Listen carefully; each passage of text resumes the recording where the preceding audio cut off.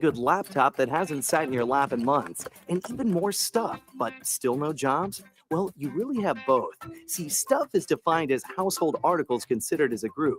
Sometimes this stuff is no longer needed. Wait, no longer needed? That can't be right. Because remember those jobs you were looking for? Those are really needed, and they're the stuff inside your stuff, even inside that winter coat that moved with you to Phoenix. Our job is to unlock those jobs, and it starts when you donate your stuff to your local Goodwill. Here's how we do it. When you donate to Goodwill, we sell your stuff to provide job training for people right here in your community. So just by teaming up with Goodwill, you help create jobs. And isn't that worth parting with the leftover guitar from your 80s cover band? Goodwill. Donate stuff, create jobs. Find your nearest donation center at goodwill.org. A message from Goodwill and the Ad Council. Dear John, I was hoping it wouldn't come to this, but you've left me no choice. I'm leaving. Uncontrolled high blood pressure is really serious, and lately you seem to really not care. I've been there for you since day one, and I know you think I'm going to keep ticking. But no, my friend, I can quit whenever I want. Why can't we get back to the good times, when we were more active and ate more healthy foods, and you checked on me every once in a while? Is that too much to ask? I don't want to leave, but unless you stop ignoring me, what else am I supposed to do? Remember, when I quit, you quit. Sincerely, your heart. Listen to your heart. Don't let it quit on you. Doing the minimum to control your high blood pressure isn't doing enough. High blood pressure can lead to a stroke, heart attack, or death. Get your blood pressure to a healthy range before it's too late. Find out how at heart.org/blood pressure. Check, change, control. A message from the American Heart Association, the American Stroke Association, and the Ad Council. Hey, what's up, everybody? I'm Jason Derulo. I love that music connects to people all over the country. But unfortunately, so does something else. Childhood hunger. 15 million kids struggle with hunger right here in America. And yet, every year, billions of pounds of surplus food in the U.S. go to waste instead of going to the children in need. Feeding America is working to change this. The Feeding America nationwide network of food banks rescues this surplus of food to help provide meals to families in virtually every community in the United States, including yours. But they just can't do this alone. Join me in the fight against hunger in America. For more information on what you can do to get involved, visit feedingamerica.org. That's feedingamerica.org. Together we can solve hunger. Together, we're feeding America. A message from Feeding America and the Ad Council. It's the Worldwide Sports Radio Network. It doesn't look like the Lakers are heading to the second round as they lose in 5 against the Timberwolves. The Knicks and the Warriors are both up 3-2, and Tyrese Haliburton's father banned after feuding with Giannis, and much, much more on a new episode of Job in the Mouth. The Nets are going to give him a significant. They're going to have a ton of money to spend. Why not put it in one of the top 3 offensive players in the league?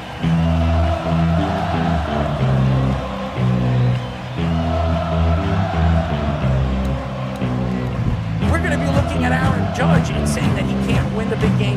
Michael Jordan said, I played 82 games. You don't see LeBron doing that. This is a game where you got to go perform.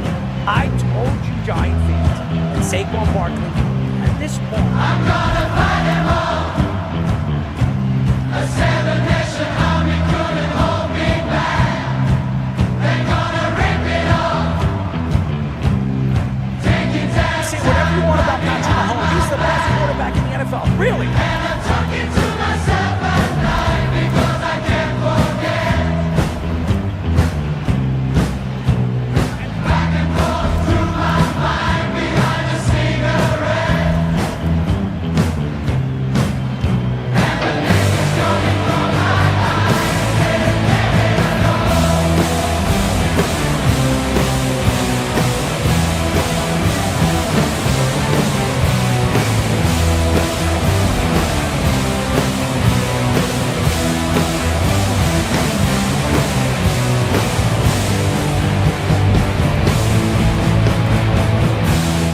Let's do it. You're listening to Jabba and the Mouth.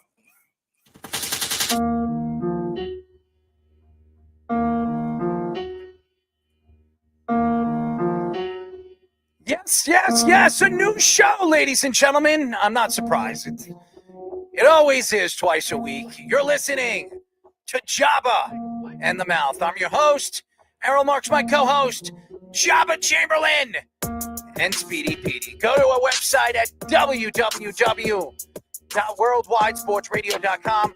Check out all our shows throughout the week, including Jabba and the Mouth, every single Mondays and Thursdays at 7:30 p.m. All you have to do to tune in and check out our local listings for all our shows is go to our website at www.worldwidesportsradio.com. You can call us at 631-672-3108. Our executive producer, Mr. Aaron Fishman, is in the background, and he will be joining us throughout the show. Nick Goody will be joining us a little bit later as well, and we have a great show lined up for you. But first, yes, ladies and gentlemen, I celebrated my birthday over the last 2 days. My sister came out on my birthday. I got a chance to see my 1-year-old niece, my 21-year-old niece, and my 12-year-old nephew. Got to hang out with them, had a little birthday cake, and, off they went.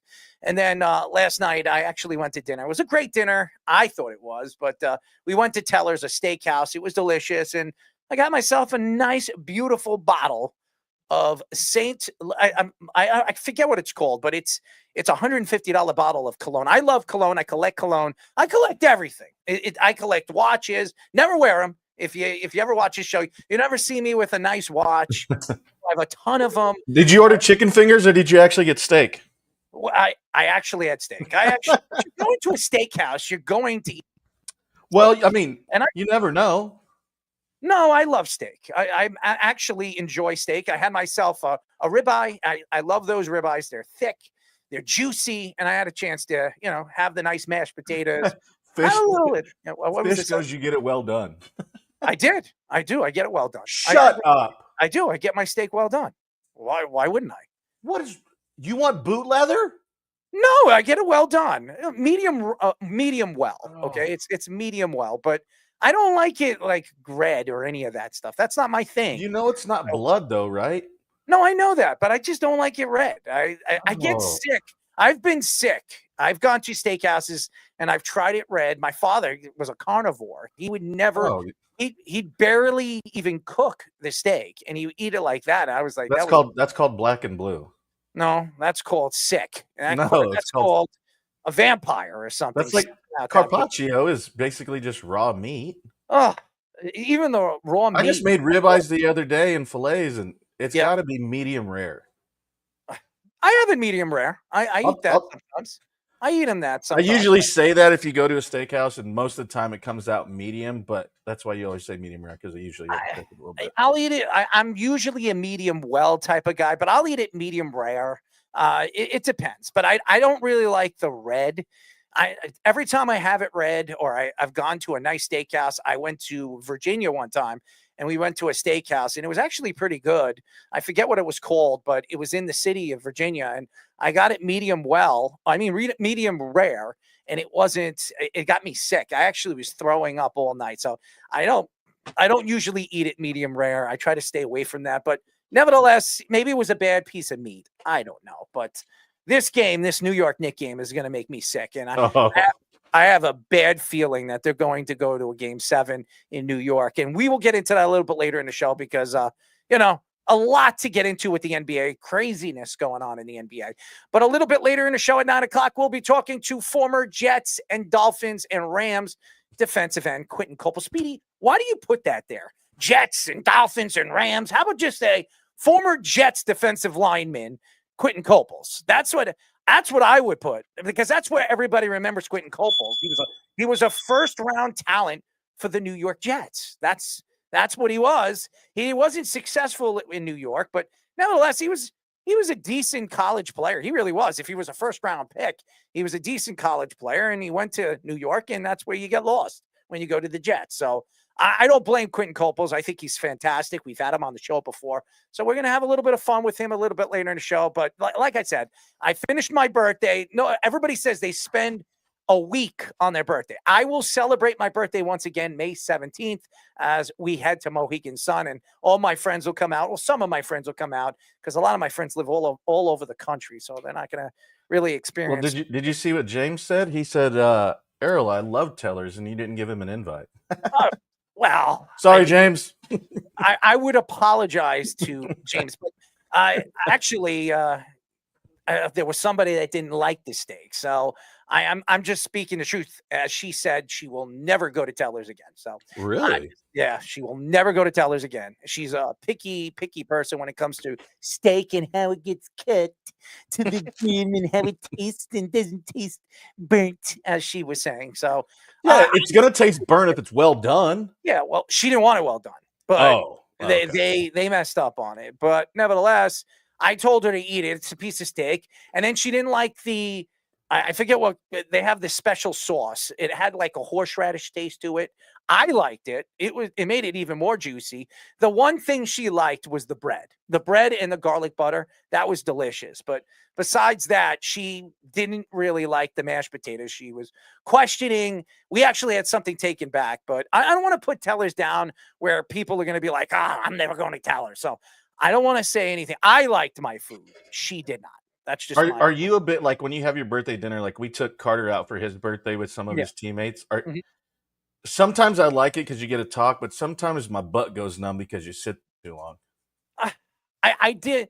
I thought it was very comfortable there, but you know what it is they sell the arrangement and where you're sitting, and it looks like Italian and like you're in a nice Italian yard, but honestly, it looks like a weird warehouse painted like an Italian, Italian place. I didn't feel comfortable, and it was really, really cold. I am never cold in a restaurant. It was freezing. It was absolutely freezing in the restaurant. So I don't know why they're blasting the air conditioning when everybody was like dressed in shorts or nice shirts. And that was another thing. I went in a shirt and a polo shirt. I went there in a polo shirt and a shorts on. We didn't realize how dressy you had to be at Tellers. So we walked right in and they told me to take my hat off. I was wearing a hat. They told me not to wear a hat in the restaurant. So I took my hat off. My hair was a mess. So. We didn't have to worry about that at Carter's birthday. It was at a Mexican spot that they go to all the time. I didn't get it. One of his buddies did get steak and shrimp, though. The others got just all kind of whatever. But no, we had a good time at his birthday party. My birthday will be celebrated May 17th. Fish is going to come out. Speedy will come out. You're invited with your wife or your fiance if you guys want to come out to my weekend sun in Connecticut. It's going to be fun. It always is, and I get drunk. I don't really drink, so I'll be dancing on bars or doing something stupid. Hopefully, I don't get arrested. But obviously, I was wrong about the Lakers, ladies and gentlemen. The Timberwolves beat the Lakers 103-96 to upset them in 5 games. Anthony Edwards took shots at everybody that said the Lakers would win in 5 games and said proving the haters wrong made the win feel 10 times better. Anthony Edwards also called out Rudy Gobert a dragon after having 27 points and 24 rebounds in game number 5's win. ESPN's Brian Windhorst called JJ Redick, saying he coached very immaturely in the series. Not surprised. Luka Doncic also suffered a back injury during game 5, and reports say he was cleared to come back earlier in the game, but didn't come until the midway point through the 3rd quarter.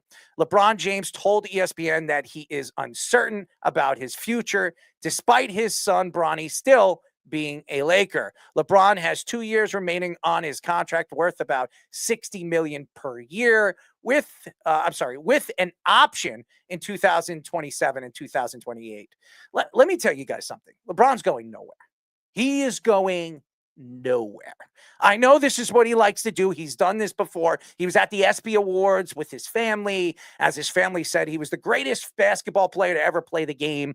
And everybody forgets what Michael Jordan was and what he created for LeBron James and Kobe Bryant and all the greats, as everybody compared to Michael Jordan. The fact here is LeBron James is out for himself. We all know what LeBron James likes to do. He likes to be the center of attention. He goes up there at the press conference. He says his piece, and then he says, I'm unsure about my future. He absolutely is sure about his future. The only reason why they made that move for a guy like Luka Doncic was to give LeBron James a chance to add another superstar and go on another run, maybe for one or maybe even two championships. The fact is, they just didn't show up in that series. I think Luka Doncic wasn't 100% healthy in the series. You can see it in his game. This is a guy that averages over 33 points a game and 7 rebounds and about 8 assists in practically every single playoff game of his career. And throughout this series, he just wasn't really up to par. Now, obviously, JJ Redick is a different coach. This is a different team than the Dallas Mavericks. All the offense in Dallas ran through him. In this offense, it ran through LeBron and Luka Doncic. And again, Luka's got to figure out who he is. What is his identity with the Lakers? I was very surprised they lost in 5 games. If they were going to lose, I thought it was going to definitely be in 7 games. But again, we all understand who Anthony Edwards is. He calls himself the truth. We understand how talented he is. He's a superstar player. He doesn't want to be the face of the NBA, as he's come out and said. But he is one of the faces of Team USA basketball. We understand the talent he is. Some people compare his skill to a Michael Jordan. I don't know if you can actually compare him to Michael Jordan, but his acrobatics and what he does on a basketball court is sensational. He's fun to watch. Rudy Gobert, this could have been his best game of his career. I don't think. Oh, that's hands down, without a doubt. Yeah, I've never seen Rudy Gobert put up the numbers in a playoff game, 27 points and 24 rebounds. Now, I've seen him put up kind of these numbers in a regular season, but against subpar teams. When you're playing a Lakers team that made it to the playoffs, we're a number 3 seed, and we're one of the best teams in the Western Conference all season, to put up those kind of numbers the way he did was very impressive. Now, is he going to do it in the next series? Who knows? The question is this team different than they were last year? They obviously had Karl Anthony Towns. Now they have a little bit more depth, I would say, with Julius Randle and Dante DiVincenzo. Dante's actually playing pretty good basketball over the last couple of weeks. And throughout this playoff series, he's been pretty good. Off the bench, he's added a little bit of spice. And that's something that the Knicks are missing in this series. They need that spice. They need that shooting type, a guy that really has that cold, that cold stuff going through his veins. I say cold stuff because I could say hot stuff, and, Speedy might be thinking of something else. But I honestly believe that the Lakers need to figure things out in the offseason. I don't believe LeBron James is retiring, but they need that other guy. They need a third type of player that's going to give you about 17, 18 points off the bench if need be, or maybe a starter that can play with Luka and run the offense through Luka Doncic with LeBron James. You don't think that's Austin Reeves? I'm sorry? No. I think Austin Reeves is going to get traded. I think he's going to be a trade piece. A lot of teams like Austin Reeves. I know that the Knicks were very interested in Austin Reeves last season, and even at the trade deadline, there were stories coming out that the Knicks were trying to make a move with the Lakers. But I think that will happen in the offseason. There are quite a few teams. I have heard that Giannis might become available now that they lost. And I'm not saying Giannis is going to the Lakers, because they're going to have to give up a lot, and they're going to have to he's going to have to opt out of his contract and take less to go to the Lakers. I think there are quite a few other teams that might be interested in a guy like Giannis, but the Lakers need to find the other guy. And LeBron James is definitely not going to retire, because he doesn't want to retire at least with one championship off of Kobe and 2 championships off of Michael Jordan. He wants to be compared to Kobe or even Michael Jordan. He has to win a total of 5 or 6 championships to be compared to any one of those guys. Now, he is not Michael Jordan. There's no question that he isn't, but I think LeBron believes that he has something left in him. I don't think he could play the defense he once could, but I still think he can give you that 24, 25 points. He's going to give you that 7 to 6 rebounds and maybe 8 assists if he actually plays the point. So there's a lot of questions for the Lakers, and what do they do with JJ Redick? Do they bring JJ Redick back? I know everybody sits here and says, well, JJ Redick had a great season, but when it came down to the nitty and the gritty in the playoffs, JJ Redick didn't call the right timeouts. He couldn't match up his team against a Timberwolves team that wasn't as good all season long as they were last year. This is a Timberwolves team that went all the way to the Western Conference Finals. They beat the champion, the Nuggets, last year, and a lot of people thought they were going to knock off Dallas. And then Luka obviously matched up so very well against Anthony Edwards last year.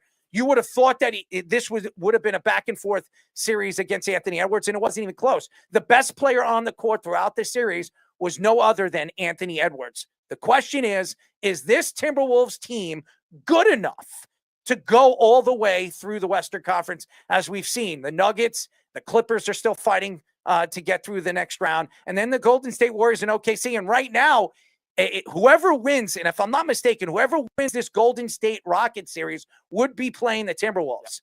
And then the Timberwolves, and I think this might be the easiest, position we've seen the Timberwolves go all the way to the Western Conference, because I think they're better than the Rockets and they're better than the Golden State Warriors. Jimmy Buckets is not 100% healthy, and I think right now the Timberwolves are playing their best basketball. They're the healthiest they've ever been throughout the season, and they can make a run. As a matter of fact, I wouldn't even be surprised if the Timberwolves go all the way to the finals this year, because I just think the matchups, the way it's matched up for them throughout the playoffs, who do they have to go through? OKC? I don't think the Clippers, I don't think the Nuggets are going to beat OKC as what we've seen so far in the playoffs. I do believe the Timberwolves match up very, very well against OKC with the athletic ability. And if Anthony Edwards can do what he did against the Lakers, and Rudy Gobert could give you the numbers that he was giving you in this series, why not? Why couldn't they beat the OKC Thunder? So it's a lot of questions. I love what I see with Anthony Edwards. And even after the game, his personality, and he is so sprung on what people said about this team and himself throughout the season. Remember, they were a 6th seed. Last year, I think, if I'm not mistaken, they were a 3rd seed in the playoffs. So they didn't like the way they were mistreated and the way everybody thought that the Lakers, like yours truly, were going to pulverize them in this series. So congratulations to the Timberwolves. It was a fun series to watch, for them at least. Yeah, we talked about it at the trade deadline too. The Lakers questioned with their size, and Rudy Gobert definitely exposed that in this game. And it kind of took them a while to get that adjusted, because Anthony Edwards was playing so well. So you're like, why are you going to go off the hot hand type thing? But then the Lakers started to take away Anthony Edwards as Rudy Gobert went off. And I think that's what Brian Windhorst was getting at, where he was saying that JJ Redick never adjusted to anything like that. 27 and 24 is unheard of numbers for any era of basketball, maybe besides the 1960s where there were Jokic, tall players. We've seen Jokic do this. Jokic is the exception to every rule right now with the records he's putting up in the modern era. But nevertheless, like that was a concern for their size, and that's why I think we were dangling the Reeves for Robinson rumors with the Knicks, because the Lakers knew they needed some extra size after trading Anthony Davis. Now, obviously, that doesn't justify how they fleeced the Mavericks, and Nico Harris and all the Mavericks fans shouldn't just be gloating about the Lakers losing either. Just because they lost doesn't make the trade any worse than it was. But nevertheless, the Lakers, they're going to need another depth piece in the offseason, because they definitely need more. Why is Nico Harrison even speaking? I don't know. Why is he bringing it up? They didn't even make the playoffs. Why are they didn't even make the round of what? The round of 8 for the Western Conference? Yeah, he's trying to CYA, so it makes it justifies the trade. Yeah. Nice try. They would have had to. I don't think you can ever justify what they just did. They will never. I agree. Until they make it to the point that they made it last year, which was to the NBA Finals. Because otherwise, you're never gonna say that. Yeah, okay, you want to take a little credit with the Luka Doncic conditioning thing. Okay, but again, you brought in Anthony Davis, who got hurt in your first game. So who doesn't want to be there, by the way? Nevertheless, isn't about the Mavericks, it's about the Lakers. And going back to the Minnesota Timberwolves, though, and let's give them some props too, because I was talking about it with Dante DiVincenzo and Julius Randle, the bringing in no wins, and we talked about how bad Randle's been in the playoffs in the past. He actually played well in this series. He's played a lot more efficiently, kind of taking a mid-range shooting type role. He's not shooting as many threes, and DiVincenzo's really just playing as a specialist. I think they were adhering to that well, and their coaching staff and Anthony Edwards deserve credit for that. So he's been unbelievable. Yeah. He really. I think both of them kind of figured out like where their lane was and how it fit with that team. And I mean, obviously Rudy Gobert doing what he did was crazy, and we've seen what Ant's going to do. And yeah, you don't want to be the face, but it's sometimes you are kind of not like, you can say you don't want to be the face, but you happen to be it just because his personality and the things that he can do on the court. And I love watching him. And his interviews are great. Like when he was walking out, they said Lakers, blah, blah, blah. And then he's just laughing and just walking out like a normal dude. And, it's one of those things where he doesn't really have a choice, because it's going to kind of happen. It's how he embraces it and what he wants to do with it. He can say he's not the face, which is fine. I mean, it's kind of the same thing that Mike Trout did in baseball. Like, I don't want to be the face, but you're still talking. You're still at the forefront of everything. But you know what bothers me, Jabba? I'm watching Karl Anthony Towns in the playoffs with the New York Knicks. And this Karl Anthony Towns, who's a sensational player, and we were so happy that we thought we fleeced the Timberwolves. We're watching Karl Anthony Towns in this series. He hasn't been that good.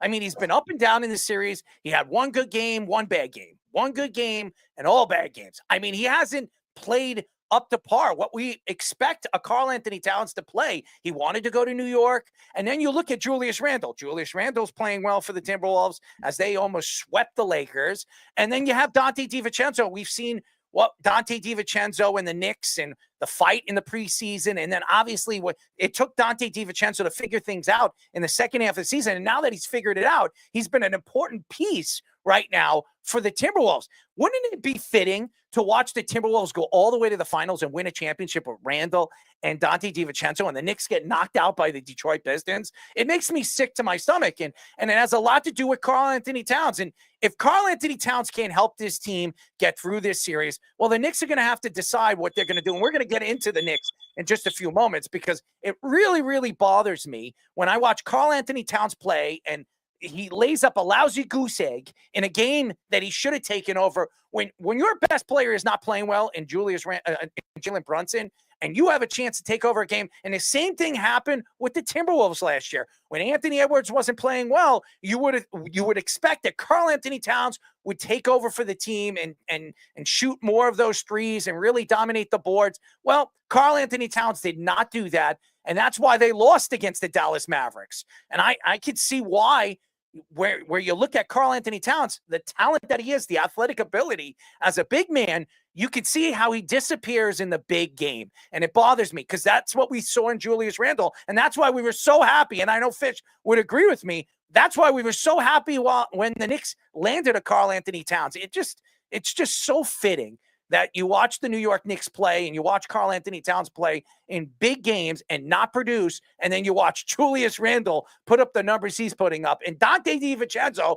being a specialist and really at some points in the Lakers series just was absolutely dominating shooting the three. So and the Knicks' problem this year was shooting the three. And they had to trade Dante DiVincenzo. I know a lot of Knicks fans were not happy when the Knicks added Dante DiVincenzo. You have to give a little bit, or you have to give a lot to get a great player.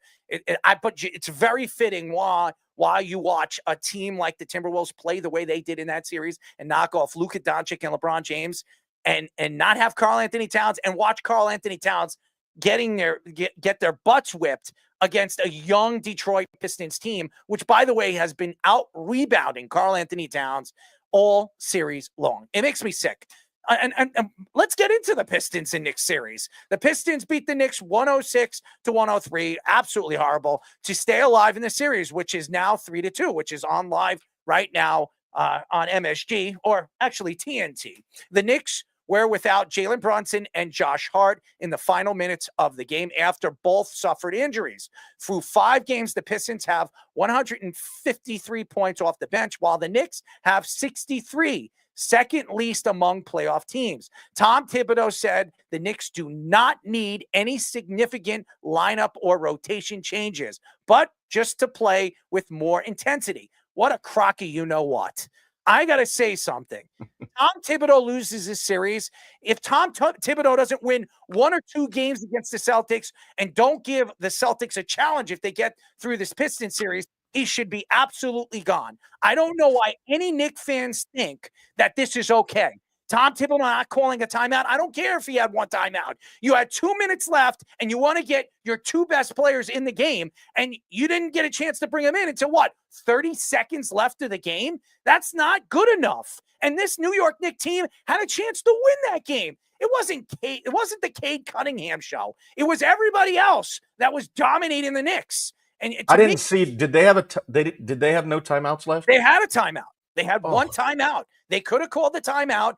And that's the problem. They were trying. And if you know that your best players aren't in, then foul. You need to get Jalen Brunson. Yeah, get somebody that is not in foul trouble and just grab an arm. Obviously, they have to go to the free throw line. And here's the thing: the Knicks couldn't hit a free throw in that game if their life depended on it. Either could they. The Detroit Right. Pistons, Thompson missed like 4 or 5 free throws until he hit one.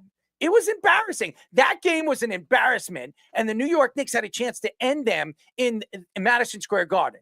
It's just, I don't understand Tom Thibodeau. I don't understand his reactions after the game, telling me that there shouldn't be any rotation changes. What are you kidding me? First of all, and I'll say this again, why isn't Mitchell Robinson on the court with their best players? OG Anunoby, Karl Anthony Towns, and Jalen Brunson. Why don't you rotate Mikal Bridges here and there? Why don't you rotate Josh Hart off the bench? Try to give them more depth off the bench. And McBride has been absolutely horrible in this series. He couldn't hit a shot if his life depended on it. The watching the Knicks does give you agita. This is the Detroit Pistons team that's very, very young.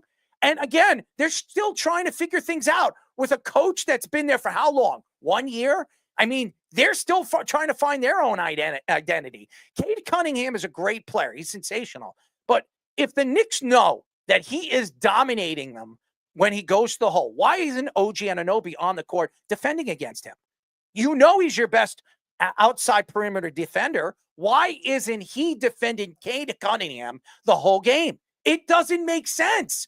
If you guys remember Miami, when they played Derrick Rose in the Chicago Bulls, Derrick Rose was the MVP. You guys remember that?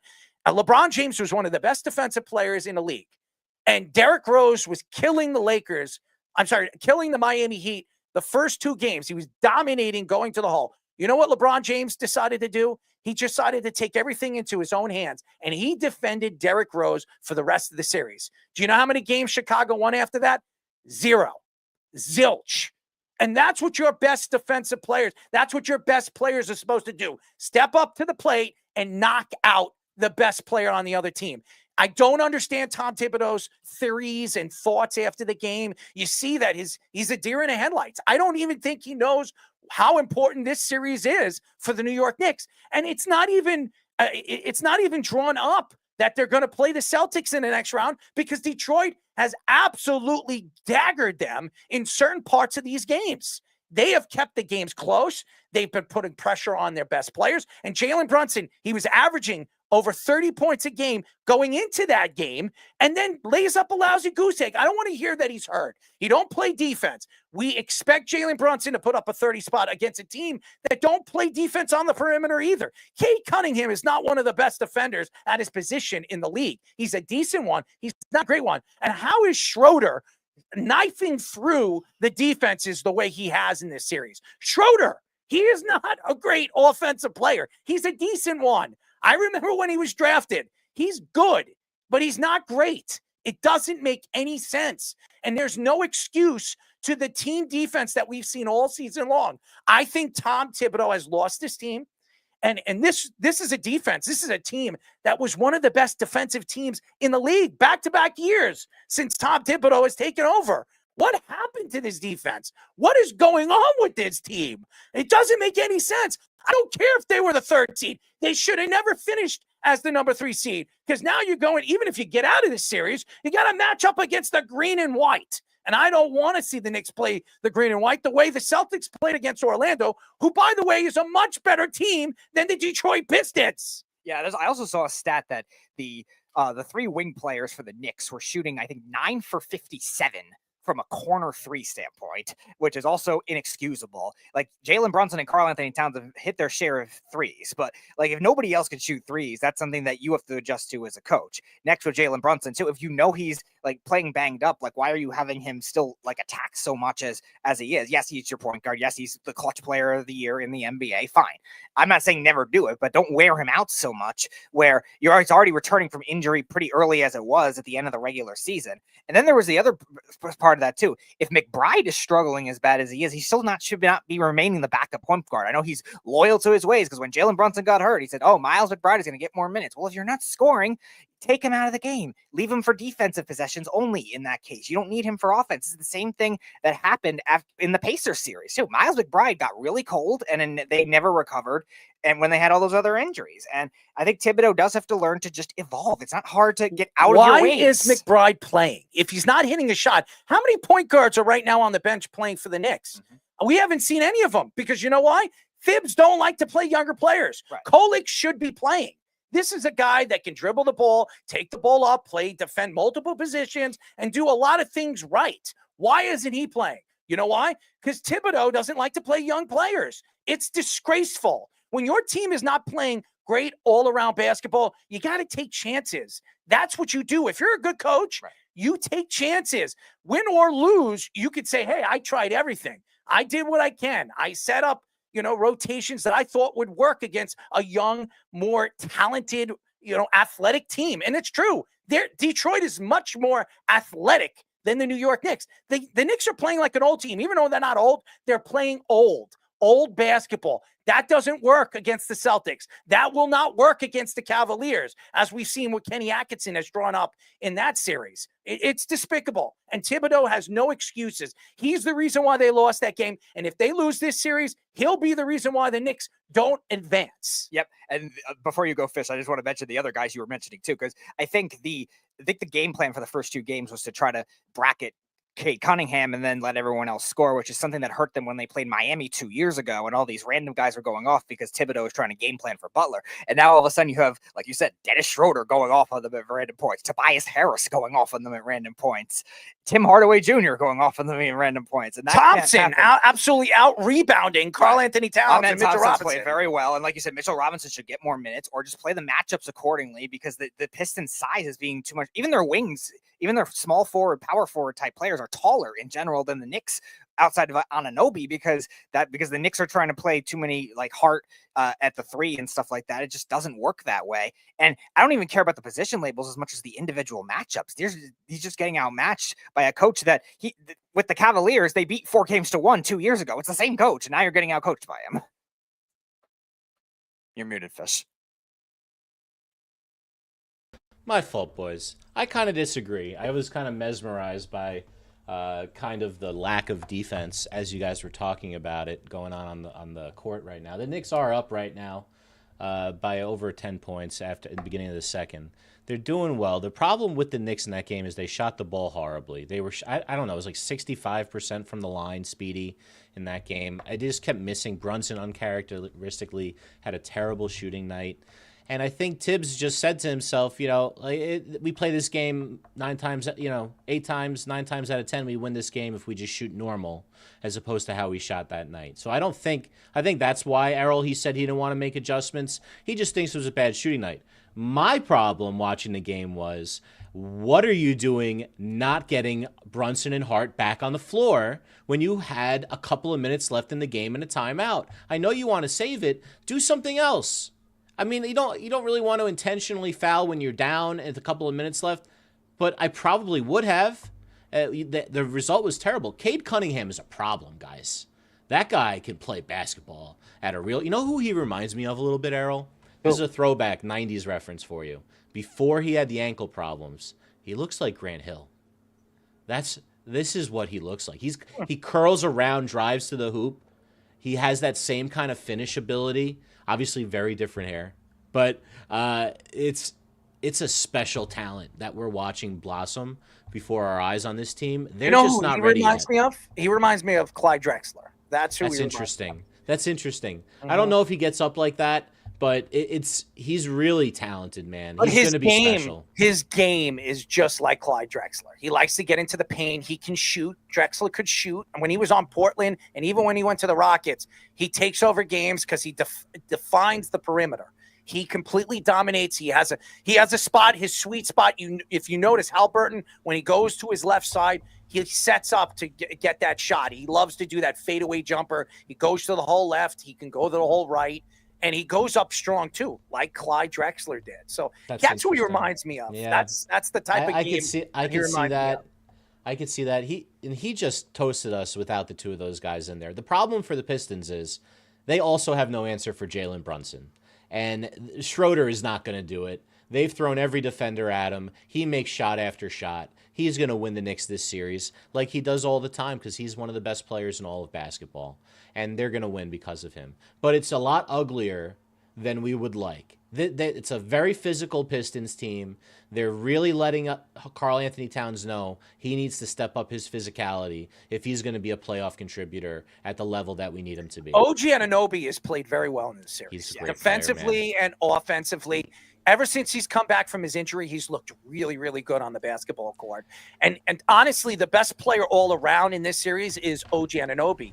He's defended multiple positions. And why isn't he playing Cade Cunningham? I don't get it. He does. Nobody, the problem is the Knicks defense defense switches the whole game. But he doesn't. That's not what Tibbs does. Tibbs is a switching man defense. He could change that. He should change that. That I don't think a coach is going to change this point in the season, unless you might throw a zone at him every once in a while. That's something those guys do. But if his principles are, you switch on everything, that's what they play. You know what I mean? For better or for worse. And I would say for worse in this series. I agree with you. It's a problem. My bigger issue is like you said, McBride not ready for the moment, second year in a row in the playoffs. Campaign, not my favorite player in the NBA. The two of them try to share the duties when they're in as the backup point guard. You know who the backup point guard needs to be? What could possibly go wrong? I'll tell you Bridges this. should be the backup point guard. Their big man, Duren was drafted by the New York Knicks. He was drafted by the New York Knicks and then traded Duren to Detroit, and they obviously got Detroit's pick, which was a part of the Mikal Bridges trade. Okay. And look what Duren's done in this series. He's absolutely dominated. I'd rather have Duren than Mitchell Robinson just for the health and the fact that he's a little younger. But similar type of player as Mitch, I would say.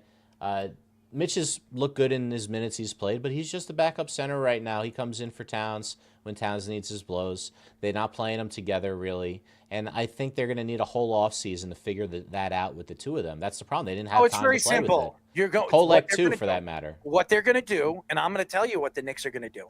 They're going to trade Robinson. They're going to trade Mikal Bridges.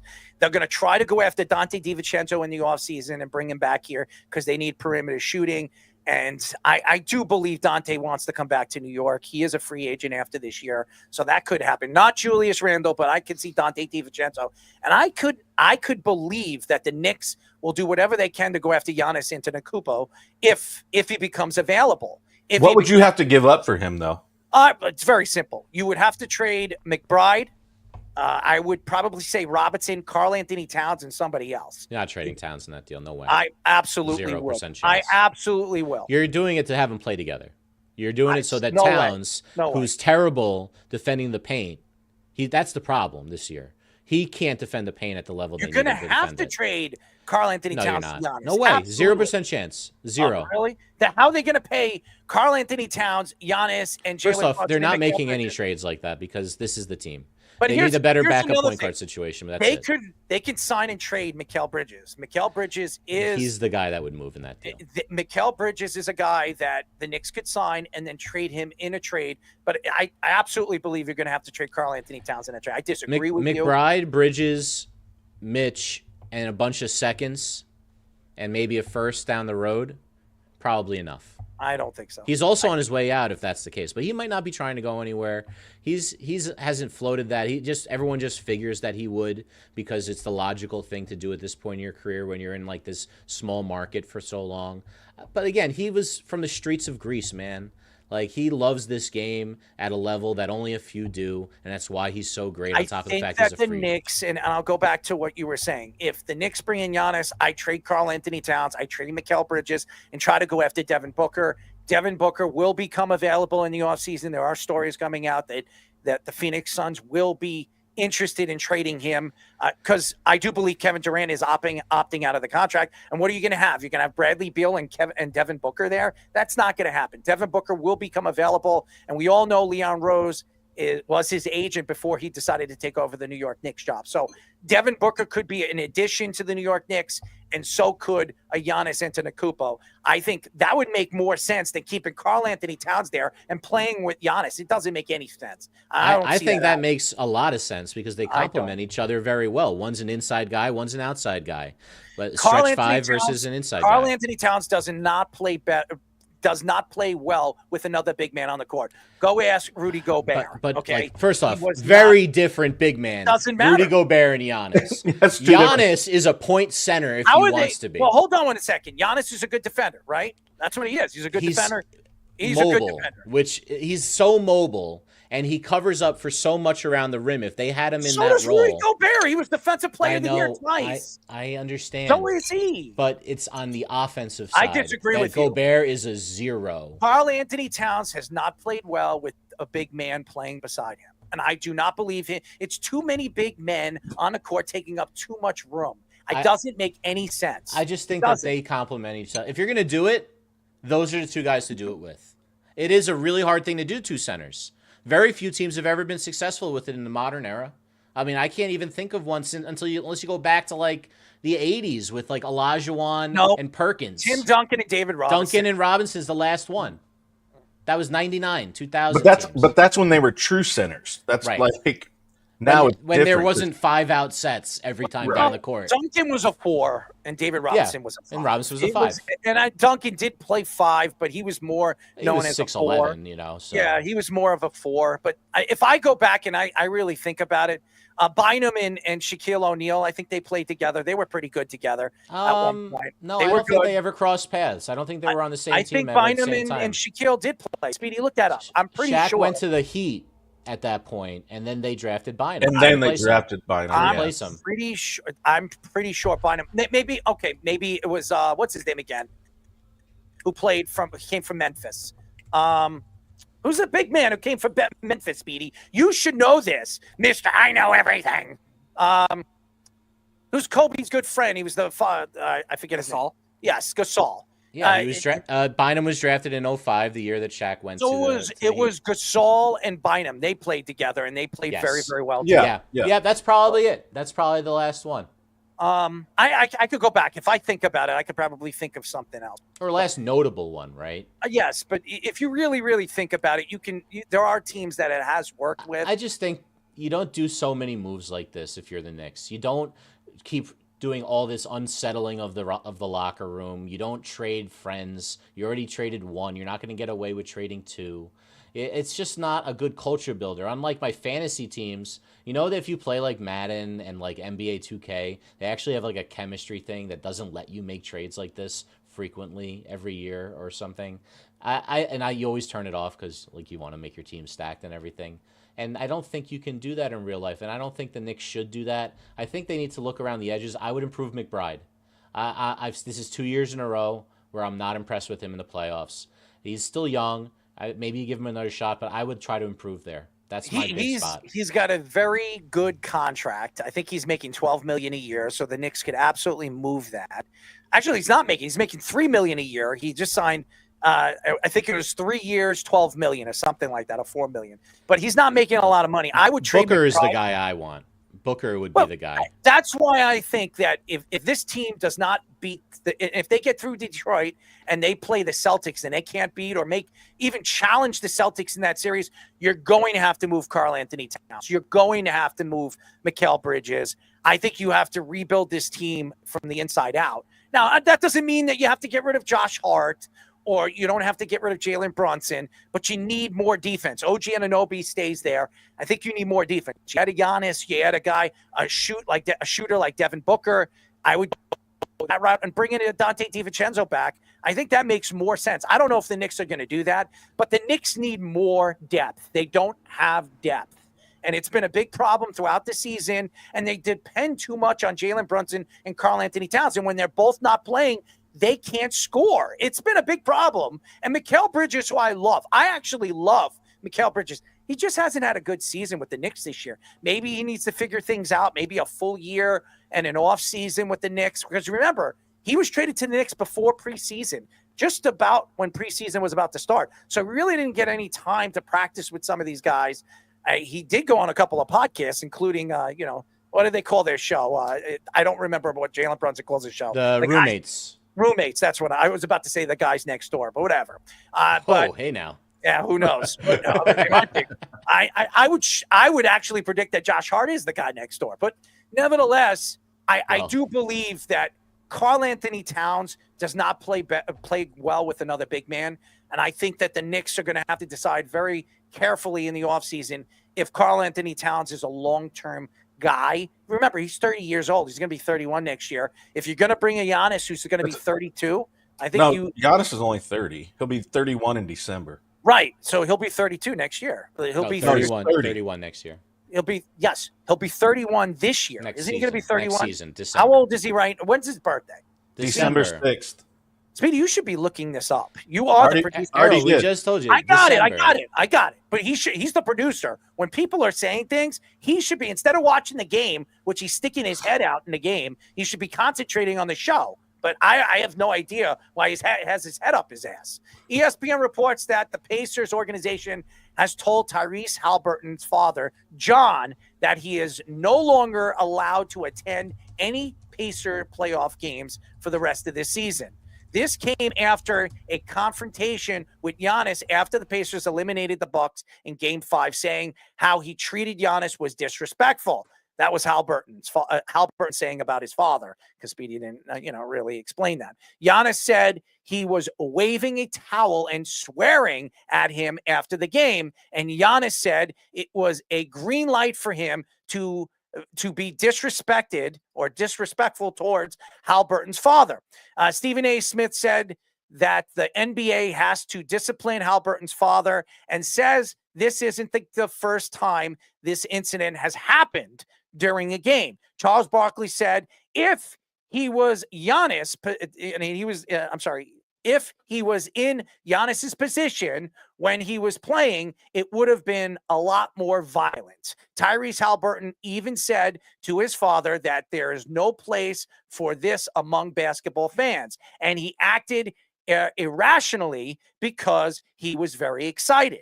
The Pacers advanced to the second round after beating the Bucks 119-118 on a buzzer beater by Haliburton, and will face the Cavaliers in the second round. First of all, they don't have any chance against the Cavaliers. I do not believe they match up very well against the Cavaliers, especially the way Kenny Atkinson has this team playing defensively. I absolutely agree with Charles Barkley. If I was Giannis, I would have knocked his father out. You come on the basketball court and you're threatening and swearing at me when I'm one of the best players still in the league. I was an MVP. I won 2 MVPs in the NBA, and you're going to attack me. What has your son won? That's what I would have said. What has your son won? He's won nothing on a basketball court. He's never been up for an MVP. He's not even the best point guard in the Eastern Conference. I would just go right at him, and I would have said that to Haliburton's father.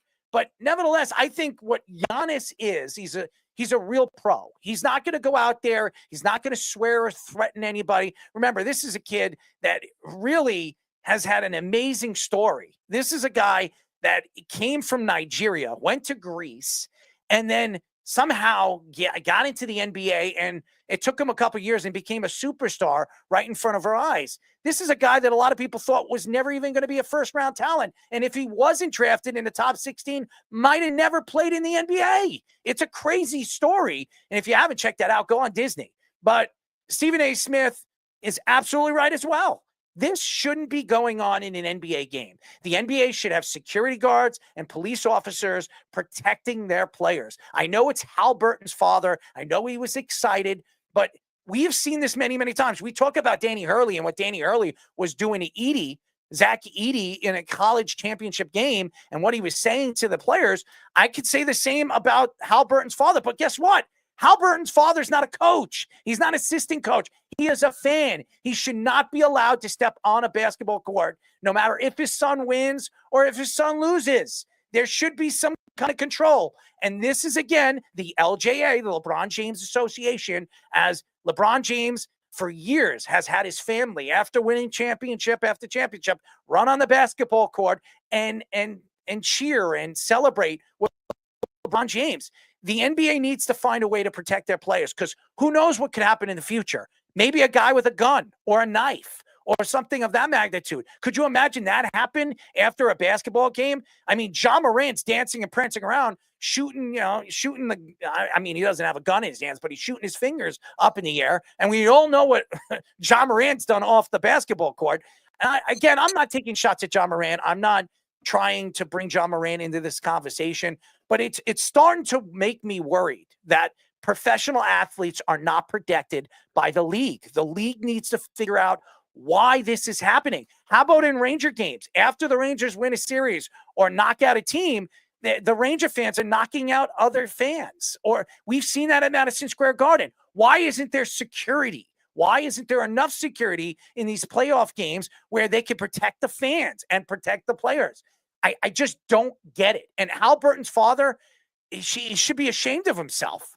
You're going to talk to Giannis, and one of the best, the Greek Freak, one of the best young stars that the NBA has provided over the last 20 years, and you're going to go after him because he got knocked out because one of his players, one of the better point guards in the NBA, got knocked out with an Achilles tear? I mean, seriously. It makes his son look terrible. It does, but I like what Haliburton said after the game, saying that I did too. That there's no right, he had no right to go on the basketball court and say what he said to Giannis, and that he says this doesn't work and it shouldn't fit in the NBA. So I like that Haliburton came out. He's a young star in this league. I'm sure he's embarrassed by his father, but it shows his. But did you see his mom? His mom hit Giannis. Yep. I didn't say anything about her. No, because she's a woman. That's why. They're not going to say that. They both should be held accountable, though. 100%. 100%. And Charles Barkley is absolutely going back to Charles Barkley. I love what Charles has to say, because if it was Charles Barkley would have knocked him the hell out.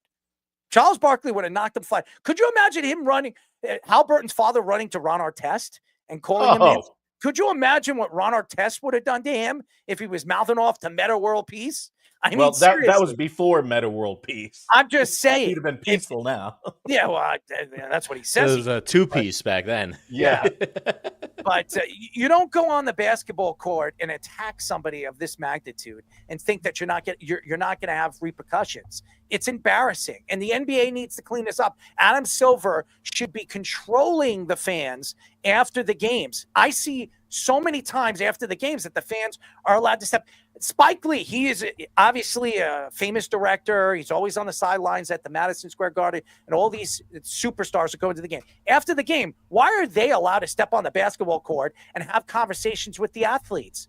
What makes them better than the fans? Okay, They're paying the same amount. But let me ask you, so if they come on the court, you're basically in my office and you start talking trash or whatever, and then I bust you upside the head, and then you sue me. Yeah, 100%. You're literally losing for losing. You can't do anything. If he punches him and knocks him out and breaks his jaw, he's in the right. I wouldn't blink twice. But what's he gonna do? Oh, he hit me. I didn't do anything to him. Well, you know how many times we've dared people to jump in the bullpen talking garbage? Once you step in here. I'm sorry to cut you off. How about if you were on the mound and you were in the 9th inning, Game 7 of the World Series, and you strike out the side, and you jump in the air and celebrate, and all of a sudden some crazy guy comes out from the fans in the audience and jumps in the middle of the pile and smacks you in the back of the head. What are you supposed to do? Stand there and take it? You just won a World Series, and this guy, another fan from the other team, from the Padres, comes out and smacks you in the side of the head. What do? You're going to stand there and take it? No, you're going to knock him the F out. That's what you're going to do, and you're going to get sued for it. You know what's crazy, though, is we have a meeting about that in spring training, when people storm the field.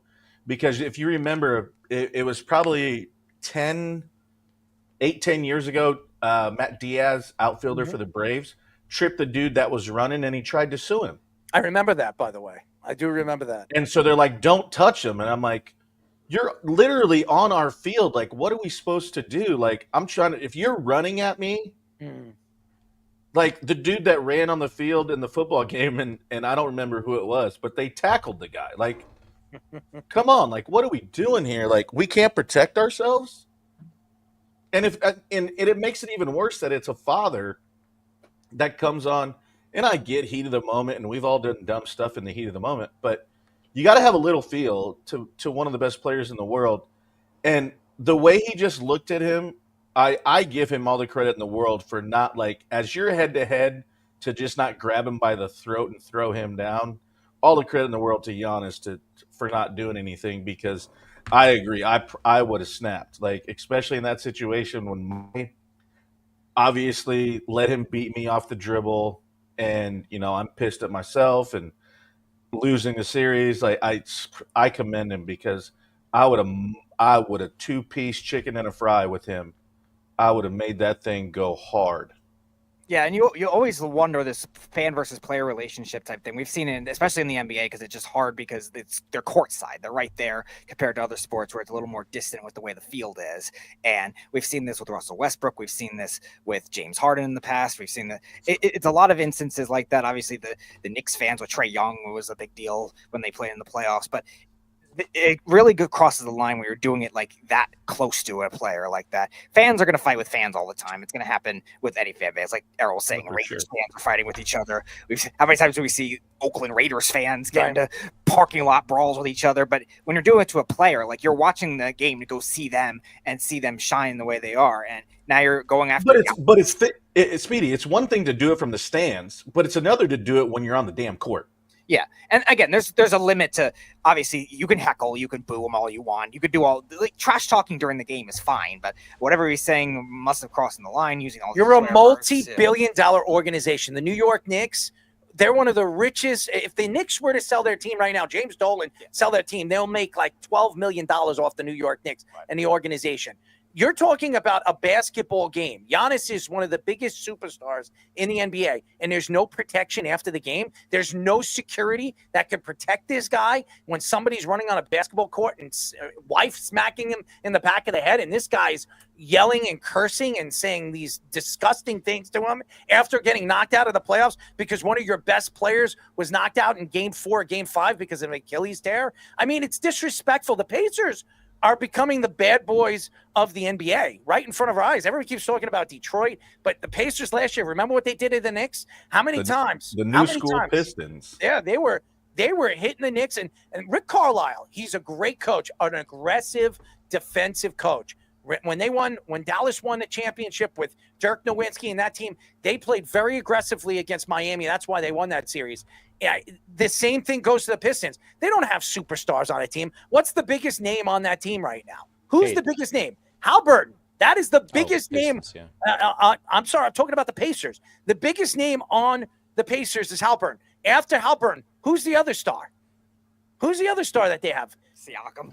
And Siakam's not even really a star. He's a great player. He's not a star. No. So it says a lot about this team and the way they play. They play rough. They play very good defensively, and they have a great bench. That's why the Pacers have always given teams like the Knicks problems, because the Knicks have no depth. So it's despicable. It shouldn't have been done, and the NBA needs to protect these players, their superstars, for years to come, because I don't like it. I don't like this, how a player like this, of this magnitude, who's done nothing to anybody. Have you ever seen Giannis go out there and try to say something or disrespect anybody on a basketball game? You don't ever hear anything about him, really. I'm always amazed at how like soft and well-spoken he is in interviews. You know, how he's always, and he came out in this interview, he's like, I just believe you should handle yourself like a gentleman. I was like, this guy is so intense on the court, and he's so reserved off the court. It's really impressive. He is, honestly, he's the type of guy you want to root for. And Haliburton is the type of guy you don't want to root for. I couldn't stand. I loved when he was going to against Jalen Brunson and WWE events after they had their playoff series. It was pretty cool that he did that. His father doing this is out of control. I can't believe the Pacers were the ones that stepped in and said that they're banned from all of their games. Not like it's home and road too. Home and road. It's just like, listen, you got to do it. And Errol, you had a theory that you shared with me earlier today on why they did that, and I think it's a good time for you to share with everyone, because why would they want to be so afraid of that? Well, and I didn't want to mention it because I can answer and mention that after the offseason, but Giannis is going to be available in the offseason. A lot of people believe that. And the Pacers are an organization that has a tremendous amount of room to bring in another superstar to play with Haliburton. And Giannis, being that he's a big man and he needs that other point guard to run the point, it would make a lot of sense on why the Pacers are one of those teams and one of those organizations that has a ton of stock when it comes to draft picks, to trade for a Giannis Antentokoumpo. And now, after this happened, do you think Giannis wants to go over there to Indiana and play? Hell no. No. So you have Haliburton coming out and protecting the players and protecting Giannis. Maybe that gives Giannis a thought, hey, maybe the Pacers aren't that bad. But if I was Giannis right now, and if he becomes available, which he probably will, do you want to go and play for the Pacers now after what Haliburton's father? This ruins any chance they have to land a guy like Giannis. Maybe not though. If Haliburton reached out to him and be like, "Hey, that was my pops. It wasn't me. You've obviously seen the way. I just want to pay my respects." Like, if it depends on how it was handled on the other end, and obviously we have ways of getting hold of each other's numbers. So I would hope that he would have handled it in that manner, because it obviously wasn't him; it was his father, and so hopefully he did. So I wouldn't say, but this, as of now, not knowing the insides of it, I would, like, if it was me and that situation happened, if they even call, I'd be like, go for the kite. But if he was like, hey, you know what, that ain't me, that was him, I had nothing to do with it, I apologize for him, and let's try to move on. I think it's just how it's handled. By the way, the Knicks are screwing this up again. The Knicks had a 15-point lead in the second quarter, and now, if I'm not mistaken, they're down in this quarter. So it's typical. They're up. They're up one on our end. Oh, okay. So, well, they were up by 15 though, and now they're only up by 1. Oh, Jesus! What happened now? I don't. You're probably a lot ahead of us. So. I'm watching stream, so it's on another stream. If I go to another, it was a buzzer beater at the end of the quarter. At the end of the half, you had a 3, so they're down typical. 2 at halftime. It's typical. It's a just typical like a New York team that Knicks. goes on runs and they don't hold up well defensively, so it's just trading runs. I don't know how that's going to get you to a championship. There's something needs to be done. Errol, it's called coaching. It's called coaching. The coaching, you just wonder, I think I made this, I don't know if it was on the air or off the air, but when the Golden State moved on from Mark Jackson had raised that young group together and was their coach and brought them to a certain point. But then they didn't believe he can go past that point. And Mark Jackson hasn't coached really since. And I'm wondering if the Knicks are thinking the same about Thibodeau at this point. Thibodeau has not won before. He's been an assistant on winning on the Celtics when they won, but he hasn't won as a head coach. His style, people are upset about the minutes. People are upset about, being so ardent in the way that he plays. And if he doesn't have the guys, it's almost like Wink Martindale and like the defense the Giants tried to run. They didn't have the guys, but he wanted to run it that way anyway. Tibbs is like that. Tibbs is very similar to that. This is what I run. I'm going to be smart enough to adjust with everybody, but this is what we do. If you could beat that, you win.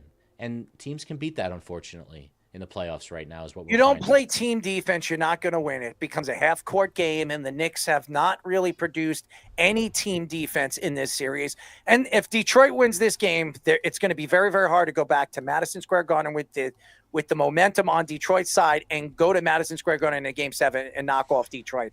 I think the pressure will be on the Knicks, and even if the Knicks somehow pull it out, then they got to deal with the Celtics with probably a week's worth of time to rest. It's really, the Knicks are just a team that just makes it just pulls your heart right out. Anyways, speaking of pull your heart right out, we call our new segment King of the Hill. Here's the King of the Hill. This, Bobby, is the belt line. You never, ever hit below that. Not that kind of King of the Hill, you dumb. This is King of the Hill. Okay. All right. Welcome to King of the Hill. You come at the king, you best not miss. So this is a new type of game. It's going to be everybody in the first round. As many people as we have. We only have 3 competitors today, but it's the peasant round. The peasants are going to fight it out until there are 2 finalists who are going to then joust it out in round 2 for the chance to take on the king. And if you can't tell, as long as she's using Blue Wife and taking care of my 2-hole, I'm good. Can't tell from the pictures. Errol Marks is our current king, but the thing is, whoever wins. What's going on over there? Well, there's a lot. There's a hill in there. There's a picture of Long Island in there. A couple of Omar from The Wire, and you are superimposed over the Notorious B.I.G. There we go. So, a lot going on in this graphic, but take on the king is the final round. So, I'm going to reveal the first round topic for us. So Jabba, myself, and Speedy, we are going to see who can do the most of these. And Errol, you judge who gets Absolutely. eliminated and who Let's moves go. on. Let's All go. right, so here we go. Round 1, peasant fight.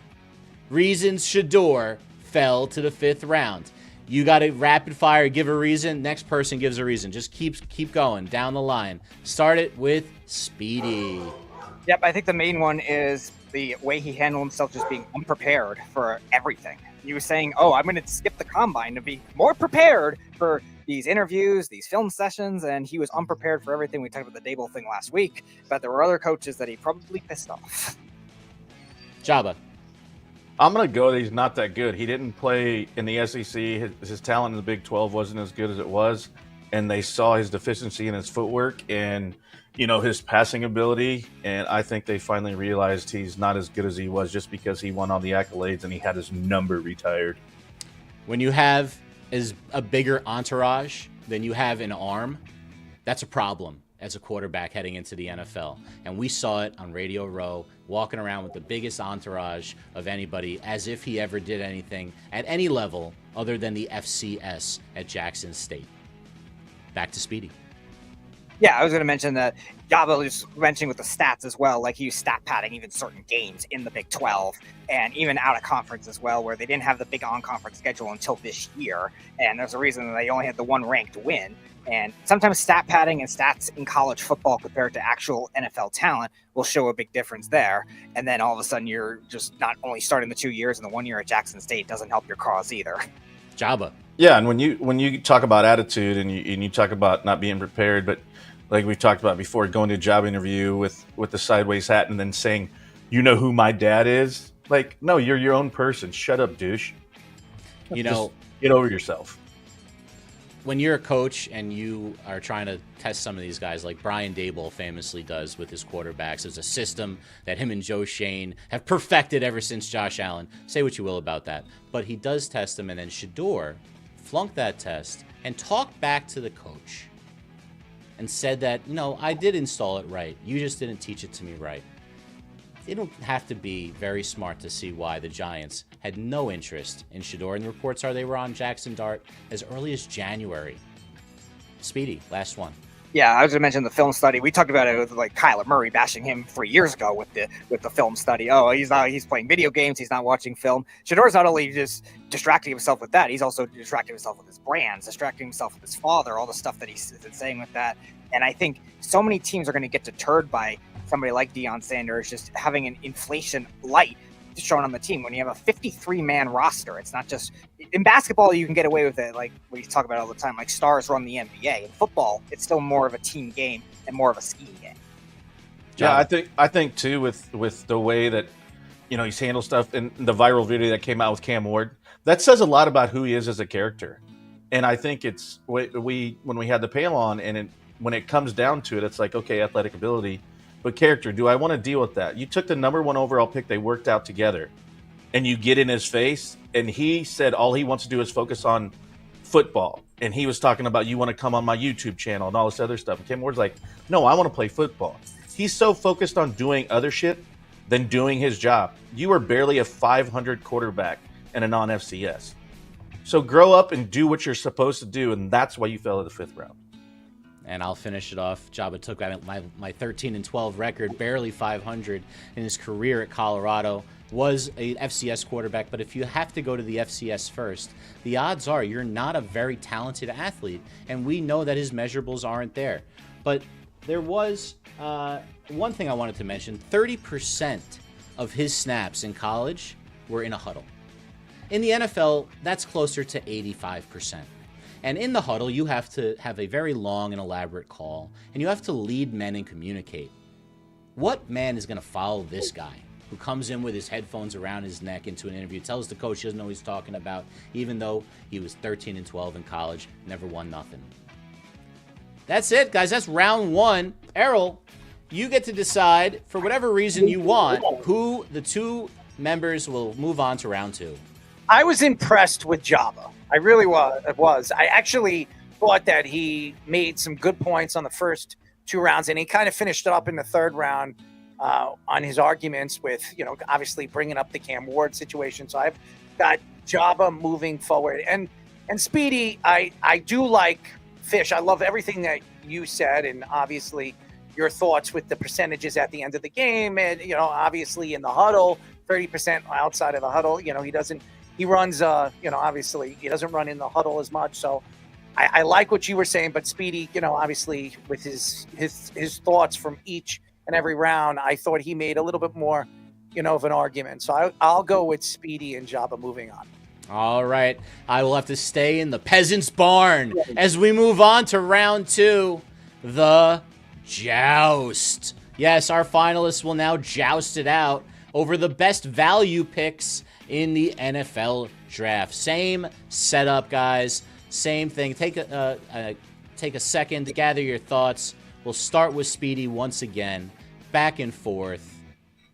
All right, I'm going to go. We'll go one player at a time, or just name a bunch of them that you like. You just take your turn, and then Jabba will go, and that's how it'll go. Yeah, a lot of the ones I liked were the ones with edge rushers in particular. I think the Ravens getting Mike Green in the second round definitely has to be one of the biggest steals in the draft so far. And I do like what the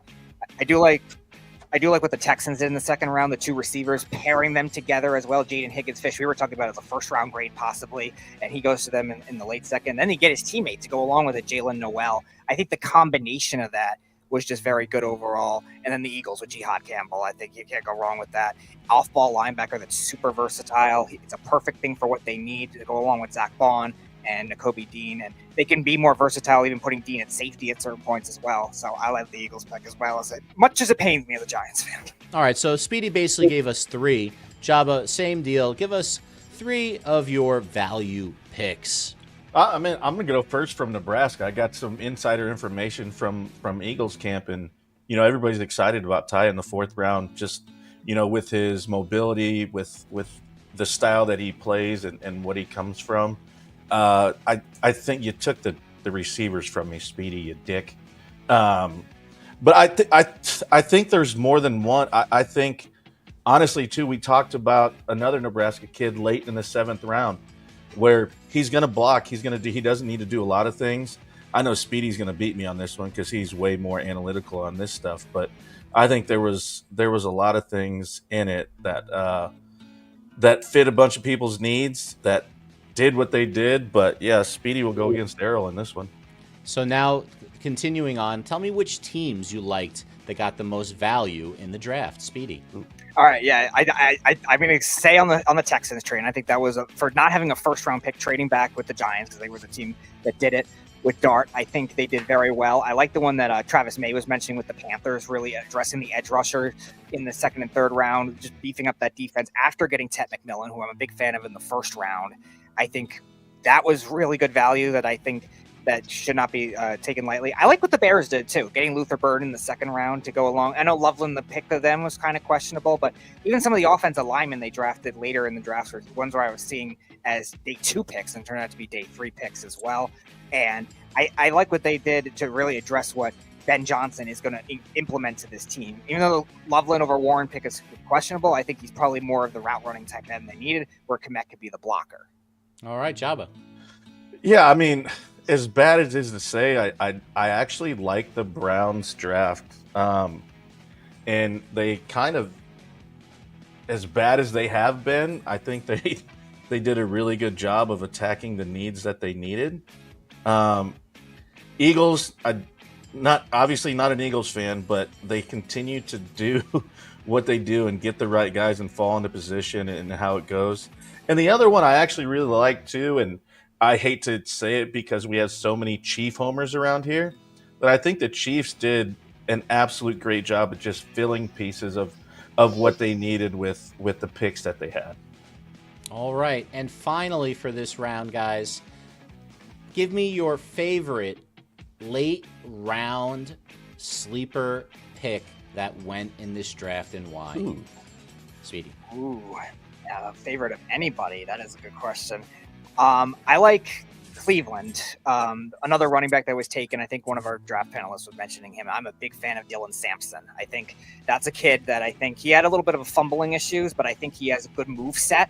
So I think the Browns getting him as late as they did, I believe it was like the mid to late 4th round where they got him, where I was thinking he was kind of like a 3rd round grade. He's one that I think is very close skill-wise Maybe not as powerful, but the rest of the traits with Nick Chubb to be able to fit that scheme and essentially replace him in that scheme with that offensive line to go along with it. It allowed them to be able to take pressure off their quarterbacks. They drafted Judkins too in the second round, which I do like as well.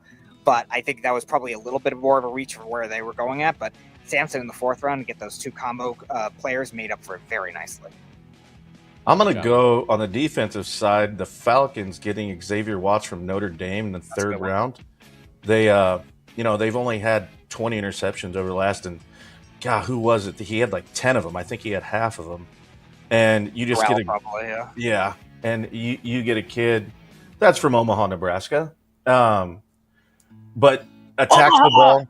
Yeah, attacks the ball. Winning team, knows how to win. Winning culture. I think him going in the third round late to the Falcons is a great fit to come in and step up right away. I really like that fit. Yeah, obviously rooting for that guy, but watching him play and to see how he attacks the ball and does what he cut his dreads and they showed him. I had to look twice because I'm just so used to seeing him like that. But yeah, I think that's a really good pick in the late third round. Enjoy. Okay, Errol, your time to decide who is the finalist that gets to challenge the king. I'm going to go with Speedy. I'd rather go one-on-one with his analytic stupidity. So let's go. Okay, that means we are moving on to round 3, where you take on the king in this game. Here it is. And the topic, best fantasy rookies not named Ashton Genty. It's the same question that we posed our panelists at the end, and it's going to work the same way we had it. Errol, Speedy start. Give us your first and why, and it's just going to go back and forth. Jabba, me and you are going to be judges. Nithin seems to be sitting in the backstage. Why don't we get Nithin on in here? He'll be the third judge to break a possible tiebreaker. Defense or offense? Defense or offense? You can mention either. If you want to do defense, you talk about individual position. How about we do only one defense in this round? Okay. All right. So offense for most part. All right, Speedy. Let's put the camera up. All right. To this new setting. I'll start with a sleeper for a tight end position that I did look where he landed, and that is Gunnar Helm for the Titans going in the 5th round. The Titans, a team that had a lot of receiving talent, and then they had Pollard, so they're gonna run the ball. Chigga Okonkwo's kind of been up and down since he had that big year in 23 or 22. He's been kind of up and down, kind of injury prone, and Cam Ward's going to look for that other second target that's going to try to make it work. Helm was a very productive tight end at Texas, has a good route tree, can stretch the field. I think you're looking at a guy that can make an instant impact. Tennessee's going to be behind in games a lot still, even with their defense being as good as they are. And because they're going to be in a lot of shootouts, I think that could bode well for a tight end helping out his quarterback as a late flyer for fantasy. I'm not saying draft them as your tight end 8 or something like that, but if you want to take a late flyer that could be good, I think that is one that I think could work. Okay, Errol. I'm going to go with Mason Graham. I think Mason Graham in that defense with obviously Myles Garrett, they're going to be able to put pressure up the middle. Mason Graham, you could shift them all over the defensive line. He's going to be able to do things in open seams up from Myles Garrett, and I think Mason Graham's going to have a lot of sacks this year for a rookie. I wouldn't even be surprised if he has 8 or 9 sacks. They also helped out on a secondary, so they're going to be able to use and shift Mason Graham all over the defensive line. Like I said, he's so athletically gifted. He's going to be able to do things that they didn't have inside. And you can obviously put him as a nose tackle too. His size and his ability with the athletic ability that he has, I think he's going to cause a lot of problems defensively, offensively, and defensively for the teams that they play against in their division and the AFC. So I like Mason Graham. I wouldn't be surprised if Mason Graham wins Rookie Defensive Player of the Year. I think with that defense with Myles Garrett, they're going to be a great tandem for many years to come. I love that pick. I love Mason Graham going to the Browns. All right, Speedy, back to you. Give us, again, we're going to do one defensive guy. So Errol just gave his defense. You're going to have 2 offense. You got 1 and 1 left, Speedy. All right, so I'll go to my offensive guy while I try to figure out a defensive for, I guess, our all-22 league. But I'll go with, as much as it pains me to admit of what they've done this offseason with the Cowboys and how bad they've been, I actually do like Jaden Blue as a prospect, another running back out of Texas that has good speed. I don't know if Rico Dowdle is obviously the running back that he was last year at certain points in the year where I think he was a fantasy running back 12 or certain at certain points. I don't think he's really that good of like consistent talent to be able to do it again. I think people are going to be super high on him and be disappointed. They drafted offensive line in Tyler Booker. They have some offensive linemen that are still developing, and with Dak not being 100% healthy, I think they could try to run the ball right away. And the Cowboys have had a history of running backs emerging when they were younger, too. So I think that could be another good super sleeper. Again, draft him on your bench to start, and if he emerges from doubt later in the season, I think that could be an interesting one. Rookie running backs that tend to take a while, but I think this is a good flyer late in the draft. Cool. Errol.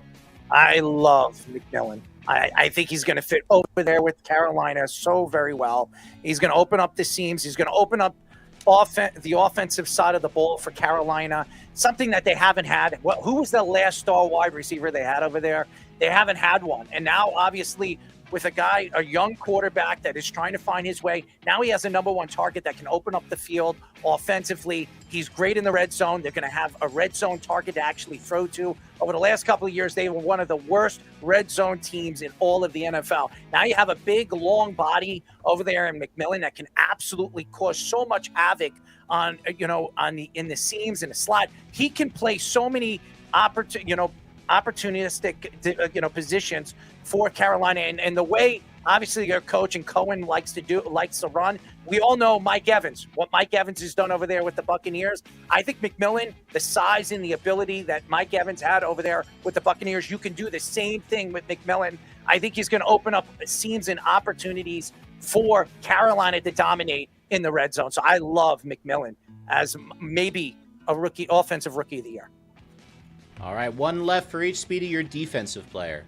All right, so I'm going to go with the Steelers because their fantasy defense is always very good. The third-round pass rusher they drafted with Jack Sawyer, obviously the hero in the college football playoff game against Texas, but I think it's a good scheme fit. Alex Highsmith, not 100% last year. I don't know how much they're going to try to rush him back. Obviously, TJ Watt's still there, so you have a lot of presence. But Highsmith is also somebody that rotates a lot inside. And Mike Tomlin loves to do this with linebackers that are edge rushers, be rovers to guard screen passes and stuff like that. So I actually could see him making an impact. Sawyer was a guy that played inside and outside at Ohio State and can cover the screens a little bit too. So in both of those roles, you could see him make an impact in that Mike Tomlin defense. It's going to need a lot of help in that front seven, a lot of help in that run defense. So I think he can emerge to get more playing time than expected, especially if Watt, who's not very healthy either a lot, and then Highsmith as well, who wasn't healthy last year, get hurt. They could be easing somebody like Sawyer into the system very well.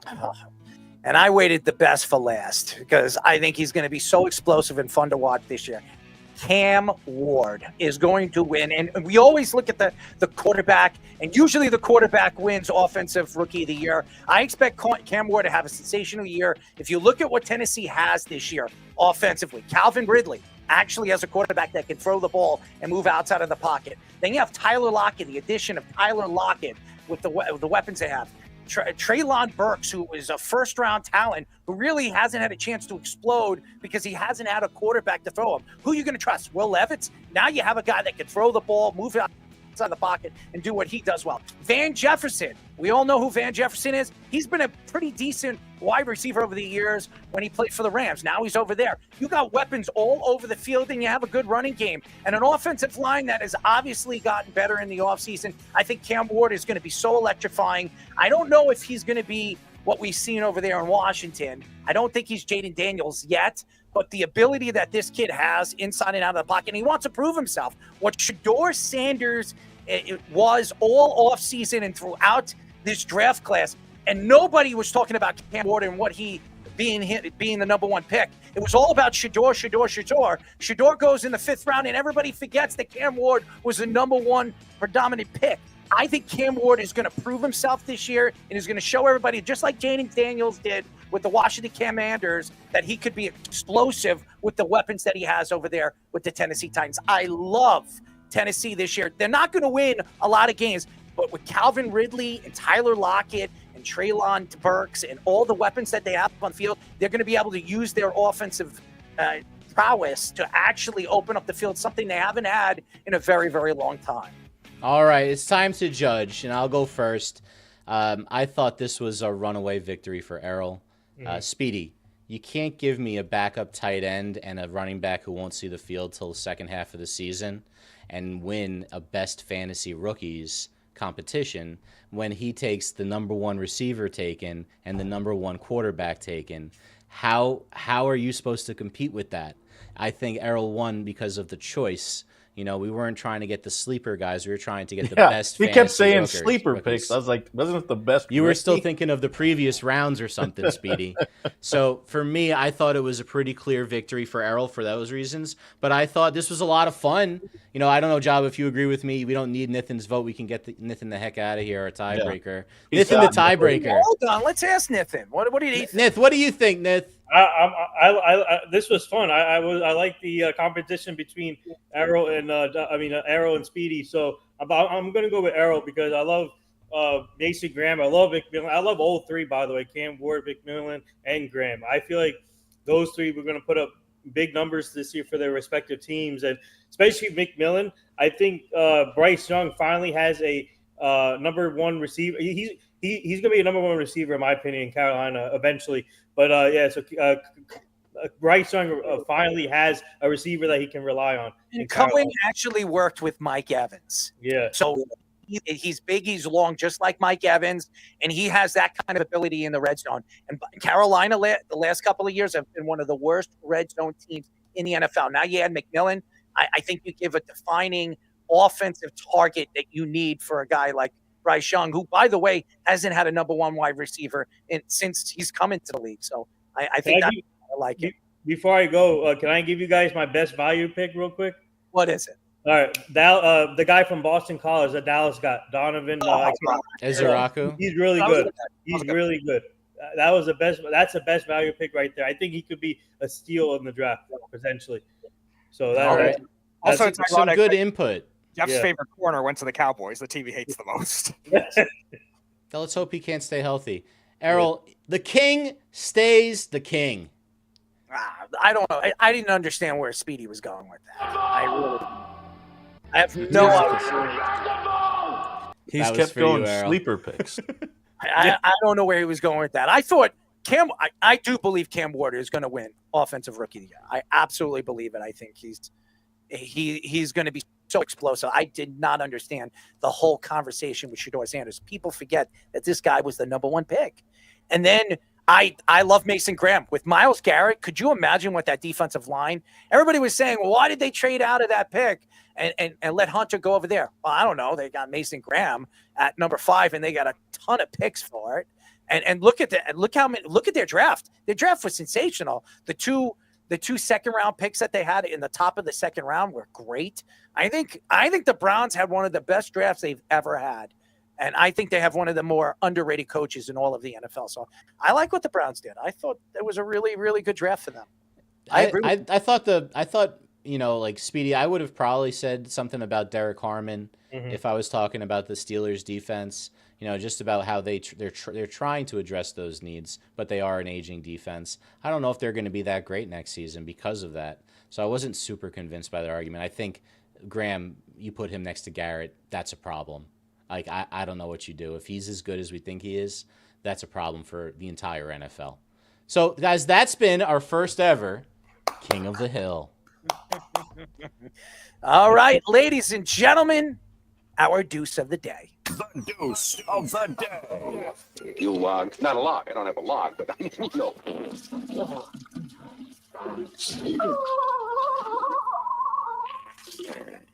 Our deuce of the day goes to Citi Fields and the New York Mets. And the reason why is Juan Soto finally hit his first home run in Citi Field, ladies and gentlemen. Yes, and it was today, as everybody was talking about how many home runs this guy's going to hit in a bigger ballpark. Well, guys, it took him almost 30 games to hit his first home run in Citi Field, when last year in Yankee Stadium, he hit his first home run in his first game in Yankee Stadium. So, ladies and gentlemen, my deuce of the day goes to the New York Mets and the $67 million they spent for a guy that hit his first home run in his first home game. Well, his first home run in a home game that took him 30 games to hit. So Juan Soto and the New York Mets, That's my deuce of the day. It goes to Juan Soto and the New York Mets and the debacle that Juan Soto has been so far this season. We'll see what happens moving forward, but I don't think it doesn't bode well for them. It takes him 30 games to hit his first home run in Citi Field. So not a good one, ladies and gentlemen. Not a good one at all. So deuce of the day, baby. I don't understand. And Met fans are happy. They should be happy right now. And I'll tell you why the Met fans should be happy. They're winning. They have the best record right now in baseball. But when you're paying a guy $767 million, that to me is bad. Okay. And what is he saying over here? Josh is saying, can't even get the joke out, laughing my ass off. I don't know what he's talking about. I don't know. I don't get what he's saying. But nevertheless, I think the fact is when you look at the New York Mets and where they are, they're playing great baseball. They're one of the best teams in baseball. But when Juan Soto can't hit a home run in almost 30 games at home, that to me is bothersome. I know it's early and he's got 12 or 13 years to try it explain. What is he saying? I think he'll explain it off air. I guess. I don't care. Anyways. Tell him we did talk about Giannis and giving him credit for not punching him. Yes. Was he not listening earlier? I think he's referencing something with the Mets. He's something with. No, he's talking about Giannis and giving him credit for not decking him. I did. No. Or he's like on tape delay and watching us like. No, he's responding to it right now. It says 9:05. The comment. Yeah, he's talking about like he could be watching on YouTube like on delay. Can't even get the joke out, laughing my fucking ass off. Whatever. Anyways, I just think that the Met fans are very excited about the season. They should be. But you can't be happy that it takes Juan Soto in 30 games to hit his first home run at home. I was watching later, Jabba. I guess. I don't know what's going on here. I don't get what you're doing, Josh. Why don't you just tell us what you're talking about? I don't get what you're making a joke about. Tell him to call in. We actually, why did he call in? I don't get what he's saying. Hey, you know what? At least he's watching, so well. Yeah, I don't get what he's saying. I really don't. I do.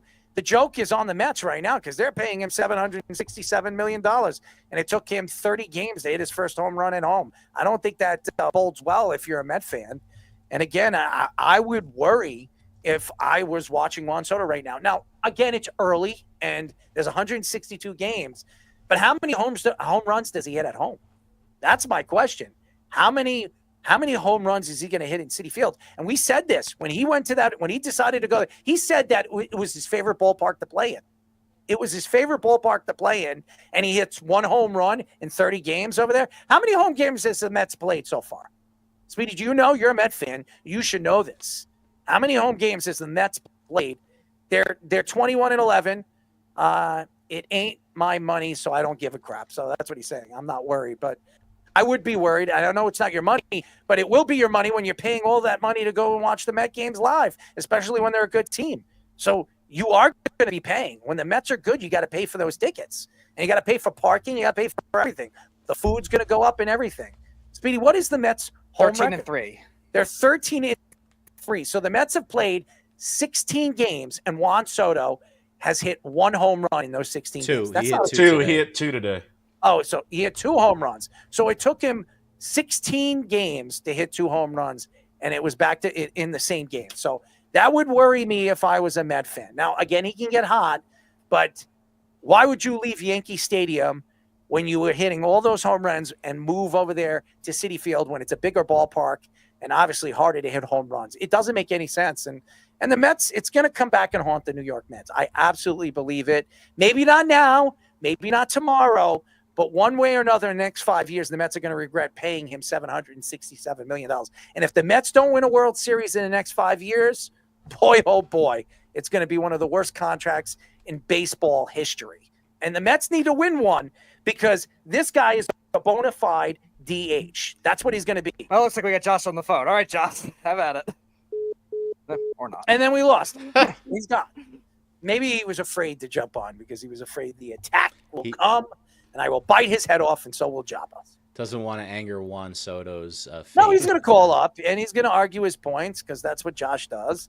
He's a Met fan, and he will go off target of what I was saying to try to argue his points. Is he calling back, Speedy, or what? I'm watching. Yes, he is. All right, put him through. All right, Josh, have at it. and we don't hear him because we don't hear you, Josh. There you are. What's up, everybody? What up, man? First off, I know what you're saying about the Mets and everything like that. It is very early in the season, so I'm not even going to stress it. That's number one. Number two, it's not my money. But as far as what you're saying in regards to me paying for a game, I could literally go on the secondary market, get a ticket for like $35. Right now. No, but I'm also, you were talking about paying for parking. First of all, I don't ever park at the Citi Field lot anyway. I never parked. I haven't parked there since they opened up that stadium. So I park for free. That's the other thing. And then, like I said, I'm just enjoying what it is right now. The fun of the day. It's just so funny because I did get to the show late, but I listened to the show for a few minutes. And the few minutes that I tune in, I hear the first example Errol brings up is with the fans punching somebody. I hear the Rangers fan punching this guy. And then I hear Deuce of the Day, Juan Soto hitting his first home run. And that's when I said, all right, this is why I turned it off, because it's just bashing the teams that I'm not Errol bashing. doesn't like. First of all, I have never bashed the Mets on the show.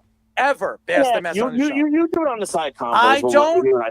I do not bash the Mets on this show. But what you should be doing is taking a deuce on the Knicks. That's what you should be doing. I deuced enough on the New York Knicks early in the show. I don't have to deuce any more on the Knicks. I want to deuce on the Mets. I'm going to deuce on $767 million that they're paying a guy that took him 16 games to hit his first home run at home. That, to me, is a deuce, okay? But let me ask you, they're 21-11 right now. All right, that's fine. And to me is if you're a Met fan, that's bothersome.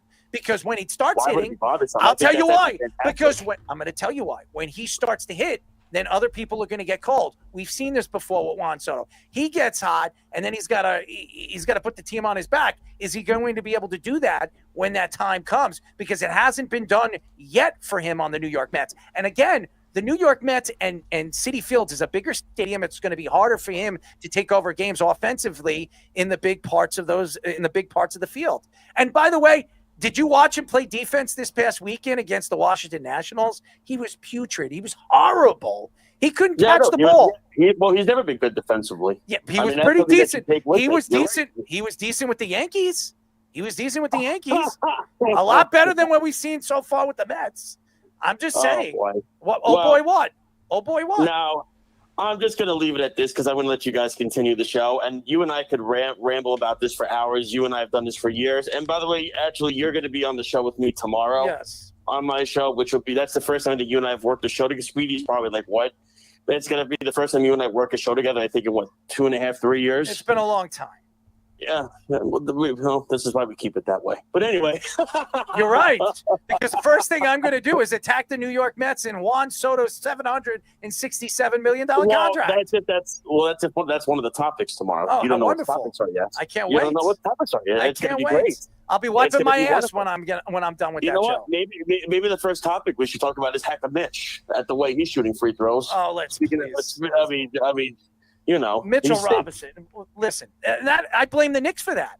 Because the Knicks. Actually, can really quickly, I will say this: there is one guy that I'm getting very frustrated with at this point, and they put him in they put DiVincenzo in the trade for Towns, and because they had a feeling that this guy would step up and really be a big part of this team this season, Deuce McBride has done nothing. He's been horrible. That's what I've been saying, man. And they put because Minnesota asked for McBride in that deal, and the Knicks said, no, we'll give you DiVincenzo instead because it was more money. And I think the Knicks are regretting that one because let's call it like it is. I know DiVincenzo's not had a great season, but the other problem is the Knicks, they're an offensive team with a defensive coach. It's mixing oil and water together. It doesn't work. It will never work out. That's the reality of this. There's no ball movement with this team. Brunson does ISO offense for a good 5 minutes. It's like Carmelo Anthony-esque. That's what it is. It's all about the way Carmelo. Did you watch Carmelo Anthony's faces? The faces he was making in Madison Square Garden the other day. Did anybody watch it? It was like a reflection. Absolutely. It was absolutely embarrassing. And I blame Tom Thibodeau. I really do. Everything that Tom Thibodeau has done in this series, it makes you shake your head. And he has not right guy. Knicks fans, I'm telling you, whatever the Knicks decide to do moving forward, they're going to have to decide, is Thibodeau the guy? Are you going to bet on Tom Thibodeau? I mean, I ask this, and I'll ask everybody else that's there as well, Fish and everybody. By the way, what's up, everybody? I didn't get to say hi to everyone. What's up, Josh? Errol was too busy screaming at me when I got on the air. I knew he was going to do that.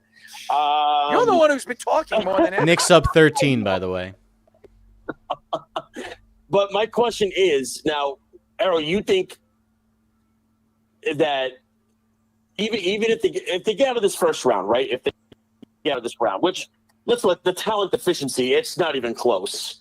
The Knicks should have won this series in 5 games. I know the Pistons are a tough team, but let's be real. Told you they were going to lose that game, by the way. If they go now, if they play the Celtics and they get smacked around, which very realistically, we could all think that is probably what is going to happen. I know Errol has somewhat hope that he thinks it might not happen, I think they're going to get smacked around. If they get is Thibodeau really going to come back next season? No. If they get smoked in the second round? They're going to have to make that a series against the Celtics. If they don't make it a series, and let's say the Celtics win in 5 games, Thibodeau is going to be looking for a new job because there's quite a few good coaches that could be available. We were talking about one that could be coming from Miami if he becomes available. Dude, Spoelstra would be perfect. Malone, I told you I love Malone. I think Malone would fit perfectly here in New York. I think he'd be great. I think obviously the Knicks are going to have their choice. There's going to be a lot of coaches that are going to be available. I would have liked Kenny Atkinson. He goes over there to the Cavaliers, and look what the Cavaliers have done this year. You like Perry too. I know you like that guy over there with Kenny Atkinson if he becomes available. I'm sorry. Yeah. Yes. Speedy knows what I'm talking about. What's oh my God. You're talking about Johnny Bryant. You're talking about for the Cavs. Yeah, for the Cavs. He's the guy because honestly, my question is, he was the top assistant for the Knicks last year and for the couple. Why did he leave all of a sudden to go to Cleveland? And like, what's up with that? Like, doesn't that ring bells and alarms? Like, why is he leaving to go to Cleveland? Because of Brunson's father. Because of Brunson's father. I don't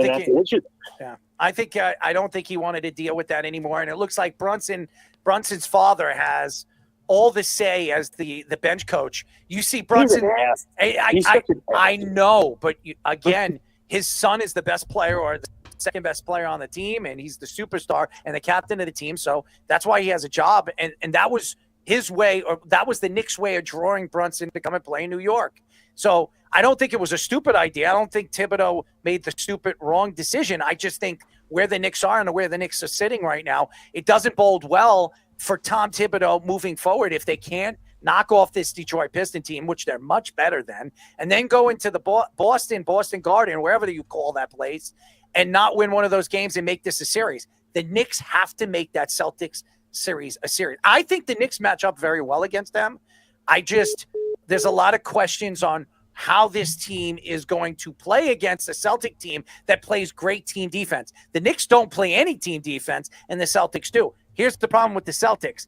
Tatum is not 100% healthy, and when this team doesn't have Porzingis 100% or even 85%, they're going to have problems against Karl Anthony Towns and maybe even Mitchell Robinson. I think Mitchell Robinson needed some time on the court. He hasn't had a lot since he's come back. I think now that he's playing a lot of basketball now in the last couple of games, it's going to give him a little more confidence. And I think the Celtics, they don't have a lot of size either. The Celtics are not a big team.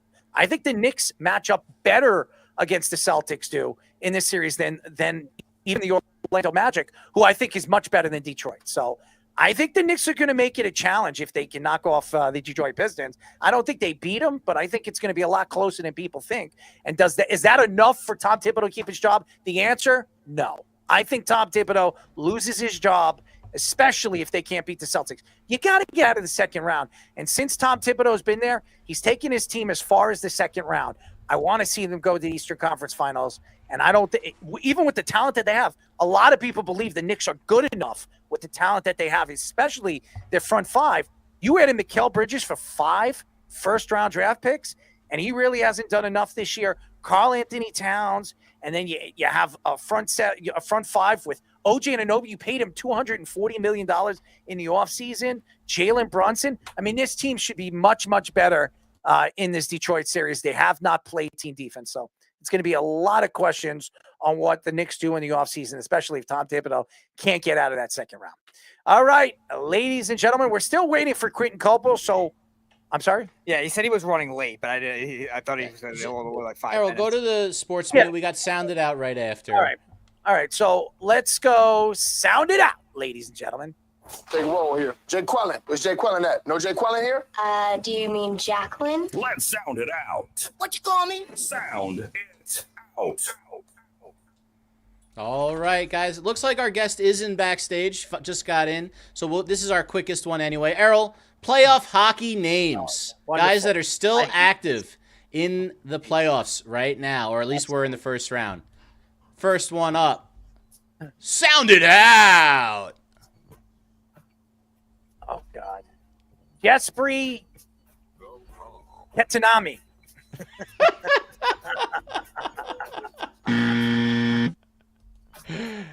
Speedy, do the honors for us on this one. Yes, Jesperi Kotkaniemi. Oh, yeah, I'm going to get that right.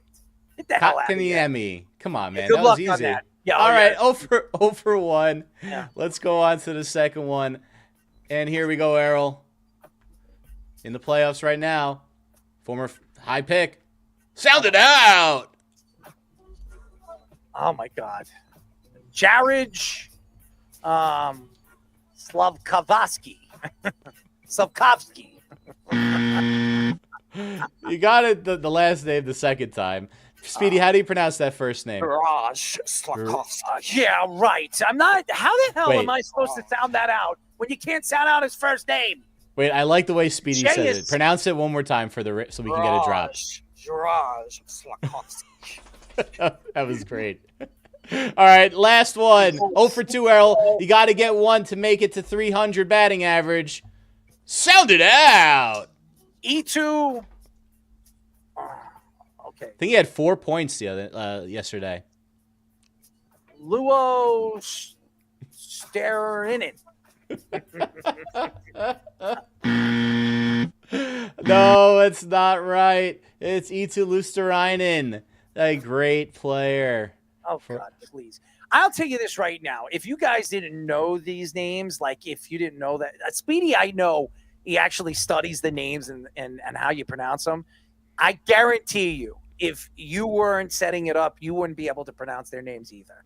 That's hard, guys. These Russian names and these Swedish names and their Lithuanian names, they're so bad. You can't even pronounce them because they're all over the place. Are we going to? No, Quentin's in now. So. Quentin's in. We got a sports minute right now. Let's go to a sports minute. When we come back, we will be talking to former Jets, Dolphins, and Rams defensive end. And by the way, we remember him as the Jets' first round defensive end, Quentin Culpo. But first, our sports minute. This is the Jabba and the Mouth Sports Minute. All right, guys. Aaron Fishman here with your Sports Minute. We got a few stories before we go through the scores going on this evening. So starting off, sad news on the injury front for the New York Jets and Florida State Seminoles fans. 2024 fifth-round pick quarterback Jordan Travis announced his retirement from football Wednesday after he was unable to make a recovery from a gruesome leg injury that prematurely ended his college career. If you remember, due to his injury, Florida State was not included in the college football playoff despite being undefeated. In his last year with the Seminoles, Travis made 11 starts, led the team to an 11-0 record while throwing for 2,734 yards, 20 TDs, and just 2 interceptions while getting 7 rushing touchdowns. He finished 5th in the 2023 Heisman Trophy race and was, at the time, an intriguing draft prospect. The NBA announced both the Rookie of the Year and Most Improved Player awards this week, awarding the Rookie of the Year to Spurs guard Stephon Castle, and Hawks guard Dyson Daniels took home the Most Improved Player. Castle, who won the national championship the previous year with UConn, averaged 14.7 points per game, 3.7 rebounds, 4.1 assists in 26.7 minutes a game. 14.7 points led all rookies. In fact, since January 30th on, Castle averaged almost 18 points, 5-5 and a few more minutes per game. And Castle now gives the Spurs back-to-back Rookie of the Years, Wembanyama getting it last year. That's the first time that happened since Andrew Wiggins and Karl Anthony Towns did it for the T-Wolves in 2015 and 2016. Zachary Ricochet of the Hawks was a distant second place, and Jalen Wells, a second-round pick from Memphis, was in third. In the MIP race, Daniels, who averaged career highs of 14.1 points per game, 5.9 rebounds, 4.4 assists, and a whopping 3.01 steals while shooting 49% and 34 for three, led the field by a lot. Ivica Zubac of the Clippers finished a distant second with Cade Cunningham in third. And finally, the stories for this Sports Minute. What a whopper this one is. The NFL fines the Atlanta Falcons $250,000 and defensive coordinator Jeff Ulbrich $100,000. Yes, the former interim coach of the Jets, for the prank call his son Jax made to Shedeur Sanders during the NFL draft. In the viral video of Jax's now legendarily expensive prank, Jax is shown talking to Sanders, pretending to be the GM of the Saints to tell him that he will be taken by them. Then he told Sanders he would have to wait longer. There were numerous reports of many top prospects being prank called during the draft, and report that the email sent out by the league had all the prospects' numbers and was not a secure email. Luckily, Jax is old enough not to get his ass grounded for eternity and or significantly worse punishment, use your imagination, a father would need to dole out for a $100,000 prank that he has to pay for. In baseball, already completed today, the Cubs defeated the Pirates 8-3. Paul Skeens with the loss in that one. The Reds 9-1 in Cincinnati over the Cardinals. The Diamondbacks beat the Mets despite two solo home runs, the first two at Citi Field by Juan Soto. 4-2 win for the Diamondbacks. Zach Gallen with the win. The Royals defeated the Rays 8-2. Seth Lugo with his win, defeating Shane Baz, his first loss of the season. In 10 innings, the Guardians defeated the Twins 4-3. The White Sox blanked the Brewers 8-0. The Athletics also shut out the Texas Rangers 3-0. The Nationals over the Phillies 4-2. And the Blue Jays, behind a 3-run home run by Vladimir Guerrero Jr. late, defeated the Red Sox 4-2. Still to come, Tigers and Angels, Rockies and Giants. In the NBA right now, Knicks are up 91-79 near the end of the third quarter in Detroit against the Pistons. Jalen Brunson's already got 30 points. Still to come after this game, we got Nuggets-Clippers Game 6. And in hockey, to wrap it up, we have late in the third, Maple Leafs trying to close it out in Ottawa. It's 3-2 Toronto, 3 minutes, 32 seconds remaining. And at the end of the second period, Vegas trying to close out the Wild. It is 2-1 Vegas.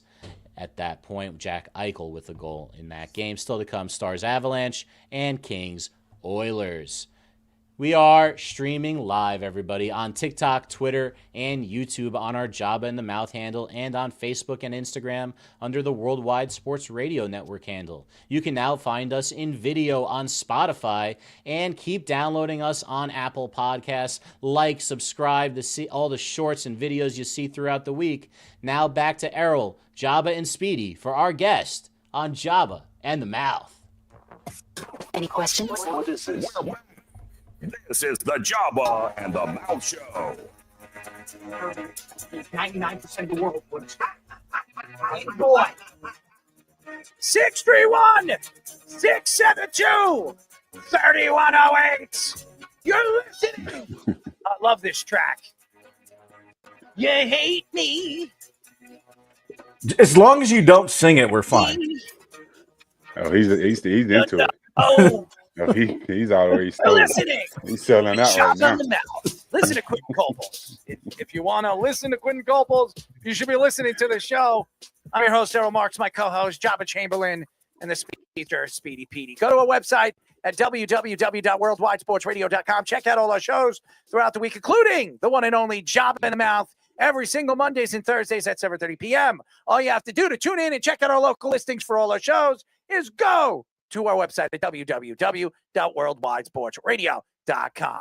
And now, ladies and gentlemen, before we get our guest on, our show is brought to you by the one and only. Yes, Speedy's trying to lift up his cup. Why is it on the ground? I don't know, because he's Speedy. Ladies and gentlemen, you should be going to iceshaker.com and getting your very own ice shaker.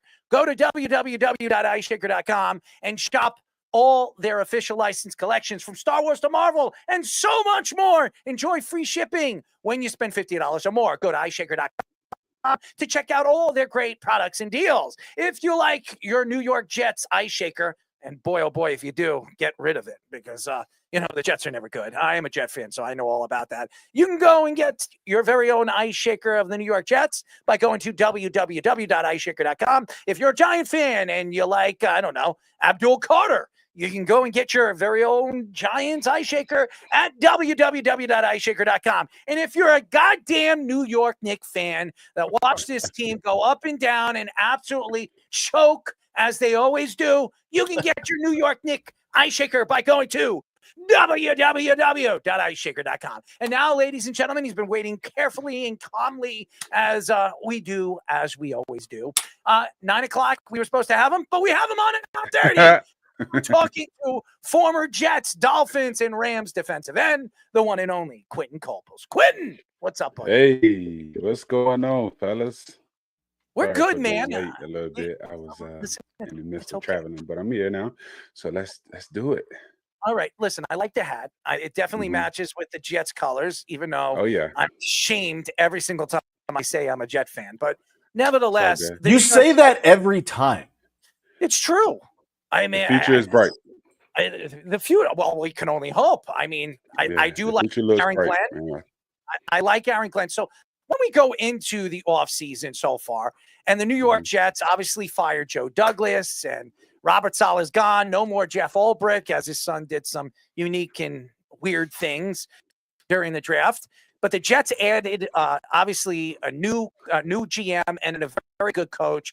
He was a New York Jet, Aaron Glenn. He was a all-pro New York Jet. He was a Pro Bowl player for a couple of years. I think it was 4 years. And he was, at one point, one of the better corners in the NFL. What were your thoughts when you heard that the New York Jets were going to hire Aaron Glenn? A little skeptical at first, but he's a player, so I'm always going to be pro-player coaches. I just think that we have an edge and a different coaching dynamic when it comes to coaching players and getting the best out of players. So for me, I was a little shocked a little bit, but only due to the fact that, Aaron Rodgers was the quarterback at the time of him becoming the head coach or being hired as the head coach. But I think it was a good pick. I think it's a good pick. I'm always going to be pro-player coaches, like I said before. And I think if the front office can stay out of the X's and O's, I think you guys might have a shot at contending. I won't give too much light. Hold on, you say you guys, but wait a second. This is the same you guys that drafted you in the first round. Sexy Rexy and his dancing with his little mop on his head. So you say you guys, but you were a New York Jet, buddy. You were a first-round prospect. So I was employed, I've said this publicly before, but I was employed by the Jets, yes, and I'm grateful for my time there. Whatever, I grew up a Steelers fan, so I'm actually a Steelers fan. Well, you're going to have Aaron Rodgers, as it was announced yesterday that Aaron Rodgers is heading to the Steelers. So at least you have a quarterback, but a quarterback that likes to screw up locker rooms, as we all know. So good luck on that, buddy. Only in locker rooms that he's in control. There's a different shift in dynamic and power structure over there in Pittsburgh. Really? Yeah. Let me ask you a question. And I'm going to be quite honest with you. Everybody keeps talking about how great the Pittsburgh Steelers are. When was the last time the Pittsburgh Steelers actually won a playoff game?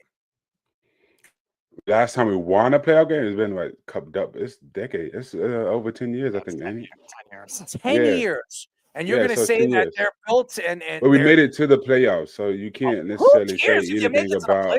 Yeah, I know that's because we had 6 Super Bowls, and the standard is to win the Super Bowl. It's like you just overlook the whole playoff scenario, like how difficult it is to actually make it to the playoffs. Are the Jets? Did the Jets make it or something? First of all, stop bringing up the Jets. We know they missed something. I am a Jets fan. We know they stink. I'm a Jets supporter. He's also an Eagles fan, but I'm a supporter. I want the best for the Jets just because they took a chance on me.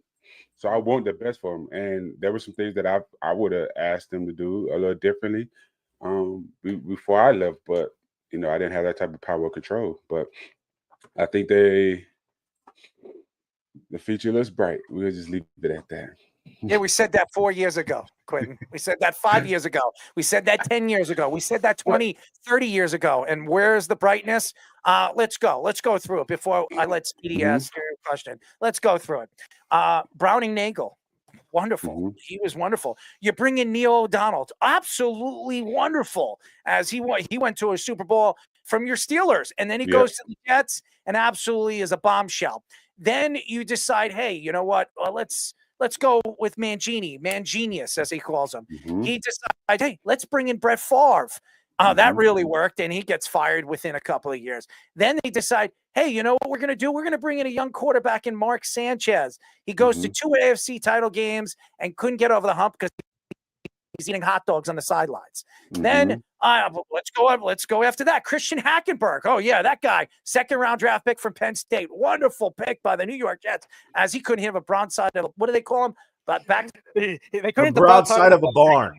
There it is. Then after that, they went with Geno Smith. How far did that go? 2nd-round draft pick. Absolute bombshell. Then Sam Darnold. They bring him in, a top 3 pick. How did that work out for the Jets? He goes to Minnesota and almost wins an MVP. And now he's over there with Seattle. Then let's go with another one. Zach Wilson. What a pick that was. 2nd pick of the 1st round. How long did it take him for the Jets to decide to part ways with him? We go on and on and on and on and on. It's absolutely putrid. Maybe Justin Fields is the guy. We have to see how he gets developed. But nevertheless, it's never good when you hear the New York Jets are looking for a quarterback. I think there's a culture thing there, and that's something that I've been preaching to a lot of people when they ask me about the Jets. Like, what is the identity of being a Jet? Like, okay, so if you, for instance, Pittsburgh is run the ball, right? It's downhill, it's blue collar. Like, you hear these terms thrown around, hard work. Okay, so you go to Patriots when they was on their run, it was militant. It was very orderly fashion. Like they had this standard of being like, you can't do nothing but buy into football, And so where's the culture for the Jets? And that's my thing. And I think that's the missing piece because there's no identity. You have the big city, you have the support, you have the lights, you have everything you need. The facilities is amazing. You have everything you need in Florham Park. However, you just don't have no culture. There's no identity when it comes to New York Jets. So from that, like if we take away Broadway Joe, we don't like. What else is it that's like? Hey, you got the butt fumble. Yeah, come on, see, like you go downhill from there. You know, what I mean? Of course, you had to bring that up. Java, that was his rookie year. You don't need to bring him back. Yeah, it was. I saw it live right there, and yeah, we don't we don't. What is the culture? We don't have a culture here, and I think, and I say that to say, I think there's the front office and the football on the field guys are intertwining. And I don't think that should ever happen. I think you should let the football guys be the football guys and the front office people be the front office people. And that way you have it established already. You understand it? Like even when we was there with Rex, anybody that was smart knew that we needed Andy Reid or somebody who just knows offense front to back, where he don't have to go over there at all. He don't even have to go to the meeting. He can trust his offensive coordinator. He never had that. We can stop an offense, but how much can we stop if we keep doing 3 and out? You know, how often can you stop? No matter what great defense you have, it don't matter. You can have all pro all the way across the board. If you 3 and out, as a human, you're gonna get tired. As a human, you're gonna have an error. And then that one error can cost you 6, 7 points, 3 points here, there. So I think that's like they're not paying attention to the things that's going to get them over the edge. And it's just, let's just get the right pieces that looks good on paper in regards to roster wise and coaching wise, but never like identifying what the culture is and actually putting the system and schemes around it. Like there was no scheme set up for Geno. There's like, we're not trying to be the greatest. Like we're not trying to beat people. We're just putting people in position to actually try to win a game.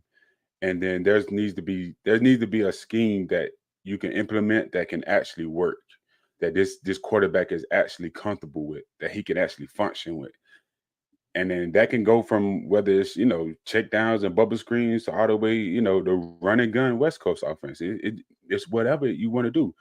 You can't establish a run if you don't have an O-line. So therefore, you need to put a scheme in where we do zones, we do screens, we do, halfback screens. Like we do these different things that kind of make these guys feel like they can block. Give them confidence, give them some momentum give them something to work with. Now that opens up for the pass. And I don't think the Jets take that serious. And I think, hopefully things change or things shift. So I wanted to ask from the culture standpoint, like I was saying, when the Jets hired Aaron Glenn at the time, like even if they don't get the quick fixes, I think we were kind of getting at with the culture, like they try to go for the best players just to get a quick fix and it doesn't work for them.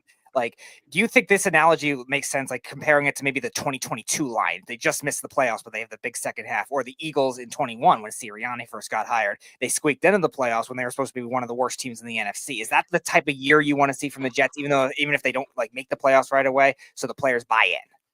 Yeah, I think they can have that type of year due to the fact that there's no really threat in the AFC East. Like there's no true okay, we know they're gonna be dominant.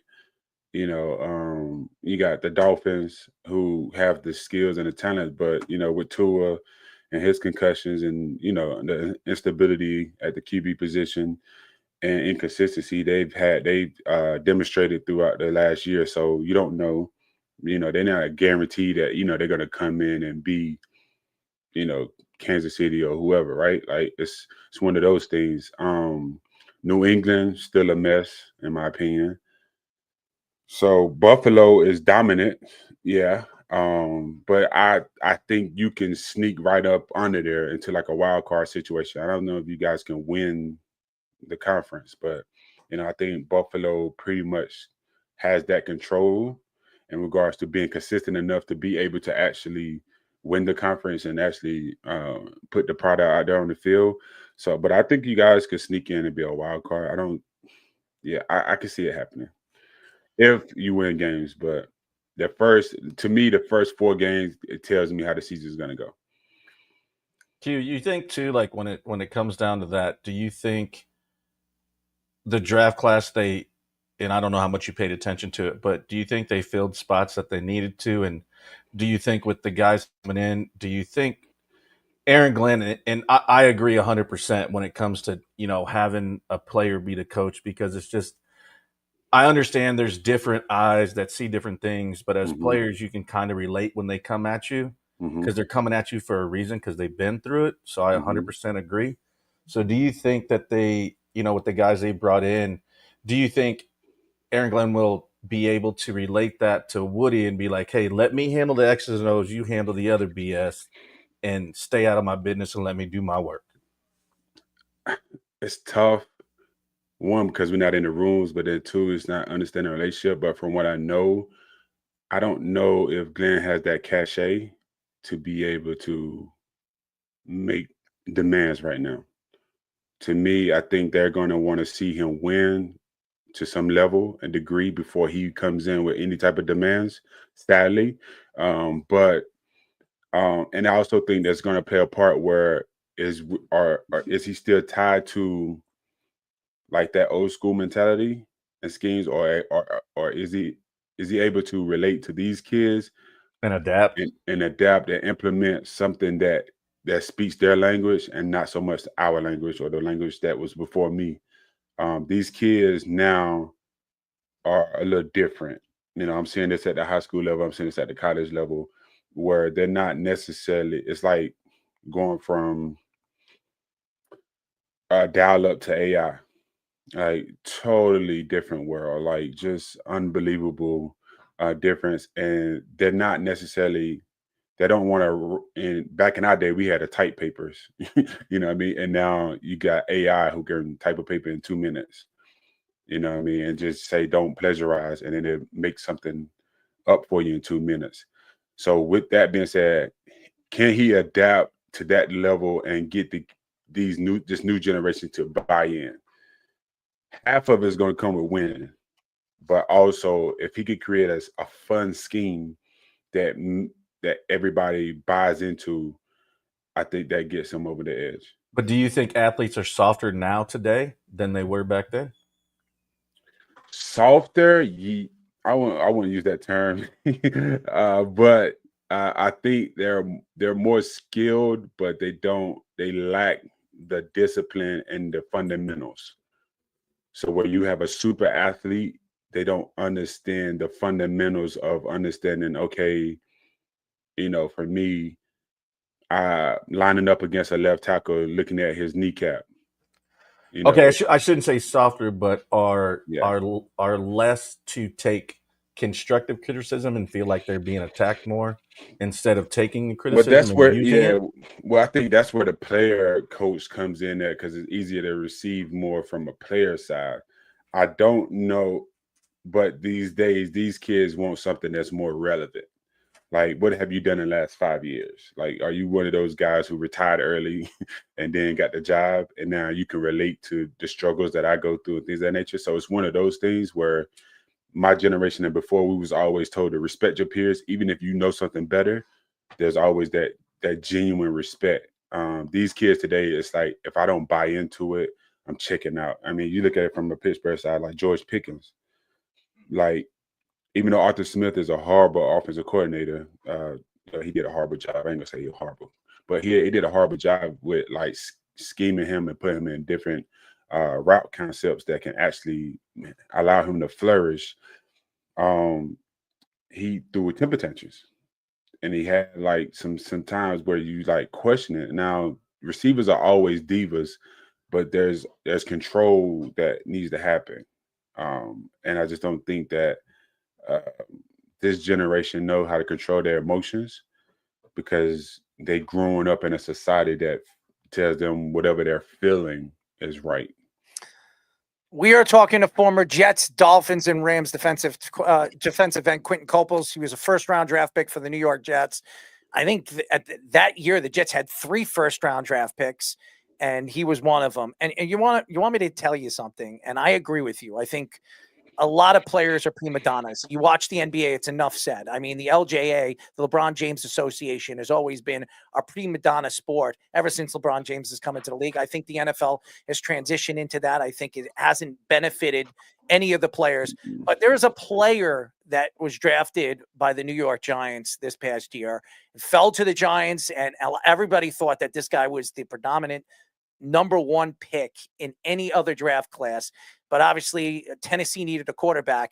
If they didn't need a quarterback, Abdul Carter would have been the number 1 pick. He's the best player in this class defensively. And some people say that he's so talented, he's so athletic, he could probably play some offensive positions as well.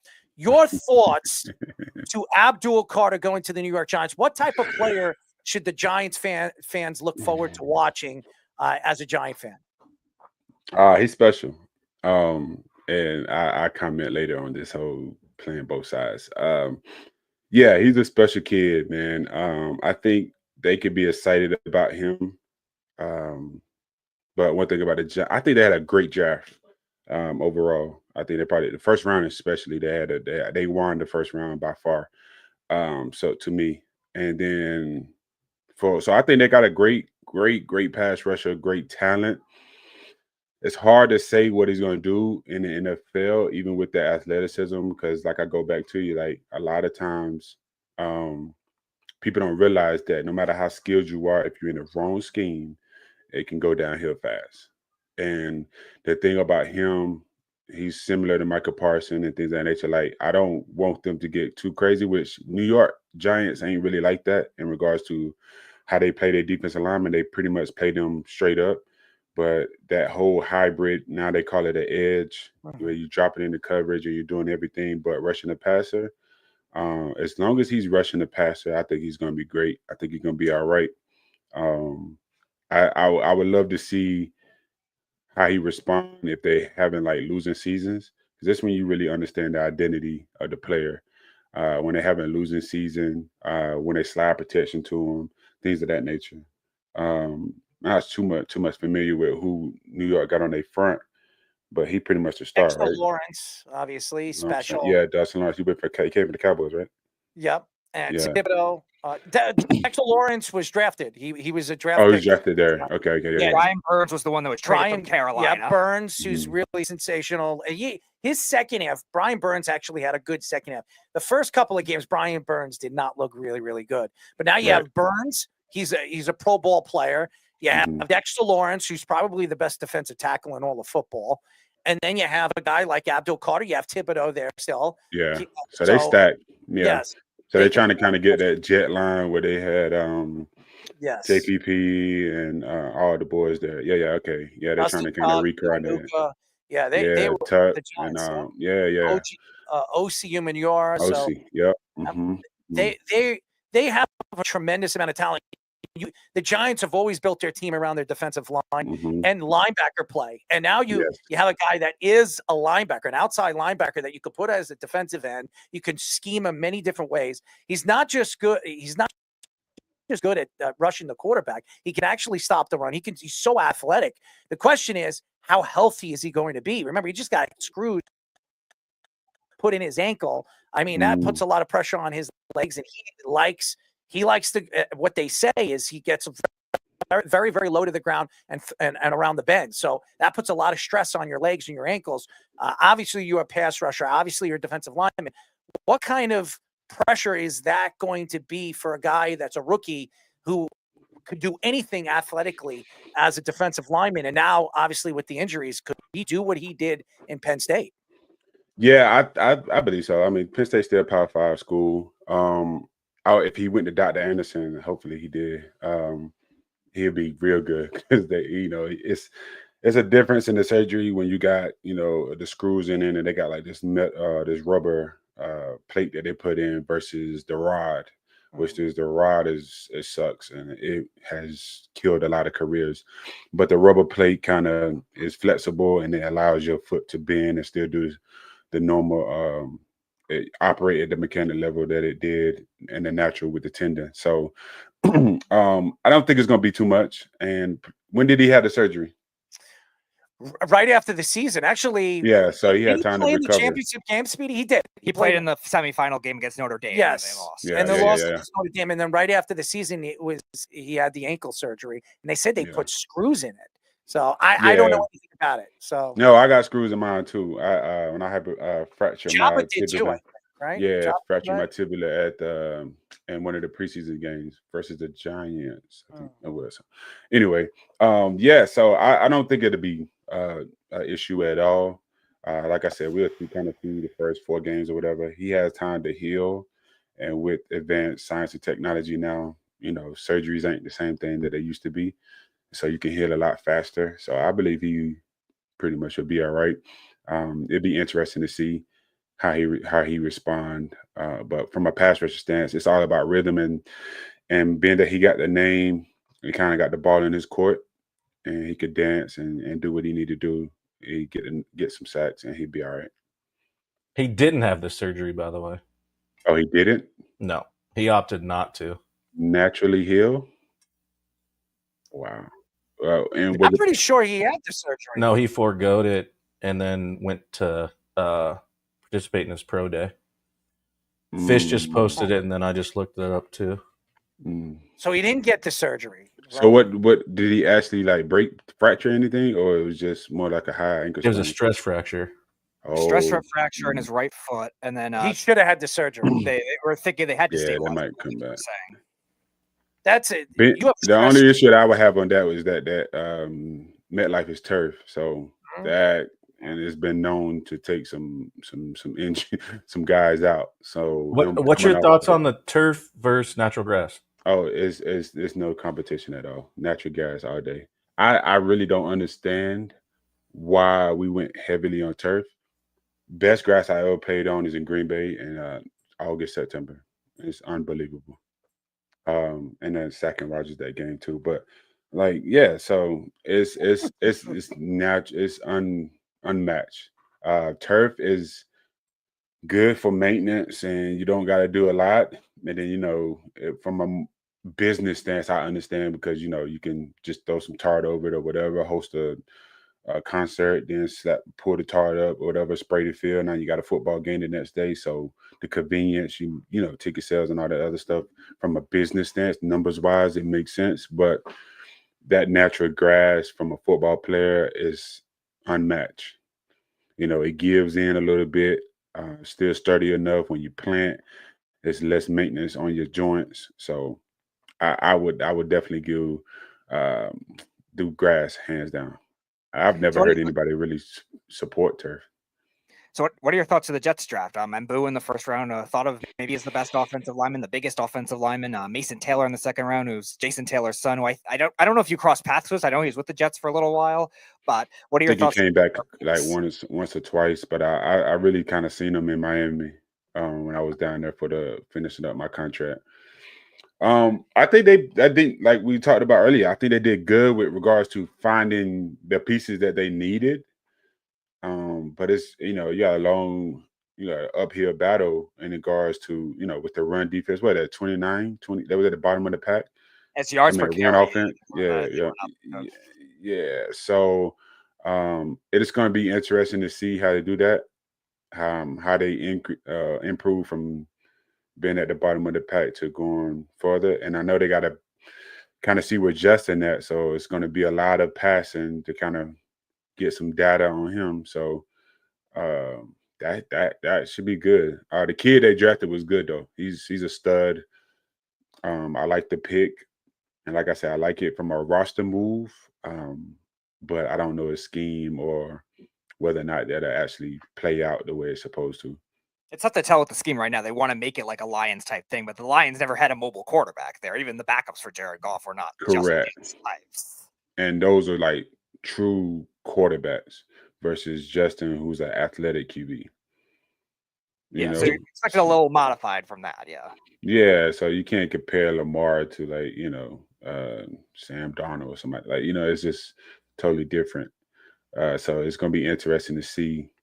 And I'm sure Justin is in his head with like trying to be a pocket QB as well. Yeah. Do you think too, like as this draft like comes to an end and everybody's kind of fitting in and showing up and like you coming in as a first round pick, and we've kind of touched on this before, you as a rookie coming into a clubhouse, locker room, whatever you want to call it, like what was your thought process as a young kid being a first round pick coming into the locker room, and how you approached it, and your mentality of, okay, I'm a young kid, there's vets, do I lean on them? Obviously there's standards held on me for being a first round pick. Mm-hmm. And what was your mentality coming into that? Because there's a lot of kids now coming into this profession now completely different than it is. What was your mentality coming into it, and as far as like in rookie camp and then OTAs and all the other stuff? Yeah, I would just suggest that they find somebody that they can really bond with in regards to their draft class. For me, it was Snaps, Damian Harrison. So me and him rode it all the way out, even to this day. But that's going to be key for the rookies. Certain locker rooms have vets that you can lean on, but majority of the locker rooms, you got to like, quote unquote, earn your keep or whatever, which is, to me, is insane that you're asking a 21, 22, 23-year-old to come in, lead. Now they can be 25 coming in and be 25 coming in. But still, even then, like you talking about leading grown men who's been in the league 3+ years, 5 years, 8 years. It's hard. It's going to be hard to win the locker room overall. So the best thing you can do is kind of have somebody that you can, go out with or have conversations with, side conversations with, build that relationship, trying to build that brotherhood amongst them, and then play ball on the field. It's going to be difficult for any rookie to lead it, which is really hard, especially when you got guys who wasn't drafted, who don't really like first rounders, because NFL really does a bad job or disservice to rookies, because there's no like welcome housewarming party. Like there's no place where you kind of like feel welcome. It immediately becomes a business. And so you go from college where it's like everybody's together, we riding it down, we're going to war together, SYD, to get to the NFL, and it's you do your 111. You gotta take care of your family. I gotta take care of my family. I don't really care if you mess up. I don't really care if you do. You know what I mean? Like I only care if you mess up. If we out on the field and we got to run after practice because you don't know the playbook or whatever. But it's not like a genuine like, yo, I'm trying to help dial in. Out of my time there, it was only a couple guys that I seen really reach back and help the guys, which was Revis, Cromartie, Dave Harris fell in love with DeMario Davis, and so he kind of like at first it was a little shaky, but then they kind of grew together. And then Ed Reed came in, and he was on the tail end of his career, so he really bought into like teaching the secondary, or whatever. And I kind of, because I had a drop in the coverage and stuff like that, I used to stay in some of their meetings, and he kind of taught me some technique along with Revis. Revis taught me some stuff on the field. So for the most part, you're not going to really find that type of, unless it's like one of those guys who's on their way out, may take you under their wing. But even if you look at the structure of how they did the draft, like from after the lockout, they made the old guys hate the younger guys based off Jamarcus Russell situation. And so now we basically, the owners fooled them and made them sign a contract where we got to prove ourselves for 4 years, and then they can franchise us for 2 more years. So you get 6 years before you even have to pay me in a league that's average career is 2.9, 3 years. Like as a player, you should have never signed that contract. And you only use the Jamarcus Russell situation, but nobody talks about, hey, if I give a kid that's 22, 23 out of college, $80 to $100 million with no support and just expect him to be a pro because I filled his bank account up with money. What do you like? You talk about somebody who has zero and get $80, $100 million, and it's like, hey, become a pro, be a pro, make responsible decisions at 22, 23 years old. Okay, but let me ask you this though. Mm-hmm. As the game has evolved, the game has changed. NIL too. You got some of these cats coming in with $2, $3, $4 million out of college, and they're having to make these decisions. Yeah. Do you think that plays a part into it, where it's like, well, I already got bread in my pocket? Like, well, now, yeah, you're gonna see a drop off in the league, and I think you already seeing it in the NBA. I think they said something from the stats or something. I ain't correctly accurate on it, but I think the NBA talent not talent prospects, but tryouts, basically the kids that tried out for the NBA dropped tremendously. It's not the NBA, it's the LJA, LeBron James Association. Just so you know. Right.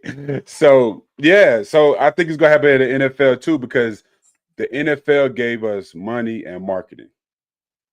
I got social media for marketing, and I'm having an NIL deal, and the cap constantly keeps going up, right?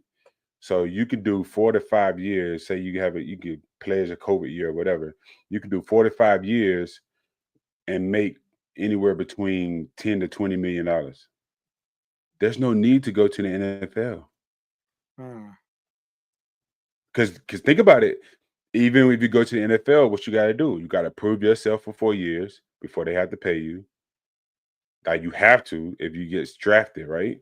Right. And then they get the 2 years of franchising you. I don't need to go. And I can still make decent bottom tier NFL money over 4 years. And it depending where I'm at. So if I'm in Florida, Texas, no state taxes, now you're talking about more income in my pocket. Properly invest that. I can't stand it. I don't know about that. I can't. But why? They made billions off of us. I don't understand why we are mad at kids for doing it now when they have made. We're behind. You know how many careers of like legends that we could have witnessed, but because you couldn't come back home because you're a professional athlete, you couldn't come back and take me out to eat and just have a conversation. You can't. Now the kids you couldn't do it. It would have been an NCAA violation. Dude, so now, an NCAA violation, that would have make you basically was a criminal based off society because you took improper benefits. They shame you on TV. They shame you in the press. And you don't have a shot. It's not like there was a school outside of D2 or JUCO that was like, hey, you can come over here and we'll still support you and treat you for your talent. Yeah, we would literally get told, like, if we went on the sideline or something, is like, you can't talk to them. Like, you can't take a picture. You can't do this because then it's like you're coercing them to, Imagine like, how many kids. We have so many stories of people who were super athletes and got caught up in at the wrong club or at a party and receiving some type of benefits. I mean, they had us on chains. I was under investigation at North Carolina, so I know firsthand about it. So it's like now the ball is in the athlete's court. Now the only thing I hate about it now is that, and I'm trying to work on something that actually helped this, but now that the NIL is in place, there needs to be structure around it. Because it don't make sense now because I can give you 10 million and you're going to give it right back to me. Through, every guy got his own jury guy. If you go to the Diamond District, you would think that, all these people are in competition with each other. They're the same family. You think you buy the watch and to get at this guy, that's his cousin. It's just different names. It's Watch King, Raphael and Co. Like you got all these different names, but it's the same people. They all are part of the same family. They all get the same, and they trade amongst each other the whole time. It's like, yeah, but now that the kids got it, it's like, hey, let's help the kids out and understanding how to actually properly manage this money. That's my only issue with it, because the kids are going to get the money, and I'm happy that they are getting the money. They're getting the money for the people. A lot of people who lost a lot of money, a lot of people who lost their career behind people wanting to support them and keep them afloat while they was in college. And so now that they got that opportunity, I just want them to take advantage of it and actually keep it and actually make something of it instead of just giving it back to them, buying unnecessary stuff. I'm going to tell you this. I'm watching the Knicks and watching this game. The Pistons are a rough team, man. They're brutally rough. But that's what New York's supposed to be, right? Yeah, but I've seen Karl Anthony Towns just had an elbow right in his chest. He's not the guy. And they didn't call a foul. We all understand he's not the guy. It doesn't matter. The fact is that I understand they have home field advantage, home court advantage, but they're playing rough. And to me, the Knicks are going to lose this game. I guarantee you the Knicks are going to lose this game. They messed up. They had a 10-point at one point, they had a 15-point lead. I can't watch it. Before we let you go, Q, because I know you're pretty busy, I have one more question for you. And it's obviously, and by the way, if anybody doesn't know, we are talking to former Jets first-round draft pick Quinn Coples, defensive lineman, 4 years in the NFL, and had a pretty good career. I mean, if you think he played for 3 different teams, he played for the Jets, the Dolphins, and Rams. Speaking of a guy that really stood out in the draft, is the one guy, ladies and gentlemen, that everybody was talking about as a first-round draft pick, falls to the 5th round. Your thoughts to the craziness of Shedeur Sanders? Where do we start? Well, take note. Okay, so first of all, I think that if you ever listen to anybody who actually played football in the NFL, we're all pretty much saying the same thing. Okay, we want the best for the kid, but in regards to business and how he conducted himself throughout the process, it was a total disaster. I was not surprised or shocked by anything that transpired. I knew the minute that Deion had his father, Deion Sanders, had said that he could only go to a certain, market, I knew it was going to be over for him. The kid can play. He's not jumping off the board, but he's not the guy, unless he changes, he's not going to survive in the NFL. He's going to be in this situation now. He has a golden opportunity now, which I think his PR team is trying to do it, being that he went to go see a high school kid like the first day him getting down there. But he's too flashy. He's too arrogant. And when I say arrogant, that's not to diminish his confidence. So there's a difference between confidence. There's a confidence on the field, like I understand this game to a point where You can't do it. There's no doubt in my mind that Cam Ward is way more arrogant or confident than he is. But how did he approach the process? And I think that's the part that he's missing. And it's hard to be in his ear because his father is in his ear, and his father is pretty much A-OK in everything that happened. I think there was a very humbling lesson that was given, and the kid has an opportunity between now and camp to change the narrative. You could still be a superstar. You could still be a very confident young individual. But what he failed to realize is he made no money for the NFL. And he was talking as if he had already did something in the NFL. He was behaving as if he was already doing something. He had already made money for the NFL. He didn't have no leverage.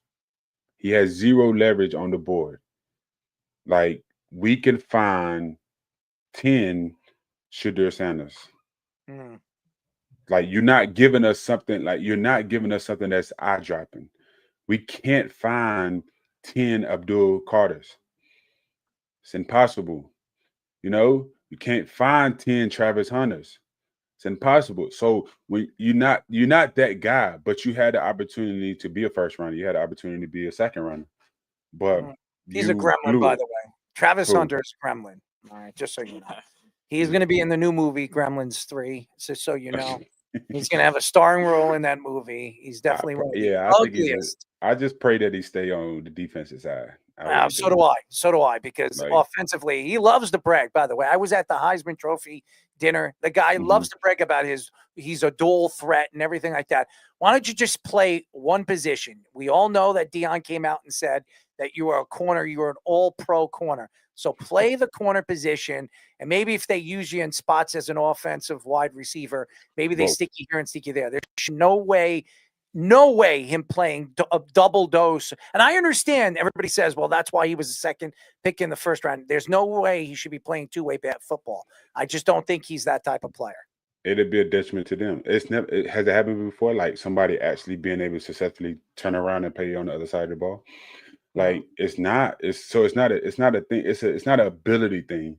And I think that's the thing that needs to be separated. Like, hey, do you have the ability? Absolutely. Should you? No. Like, you're not going to get on an NFL field and think that you're going to like your routes aren't like that. NFL style routes. Like, you're not capable of coming out of breaks and cuts, and like you're not going to be able to fool a pro defensive back. And I think that and I tell people, like, the Pac-10 is respected. We cool. So it's a Power 5 school or whatever, right? But it's ACC and SEC been running this thing forever. Big Ten been running this thing forever. Same thing with Shadur, right? Shadur didn't beat nobody but what? TCU. They end up being under 500 that year. TCU when they lost everybody after their and they end championship. up 500 that year. Like, you haven't done nothing versus somebody for you to hang your hat on. I heard Cam say this. Like, you haven't done nothing. And I was saying it, but he made it sound better. Like, you haven't done anything that said, hey, Shadur is the guy. Travis, you went out there and think about this. Do you think Deion had any type of input in regards to making sure that they threw the ball and making sure that Travis was the 1 or 2 option? 100%. So what do you think that the NFL coaches is going to go into a game plan room and say, hey, yeah, we're going to focus on getting Travis the ball? Like, when I got a Tyreek Hill, when I got Justin Jefferson, like, when I have a pro receiver, I don't need to. And it may not be to that caliber in regards to who's on the roster, but they are that person in that room. So in that locker room. We're not finna just sit out here and play pitch and catch with you because of your name. He's an all-pro DB. I think he has the ability to be able to break the bank as a defensive back and basically be the number 1 DB that we ever seen. That he has the potential to actually do that. That we seen in the game. Well, we really appreciate it. It's a passing league now, right? Yes. You talking about Deion and all the other greats that they used to run the ball. You still got Barry Sanders in that league. You still got Emmitt Smith. Like, you got some dogs in that league that was running the ball, running the rock. Marshall Faulk, different guys that was owning the league, running the ball. So you had to respect that. Now you're talking about a league now that's 70, 75% pass. Right. So your numbers can shoot sky up.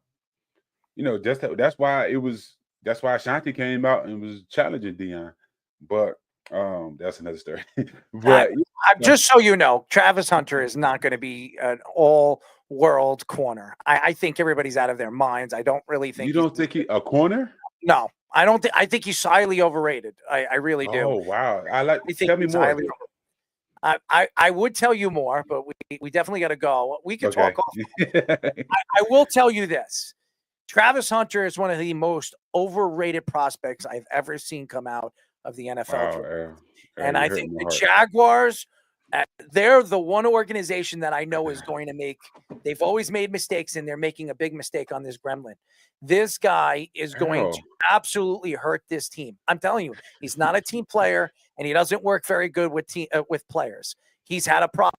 And even when I met him at the Heisman Trophy, the guy was rude and very disrespectful. So and he has his woman tell him what's going on and what's not going on. Okay. When he is not taking charge, he's not a person that is a leader, and you can see the difference in who he is as a person on and off the field. He's got ability. We all know his talents. I think he's highly overrated. Highly overrated. Highly overrated. Highly overrated. I think you hear this. You have the producer pin this. We have to revisit this. Hear this. 7 years he'll be out of the NFL. Travis Hunter, 7 years. On his own will or by but default? Nobody's gonna want to deal with his crap. Nobody's gonna deal with 7 years. This has to be the craziest take I've ever heard you say in my life. 7 years he will be out of the NFL. 7 years he's out. 7 years you will be out of the NFL. You can book it. Overrated DB. Overrated. One of the most overrated defensive backs I've ever seen come out of the first round in the draft. He was not even the best DB in this class. He was probably the third. He wasn't the best wide receiver in his class, probably the fourth. Yeah. He is one of the most overrated Heisman Trophy winners we've ever seen. I don't think he should have won the Heisman, but Errol, come on, Errol. I'm telling you, watch. Remember, I said this has to be the worst. You're going to come back to me. Worst take I've ever heard you say. That guy is a magician. How did he guess? There's no way. I'm going to come back and say, Errol, we need a public apology. Listen, I'm telling you, there is no way he lasts longer than 7 to 8 years in the NFL, as a matter of fact. So I think he's already guaranteed for it. So oh my gosh. This is unexpected. I'm so shocked. I've never seen this coming. He is not as good as you think he is. He really isn't. He's overrated. He's just overrated. I've seen a lot of guys come out of the draft and we thought he was going to be good and falling off. It's just personality. It's his personality that doesn't nothing about athletic ability. Just personality. No, it's personality. His personality is going to get him out of the league. Oh yeah, absolutely. Nobody's going to want him. Nobody's going to want to deal with that crap. 10 interceptions and make all pro. And he's not getting 10. He's not getting 10 interceptions in the NFL. First of all, he's skinny as hell. He better put some size on him because the guy has the skinniest chicken legs I've ever seen as a DB. Yeah, but he's like 6'1", 2 or something. Yeah, I was stood right next to him. And he's got a tremendous. You look better than him, huh? What happened? You look better than him, do you? I don't know.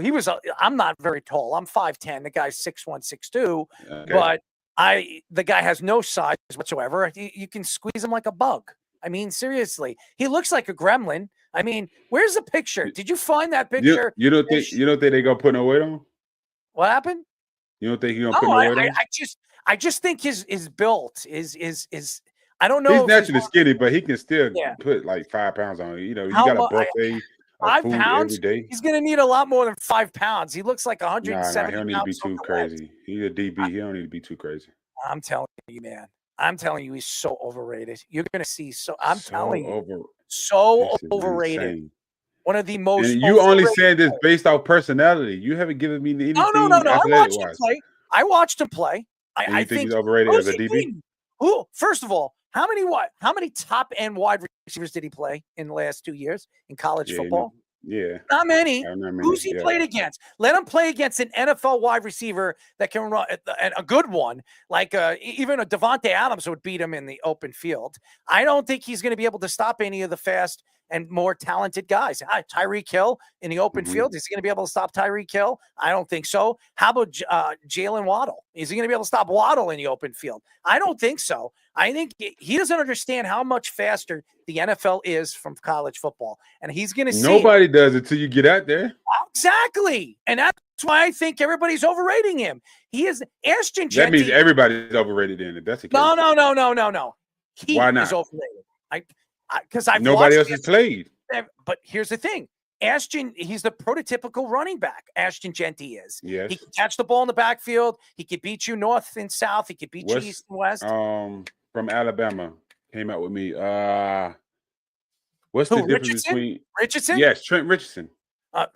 There's a lot of difference between him and Richardson.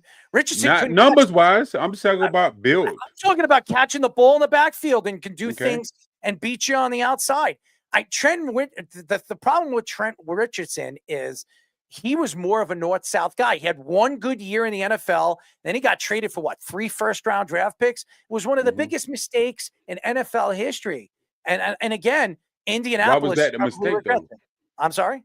Why was it a mistake? Because I just don't think he fit the NFL build. He didn't have a lot of speed. Trent Richardson coming out of Alabama at the time, you don't think he fit the bill? I didn't like him. I didn't like him from Alabama. I didn't like Eddie Lacy either. Fat Eddie Lacy. I didn't think he was going to last in the NFL either. Couldn't condition himself. Who's your prototype running back?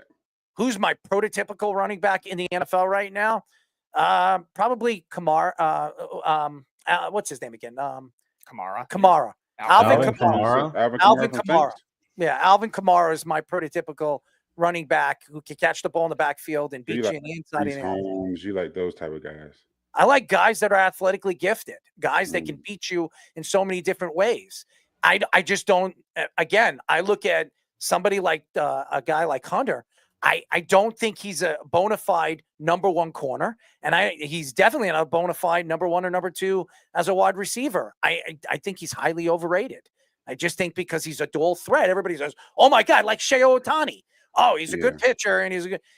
I know we've never seen a guy get drafted as a two-dimensional type of player, so everybody loves him. No, he's a DB. He's not a wide receiver. We're not even going to entertain. I agree with you. He's a true DB. If he's wasted time if he go as a wide receiver. So I just this is you blew my hat off with this one. 7 years and 7 years. I just want to make sure I get this right. Yes, 7 years he's done. He's done. Overrated. And you think he's a gremlin?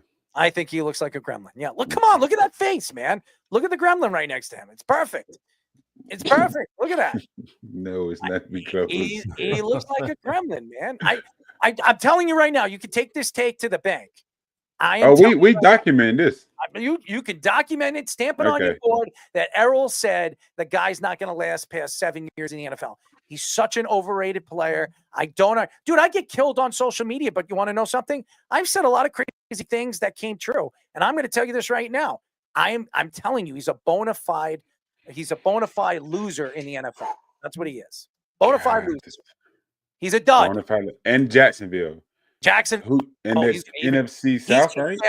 He is going to fail in Jacksonville, buddy. Fail in Jacksonville. Who they play? Who's in that conference? Jacksonville. And Titans, Colts, Texans. Yeah. In a terrible division. But they're not terrible. NFC South is terrible. Atlanta, Saints, Carolina, Tampa Bay. That's the terrible one. You watch. Remember the Titans is straight. They're good. And then you got Texans they playoff team.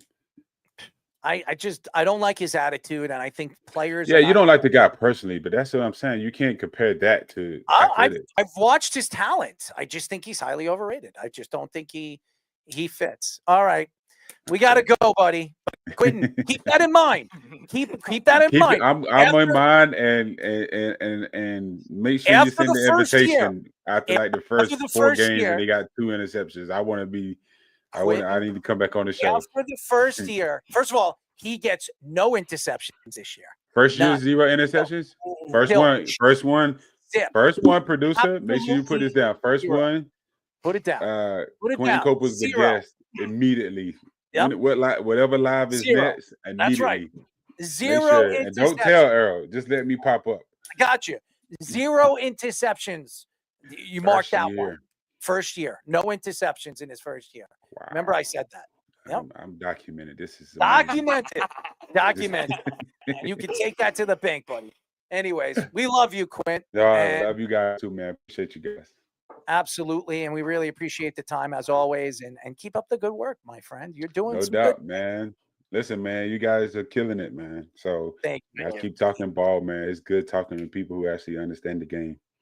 Well, we really appreciate that. And you can just remember, Q's going to remember that Hunter is going to be a dud. That's all I'm going to say. Documented. The folks see it. The people that's in here, they saw it. They done pinned it and everything. We good to go.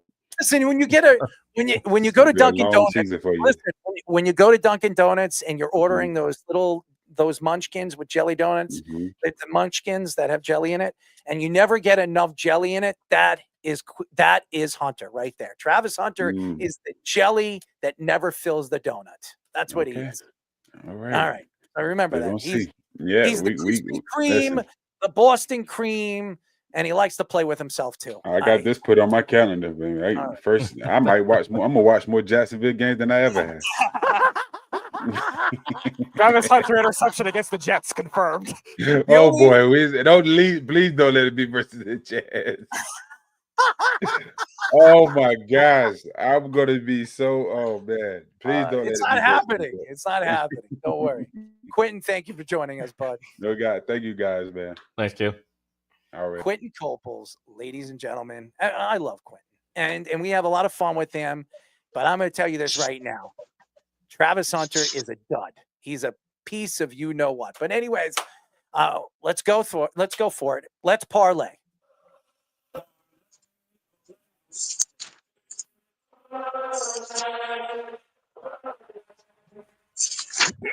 time for Let's Parlay. Hopefully you have no bets on this Knick game because it makes me sick to my stomach. Are you ready, Chaz? I am, but I gotta ask you a question. How long have we been talking? A long time. Since 2020, I think, yeah. That jelly comment you just made was one of the most beautiful things you've ever said. It summed it up perfectly.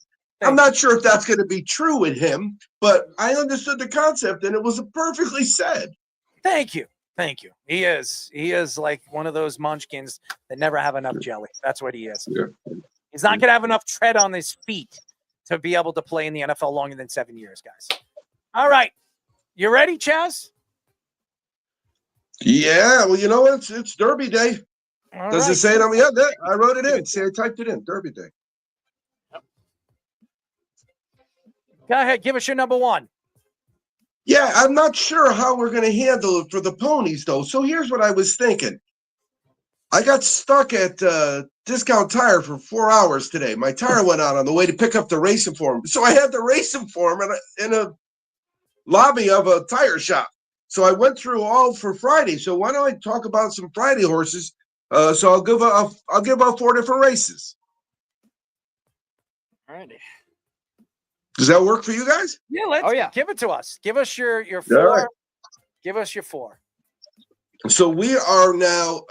This is everything's Churchill Downs. It starts really early. It's 7:00 out here. The book opens. They normally open at 10.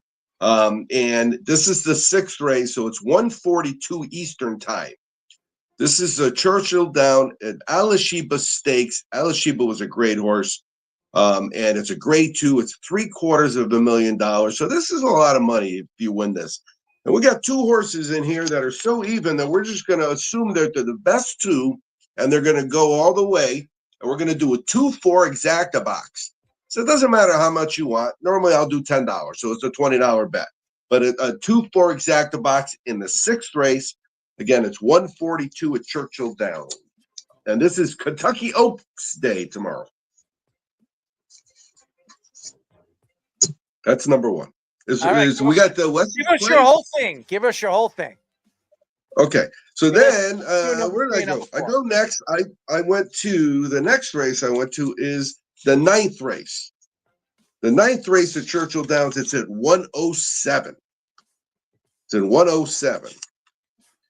And we have the 10 and the 12, same exact thing. We're doing the same exact thing. Sometimes, so the way I handicap is I give credit for, and I'll talk about it with the 2 Derby plays I'm going to give out. I look at everything, and whoever has the best overall everything, I go with. And these horses are 2 seconds faster than everybody else on here. I'm assuming at the end there's going to be 1-2. They're the favorite, so you got to hit the exact. You can't really bet them to win. So we're going to go 10-11. Same thing. So this is the 9th race. This is 107 tomorrow.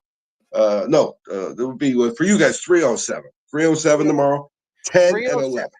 The old man. So that's Friday. So here's what I do. I go and I get my tickets in the morning, and then I hold on to them. I don't cash them. If I cash tomorrow, I'm waiting because we go Saturday every year, and we have a raging party. And so I'll get all my bets in before the gummies kick in. Because otherwise, one time we went up to Santa Anita for the Breeders' Cup, and I was so high I never got my bet in, and I hit the pick 4. I was really pissed. Okay, so they had a scratch today. Do you guys follow that on your show? Yes. Yeah. So the horse that got in is a good horse. He's a little scary. I tossed him, so I'm not sure how I'm going to deal with it. But I look at who has the fastest 6 furlong time, who has the fastest mile time, who has the fastest mile in a 16th time, and who has the fastest mile in an 8th time, because those are all the prep races. Then I look for who's closing, because in the Derby, you saw last year, the horses that are coming are winning.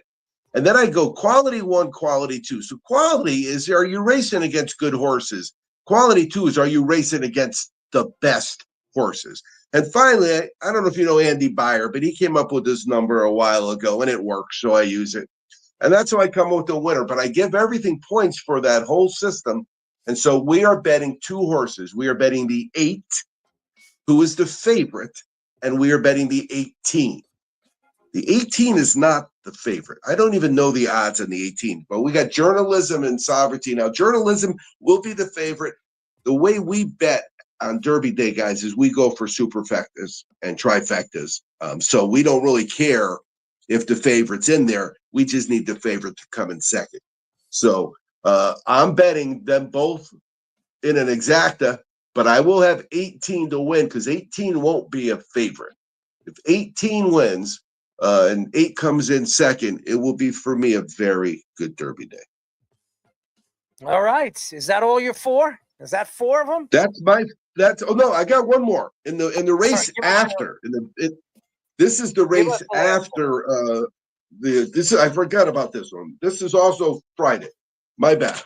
The horse is called Resilience. I don't know if that's how you pronounce it. I forgot about that one because it runs after the feature. All right, so the feature is the Oaks, and I'm not giving out the Oaks because I think it's a 1-horse race and it's not going to pay anything. But this is the 12th race, Churchill Downs, 6:27 Eastern time. So what games will be going on at 6:27 tomorrow? At night? Yeah. Some baseball. Probably baseball and getting ready for some of the basketball games. So the playoffs start at what, 7 o'clock usually? Yeah. The basketball games? So Yes. So that'd be cool. You catch that ticket and then you can bet it on basketball. Just keep betting, right? So it's number 7, Resilience. That is in tomorrow's 12th race at Churchill Downs, 6:27 Eastern. I apologize because that one is on my list. I'm betting that without even handicapping the race. I did not handicap that race. That's one of my list horses. I had Honor Marie on the 30th, which I think was yesterday. 5-1 horse, $13 to win. So God bless you guys. Derby Day. Chaz, thank you, bud. We really appreciate you as always. And we'll talk to you hopefully I next gave week. out some winners, man. Yeah, I hope you gave out some winners too. Chaz from obviously our very own Let's Parlay. So there you go. It's been an interesting show so far. We had Quentin Copels. He took over the conversation, and I gave it to him. I gave him the old gremlin smack around. As I've said this once, and I'll say it again. 7 years is as long as Travis Hunter is going to be in the NFL. He's not going to last that long in the NFL. I think he's an overrated player. Do you think he's going to be like one of those guys who, like, maybe he's not going to have bad stats, but maybe he's one of those guys that puts up stats, but it's always on a bad team.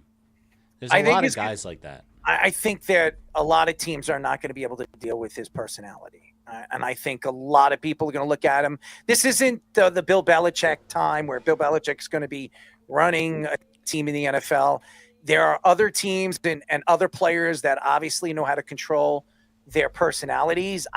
Just like Shedeur, I don't think Shedeur is going to last that long. I don't believe Travis Hunter is going to last a long time. He thinks, and I've heard enough from Deion Sanders saying that this guy is going to be the greatest or one of the greatest corners we've ever seen. He's not Deion. He's not Revis. He's not Woodson. I think he's highly overrated. He wasn't even the best corner in the class. He wasn't the best wide receiver in the class. And this guy was the number 2 pick in all of the draft. I think it's ridiculous. And to say he's the most athletic, come on, guys. We've seen a lot of great athletic players come out of the draft and never amount to anything. I just don't think Travis Hunter is as good as everybody says he is. That's all I'm going to say. Anyways, we got another segment, as we call this, Inside Baseball. Now let's go deep inside. What? I'm excited. This is Inside Baseball. All right, ladies and gentlemen, we do this every single week. We've got the good stir, we got the chamber, and we got the Marksinoff. As we call this Inside Baseball, and Mr. Fishman is going to give us, and we have Speedy, he's going to give us some stories, and we're going to argue them.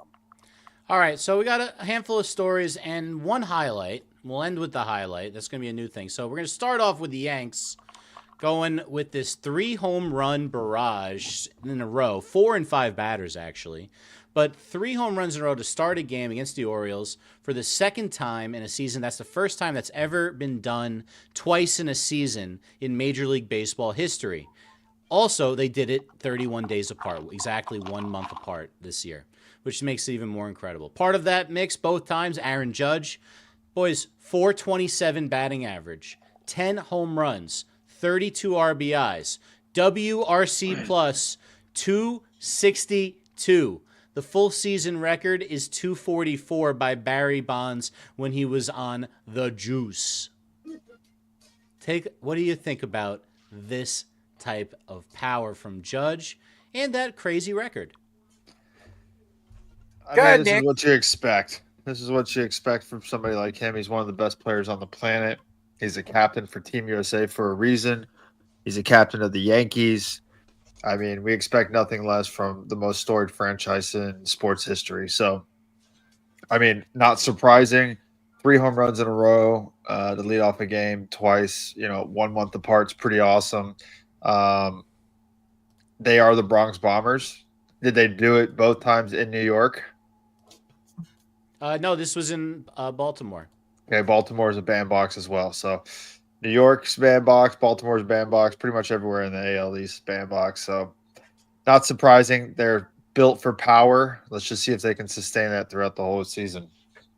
Yeah, I mean, it's Judge doing what he's done. And Fish and I talked about this earlier too. He had that stat, and then you go F WAR. The highest ever was Babe Ruth at 14.3. Judge is projected at 16.7 to finish with an F WAR. Like literally, like those numbers are stupid. In the last 162 games, he's averaging 369 with 62 homers and like 143 RBIs. And he doesn't slow down. He continues to get better and he gets more consistent. I think him obviously moving back to right field has a lot to do with it in the comfortability of what he does. And it's funny how when this happened early in the year, it was all the torpedo bats. We didn't hear one conversation about the torpedo bats when this happened, right? And so it's like, oh, was it really the bat or are they just that good? But Goody, you make a great point. Is it sustainable? And you've got certain guys that, have stepped up. Everybody was like, oh, Goldie's washed up. He's the only other guy that's really hitting. You got Jazz and your favorite player, Errol, that has some dismal at-bats. Yeah. By the way, I told everybody that Paul Goldschmidt was going to have a big season. I agree with you. That's why I said I wanted to get Arenado too. Yes, and I think they still can get it. Nolan Arenado. I still think and look they at the year at the he's trade having. deadline they have. Yeah. I could see St. Louis trading him. I could see it happening.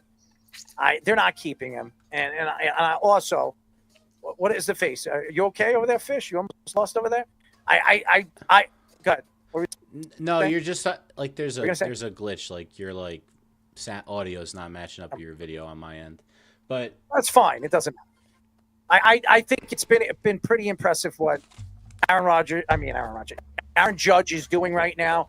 I don't think he's going to hit 400 all season long, but the last player to do this, the way he is doing it right now, I don't even remember. Miguel Cabrera, I think, was the last person hitting 400 in 30 games in a season. It's been a long time since we've seen this. It's pretty damn impressive. And again, Aaron Judge has an opportunity right now. Me and Job have gone back and forth. Who's the best player in the MLB? I don't think it's an argument anymore. The best hitter in baseball right now is Aaron Judge.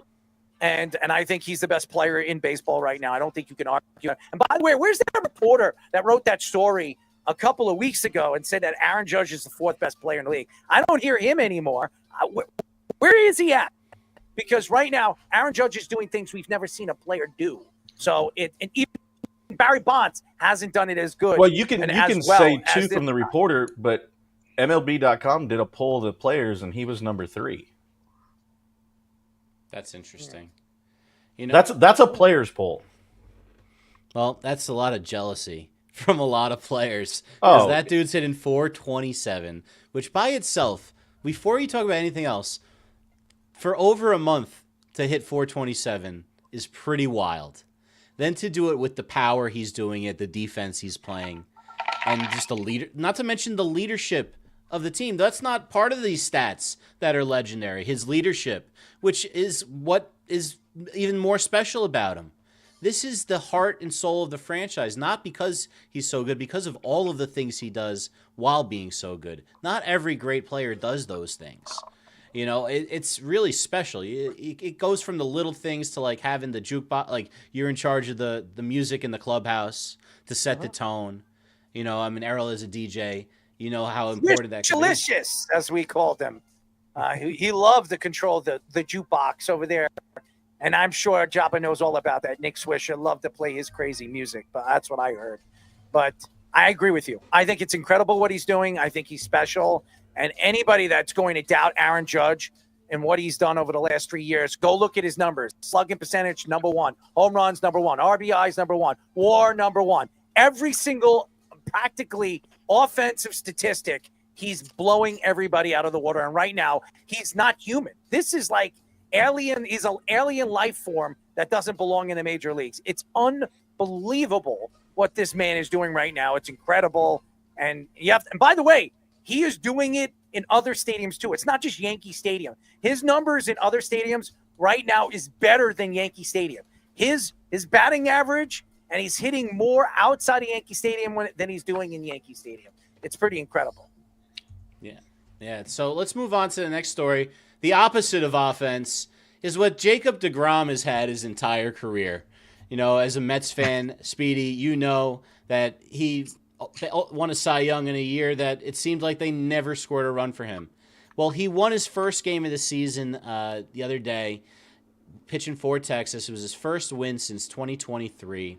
He had 9 total runs in run support in his first 5 games before this win. He has a 2.73 ERA, a 1.00 WHIP, and a 1.40 ERA plus, which means he's having a pretty good start to the season. Guys, why can't this guy get run support? Do people hate him or something? He's one of the best pitchers ever that nobody wants to score runs and get him wins. He's going to have, I don't know what his total wins in his career are. Speedy, maybe you could find that real quick. But it's probably about 30 less than it should be. He's Maybe automatically a Hall of Famer. He's automatically a Hall of Famer for what he's done. When he is in the game, I don't think there's any pitcher we've seen anything like him. He's been pretty incredible. And his best pitch is a changeup. Think about it. His best pitch is his changeup. And he throws also 100 miles per hour when he wants to. He's 85 and 58. Yeah. and he's still. So what do you think? Probably should be over 100 wins by now for sure. 150 wins. Well, that would if be he crazy. could stay healthy. If you could stay healthy. If you add the And remember, health, he was drafted as a shortstop. He wasn't even drafted as a pitcher. So that's even more incredible about the story behind the whole Jacob deGrom. And look at the pitchers he's played with. You talking about, look at Zach Wheeler. Look at his success over here now in Philadelphia. They had him. They had Noah Syndergaard. At one point, everybody thought Noah Syndergaard was one of the best. What was his nickname? Thor? That's what they called him. And then they had the Black Knight over there. Matt Harvey. That was, and yep, Matt Harvey. And they had Matt. You're talking about one of the best young pitching squads in all of baseball. And the two guys that have stood out from all the rest is who? Jacob deGrom and Zach Wheeler. It's pretty incredible. Yeah, no, I just want to see him healthy. I mean, it's literally been 6 years since he's thrown 200 innings, and we all know the capability he has and the arm that he has. And it sucks because sometimes this just plagues people. And, you know, as a grind of what it is, and especially pitching at this level, it sucks because you want to see those guys. Like that's, you know, that Jacob deGrom is Paul Skeens back then, because even if you weren't a Mets fan, you wanted to watch him pitch. And that's exactly what he still has the stuff. It's just if he can stay healthy. And, you know, I'm happy for him because I know being hurt, and Goody, you know this as well, how much of a grind it is to, you know, to rehab and then see your guys do well or not do well and see them get back. And, you know, you've got to wait and trust the process. And every time you trust the process, he gets hurt again. And I know it can be frustrating and it can beat you up mentally, but, you know, I'm just happy for him that he's continuing to grind it out. And I was happy to see him get a win and go do what he does and do best. And he's still, when healthy, is still one of the top 5 best pitchers in the game. Yeah, dude, there's no question. The stuff is there. You know, the stuff is clearly there. He's a Cy Young candidate, Cy Young stuff, front of the line starter. You know, like you said, the injury bug plagued him for a little while, but he's back. He's pitching well. As far as run support, sometimes that's the way the cookie crumbles. You know, it just happens to land on every 5th day, and he happens to be starting. You know, but I have a feeling the offense will turn around and he'll get some run support. I mean, he certainly has pitched 2. He should be, you know, whatever 3-0. However many games he's thrown, he should have won them all. I just was looking at his stats. So, yeah, to get back on the mound is the first thing that you know, the first big hill that you need to climb when coming back from injury. And now it's just being able to go out, build innings, build your pitch count up, continue to go deep in the game, save your bullpen. Eventually, you know, the runs will start to click for him. And I wouldn't be surprised if he's an all-star and in contention for AL Cy Young at some, you know, this year or next. Yeah, I think he's, you know, been one of the most special players I've seen pitch as an adult.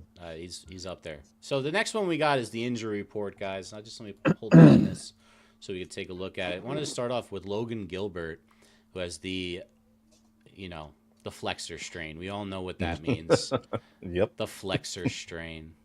The terminology of old TJ is coming down the pike anytime now. For Logan Gilbert, his first time he's ever been on the IL in his career.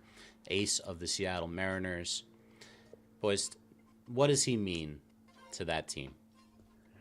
He's huge. I mean, obviously being a young kid too, and having that, and that's, you know, like Goody and I've talked about when we talked about injuries early in the year, and, you know, they give you these words to cover up what's going to come on, and hopefully it's not it. Hopefully, you know, it's not as bad as it is, but that's usually what ends up happening at some point. Maybe he gets through it a little bit, but at some point it's going to happen. And, you know, just with how young those guys are there, I love watching Seattle. And, you know, it's the young talent that they have. They don't get talked about a lot just because they're so far away and you don't see them a lot on TV. So if you don't know the game and if you don't watch it or pay attention, some of these names don't go, you know, recognize as much as they should. Like, you know, Buster Posey comes to an example. Like, obviously being on the West Coast, you didn't get to watch him that much. And I think there's a lot of that happens where you see misguided talent that is really, really good, but you just don't put eyes on the product sometimes. And I think it's a huge loss. It's not going to be a 15-day up. I can tell you that much. It's going to be longer than that. Hopefully it doesn't turn into TJ, but when it comes down to that with him, anchoring that rotation and being a young arm and having that experience of success and winning and being that guy, it stinks for a young guy like that, because obviously talking about Jacob deGrom in that aspect where you don't want it to linger and it keep manifesting into more stuff. So you just wish him the best at this point.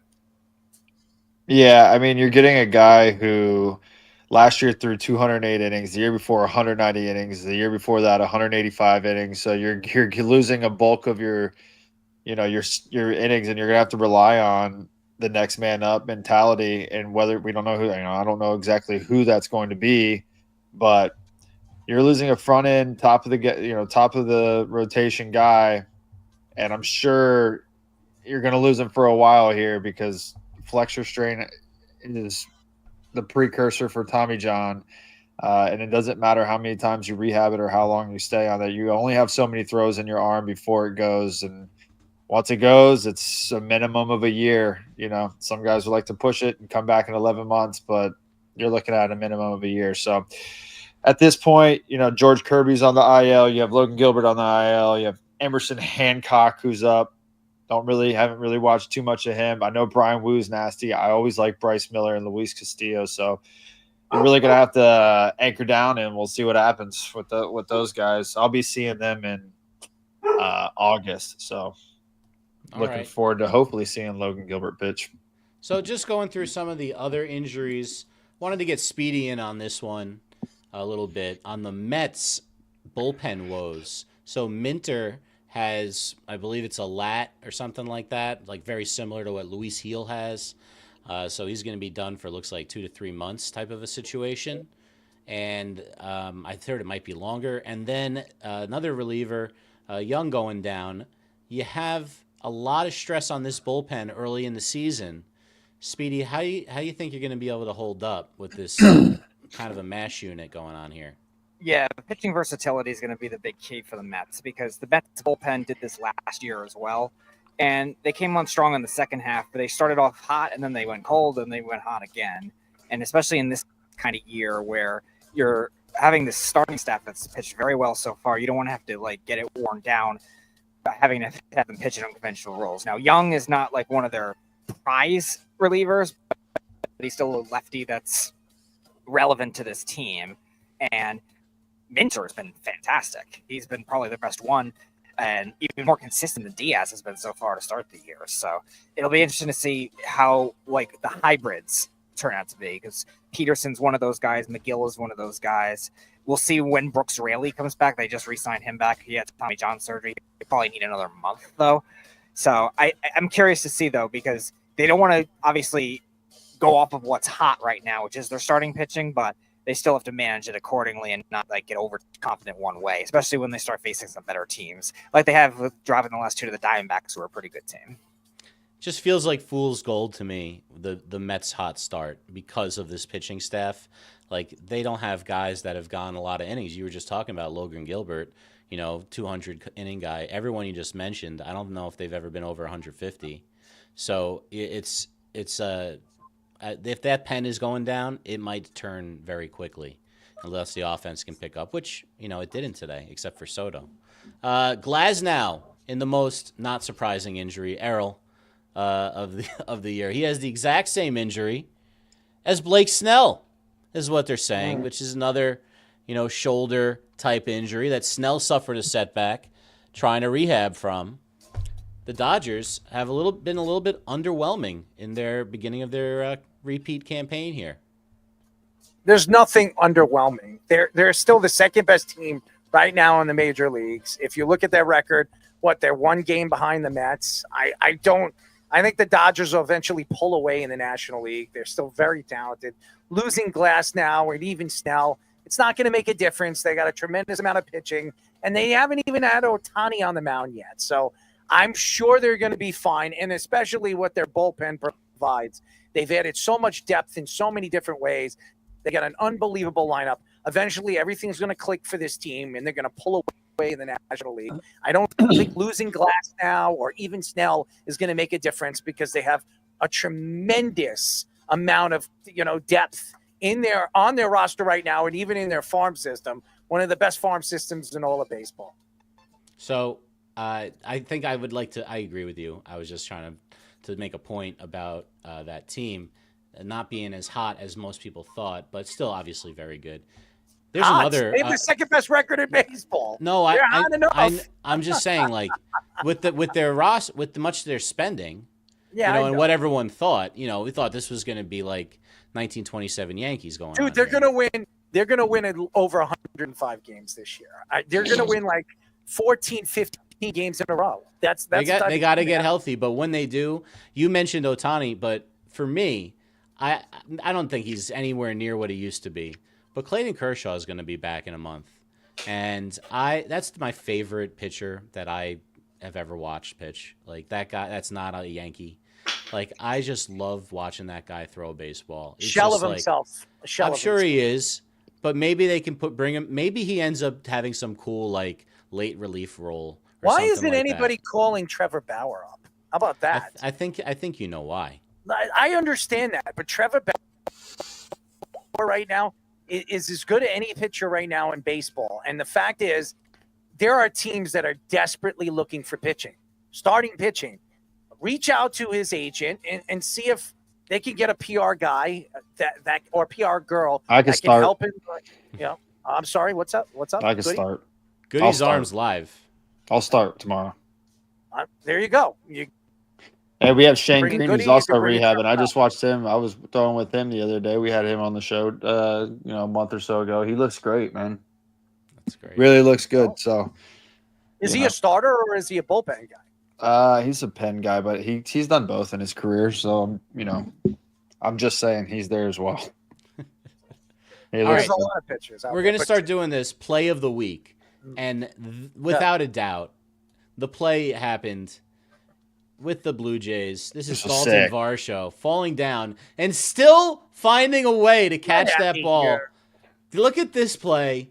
This is one of the craziest catches I've ever seen in my life. Falls down, somehow keeps his eyes on the ball the whole time, and backhands it. Former catcher, Gold Glove outfielder now, Dalton Varsho. Guys, you ever seen anything like that? No. No, I mean... No, they say baseball players aren't athletes. That's an athletic play to be able to. Here he goes. There he goes. Wait. Errol, you don't think baseball players are athletes? What I said was, if you were to ask me right now, who is the least athletic of the sports, it's baseball players. Yeah, it's ridiculous. That's the most stupidest comment you could have ever made in your entire life. Why is that? Why is that? Because if you put a baseball player in any other sport, we can compete. If you put a basketball player on the mound and try to have them throw, watch it. You're telling me that you are more athletic than a LeBron James. You're going to tell me you could get on a I'm telling you right now that I could shoot a basketball from a 3-point line, but LeBron James cannot throw 90 miles an hour. Well, why does he have to? I'm telling you that I'm telling you he couldn't throw strikes. Until you couldn't throw strikes. Baseball's different. That's technique. It's still an athletic movement. Come on. You're going to tell me. Okay, so the greatest. I don't even want, this is so dumb. The greatest basketball player ever couldn't cut it on a baseball field. It's a different sport. Okay, you're going to tell. All right, there are guys that are playing baseball right now that can step up the plate and they're almost 300 pounds. Okay, you think they can do that on a basketball court? You think a 300-pound fatso can go up and down a basketball court? Come on. Errol, I'm saying that we can still compete. We can shoot the basketball. We can dribble the basketball. But it's easy. That's fundamental. That's not a problem. When you take an athlete, look at all the NFL draft picks that come out and try and take BP. They look terrible. Aside from maybe like Russell Wilson. I never said baseball players aren't athletic, Nick. You said they're the least athletic. Athletic out of the 4 top sports. Yes. Hockey players are more athletic. No, hockey players are more athletic. Hockey players are athletic.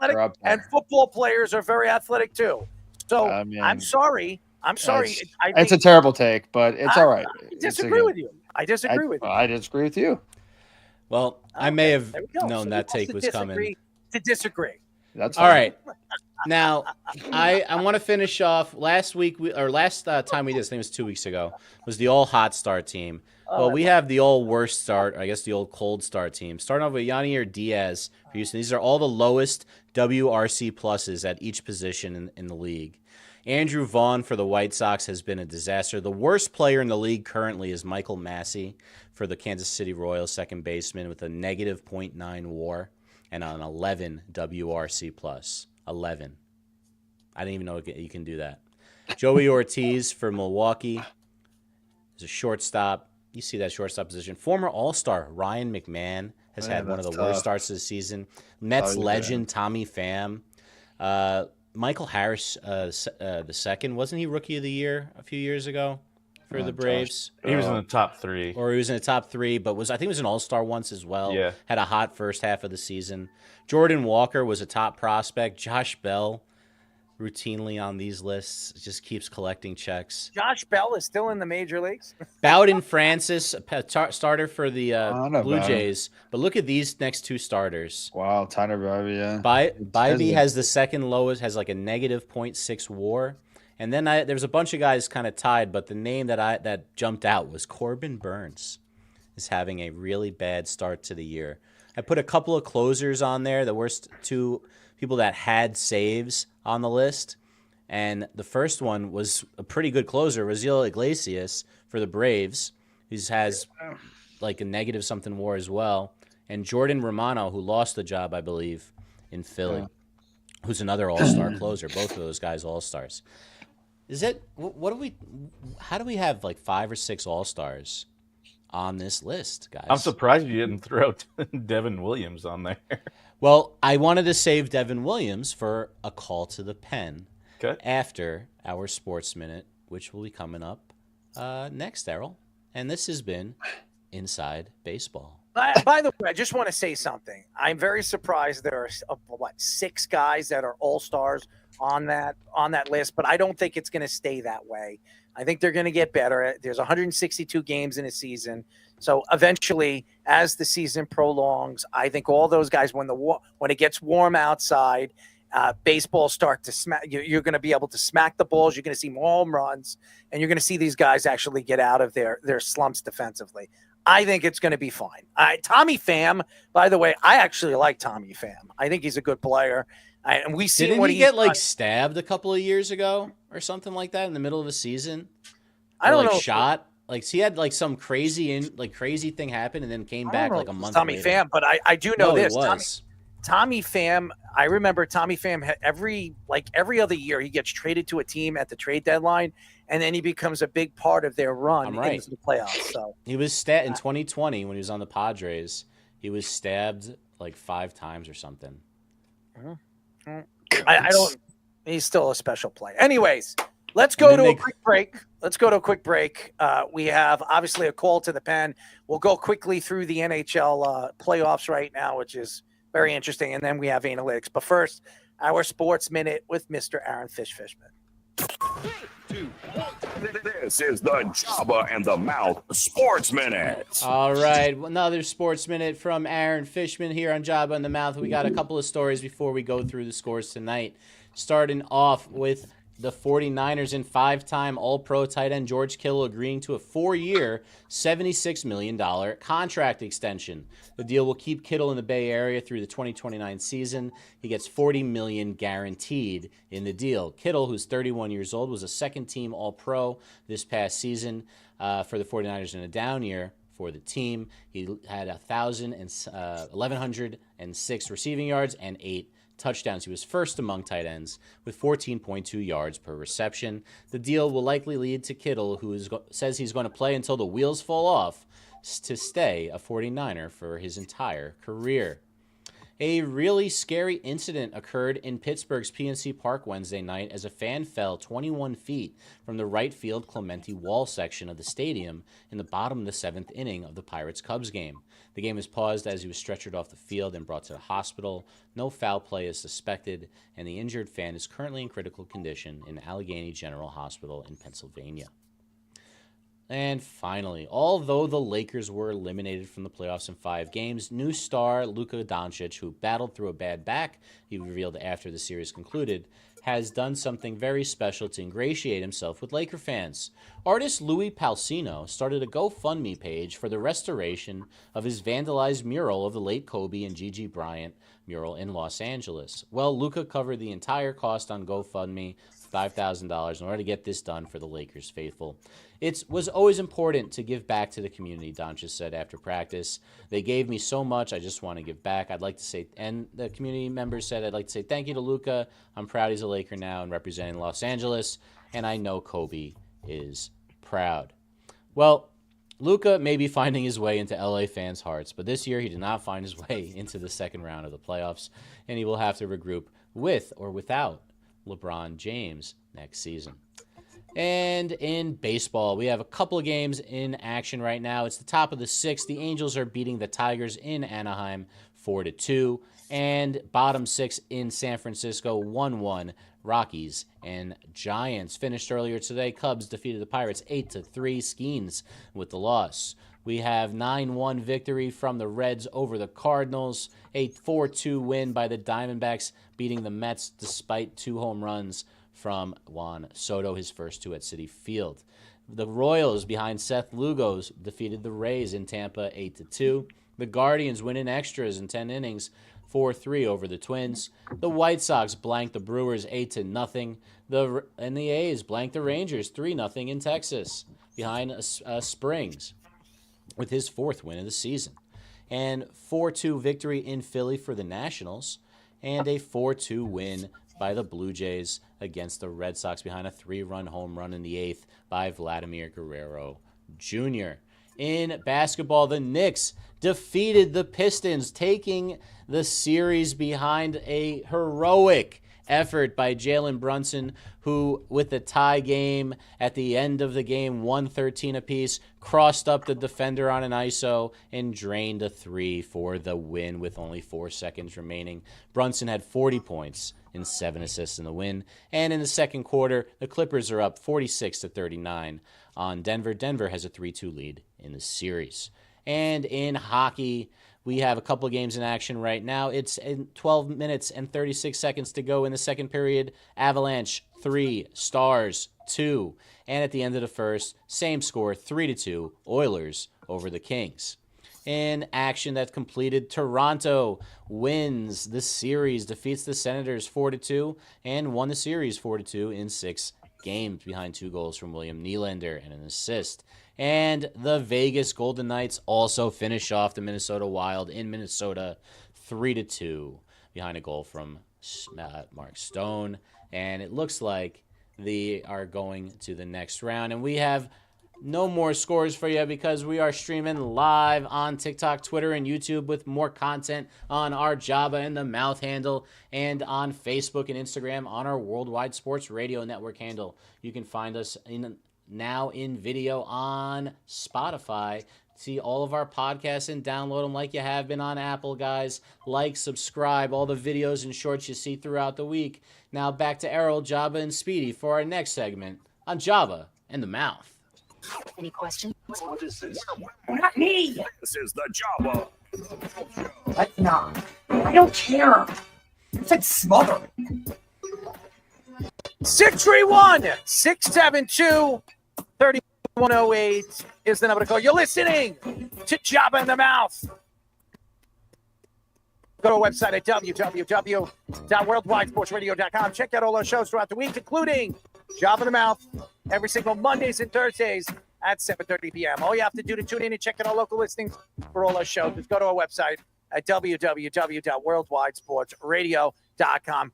Obviously, we know Speedy is not a DJ because the music that he picks, I told him to go hip-hop. He goes like I don't know what the hell that is. But anyways, ladies and gentlemen, we call this segment a call to the pen. Think you can throw a strike on this pitch? It's not going to be much on it. My arm feels like jello right now. Just get it over the plate. I want him to swing. Last time I did that, the guy hit one that hasn't landed yet. For a call to the pen. All right, ladies and gentlemen, it's pretty simple. Jabba and the Goodster are going to go back and forth and tell us, well, obviously Fish is going to have some questions, but they're going to go back and forth and tell us stories about their time in the MLB. Let's do it. Here, let me add myself back in. We'll go with it like this, and we'll just throw you up in the middle when your turn's up.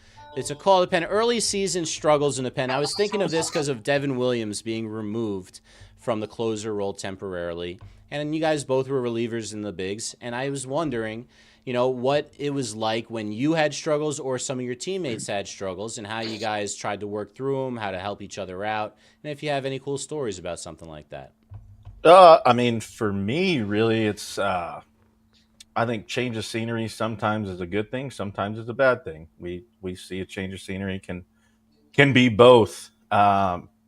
I think sometimes too, and obviously we'll get Goody's take on this, but I sometimes think when you struggle, sometimes you try to do too much. Like you overanalyze and you become paralysis by analysis, because you have so much video and you have, like, you're in the big leagues for a reason. And you just try to get better at what your craft is every year, every game. And I think too, when you have struggles, I think sometimes less is more. There may be, you may have moved hand position. You may be leaking on your front side. There's a lot of euphemisms that I could use. But I think too, with a change of scenery, with certain things, with struggling and getting taken out of position that you're used to, and we'll specifically talk about Devin Williams, is maybe going into it knowing what he had and what Luke Weaver has done. Maybe he tried to do too much. Maybe he was trying to make one pitch better, because we've all fell into this, like where, I threw a bastard slider, I got to make this one even better. It turns into a cement mixer and it's 420 feet to left field. And so I think for him, he just needs to trust his stuff and know he's good enough to do it. And Nick Turturro and I talk all the time, and we had him on the show, and he's a diehard Yankees fan, and we talk pretty much every day when it comes to the Yankees. And maybe there's a different role for him on this club compared to when it was with the Brewers. And sometimes that is what happens. And you've seen what Luke Weaver can do. He's very capable of it. We've seen it in the regular season. We've seen it in the postseason. And maybe Devin is more set to set up. We'll see what happens. Is he going to win it back? I don't know. But I think he just needs to trust the process. And, yeah, we all have rough outings, and we all have rough starts. And I think it's just trusting your ability, trusting in what you do, and not over-analyzing it to, like, where you have to reform everything. Like, it's not working here, I have to change everything. I don't think you have to do that. And I think, and I hope he doesn't. And I think he's going to be good. Yeah, it was a rough month. Let's put it that way. It is what it is. But I think with his ability and his pitchability and knowing what he's good at, I think he'll be just fine. Yeah, is it going to take a little bit? But I just hope he doesn't try to recreate the wheel, because that wheel is what got him here. And obviously what made him sign with this team and what they believed he could do. So I think he'll be fine. I just hope he doesn't try and do too much and change a lot of things, because when that happens, then it changes who you are, and who you are is what got you here.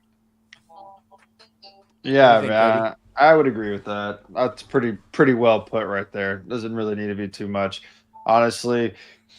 A few things that I would do and that we would do as a bullpen. We would probably go out if we were struggling. Just go out and just torture your body. And then, like, on my end, like, if I had a rough one, I would usually go to like McDonald's and order like 2 Big Macs, an extra large Coke, a Biggie Fry, and just pound it to the face and just feel terrible about myself for that night. Wake up the next day and be ready to rock. So, like, everybody has their own way of getting out of a funk. He needs to just make small adjustments. Baseball is a game of adjustments, so it needs to be small adjustments. Probably needs to get in with Matt Blake or Desi, and just hone in on one specific thing, because sometimes it could be the most ridiculous thing that changes your whole year and it's literally, I mean, personally for me, I was struggling really bad in 2019 in AAA, coming back from an elbow surgery, and my slider was not very good. And a fan showed me a picture that she took of my hand on the baseball when I was throwing a slider. I kid you not, and my pointer finger was off.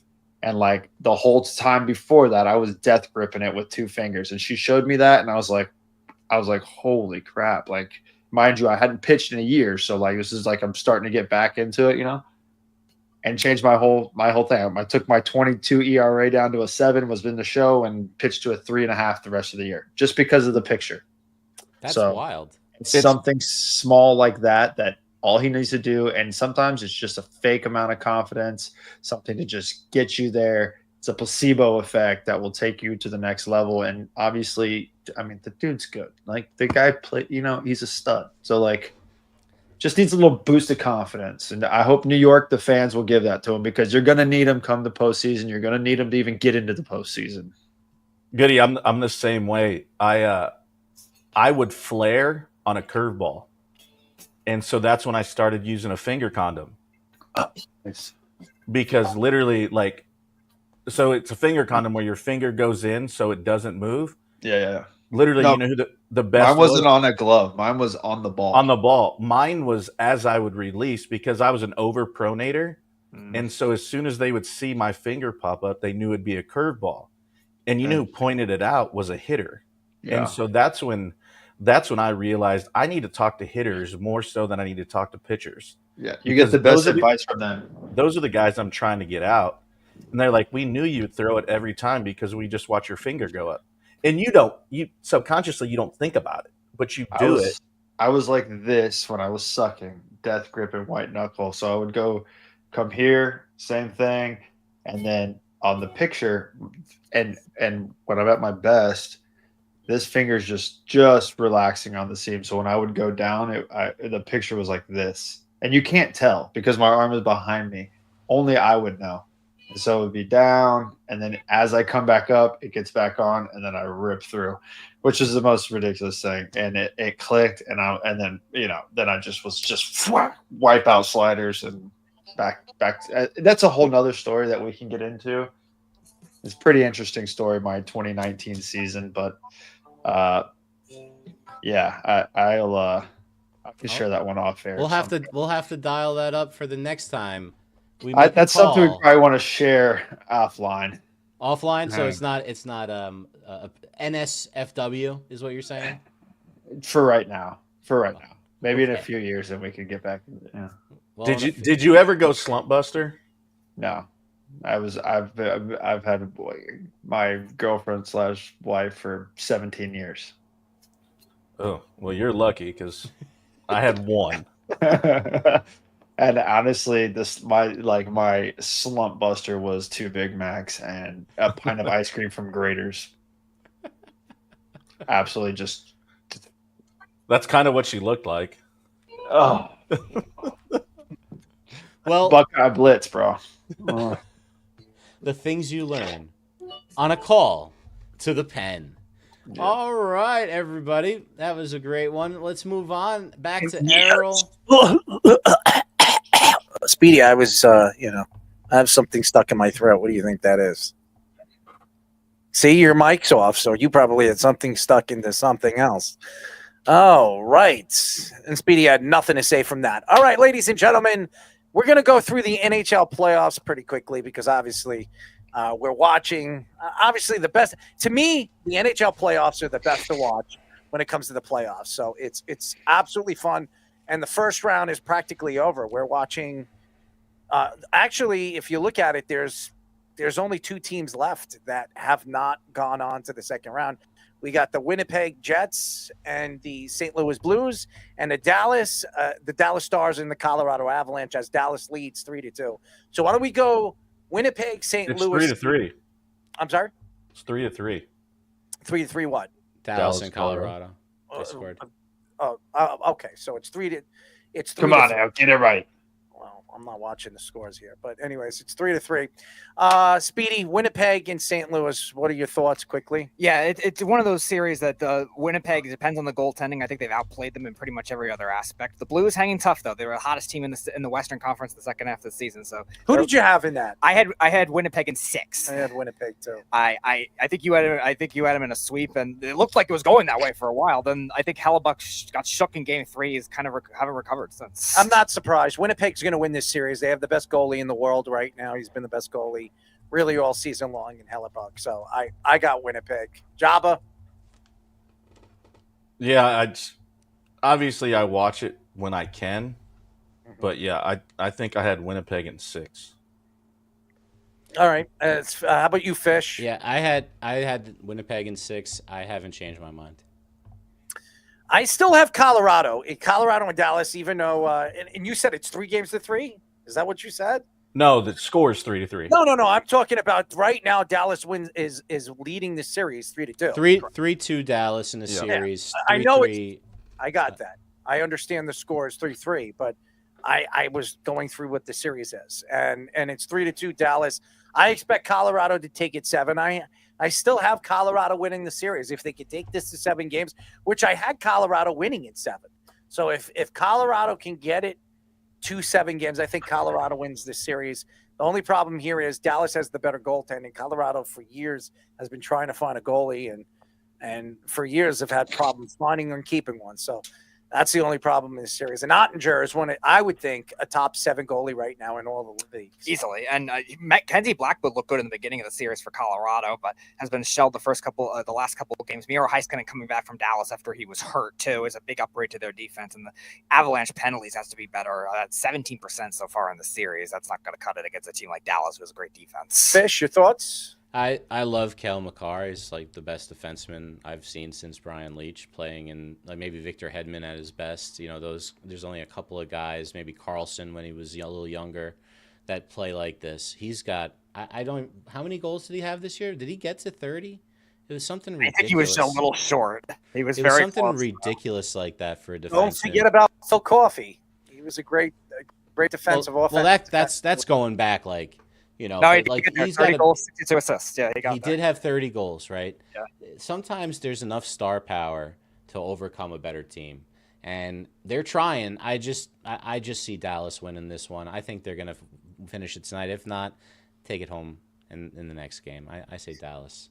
Not surprised about the Vegas Knights. We all had Vegas moving on, and they beat a Minnesota team that's been up and down all season long. The surprise is the way they stayed afloat in the second half of the season, but Vegas moves on. The Kings and Edmonton, I forgot that series is still 3-2. I'm the only one I think had Edmonton winning that series. No, I had Edmonton too. Oh, you did. So yeah. So it was me and you that had Edmonton moving on. Everybody else did not. I expect Edmonton to end the Kings. I think Edmonton has the best player in the world right now, and he's proving it in this series as well. And they got arguably the 2 best players in the world. Toronto knocks off Ottawa. Not surprised. A lot of us, I think everybody had Toronto winning except I think Jabba had the upset, I think. Yeah, he went Ottawa, I think. I did Tommy have Toronto too? I believe so. I think it was Jabba that had that upset, I'm pretty sure. Not surprised Toronto's moving on. And by the way, Florida beating Tampa 4-1. I mean, just absolute demolishing the Tampa Bay Lightning. Well, a lot of people thought the Lightning were going to put up a fight. Florida is going to be the team to beat right now. I'm not surprised Florida's moving on 4-1 with the talent that they have, with Kachuk healthy and adding Brad Marchand at the trade deadline. I mean, this team is and don't forget, Errol, the goal and 3 assists and the +4 by Eetu Luostarinen. No, it was more of a defensive defense, but it just proves how much depth that they really have. And this was a Tampa team that had the best goal differential in the East, and Florida took it to them. Carolina, obviously knocking off the New Jersey Devils, and I want to let the fans understand something. If New Jersey had Jack Hughes, I think it'd be a different series, but they absolutely demolished the New Jersey Devils, and they're going to have a lot of questions in the offseason. Do they keep their coach? Do they move on? There's a lot of questions with the New Jersey Devils moving forward. They're a very good team. and they added goaltending in the offseason. It wasn't their weakness, but Carolina was by far the better team. It just didn't make sense, Errol. I was saying this when they were at the trade deadline buying guys. If you don't have Jack Hughes, what are you really trying to accomplish other than a first-round exit in 5 games? Yep.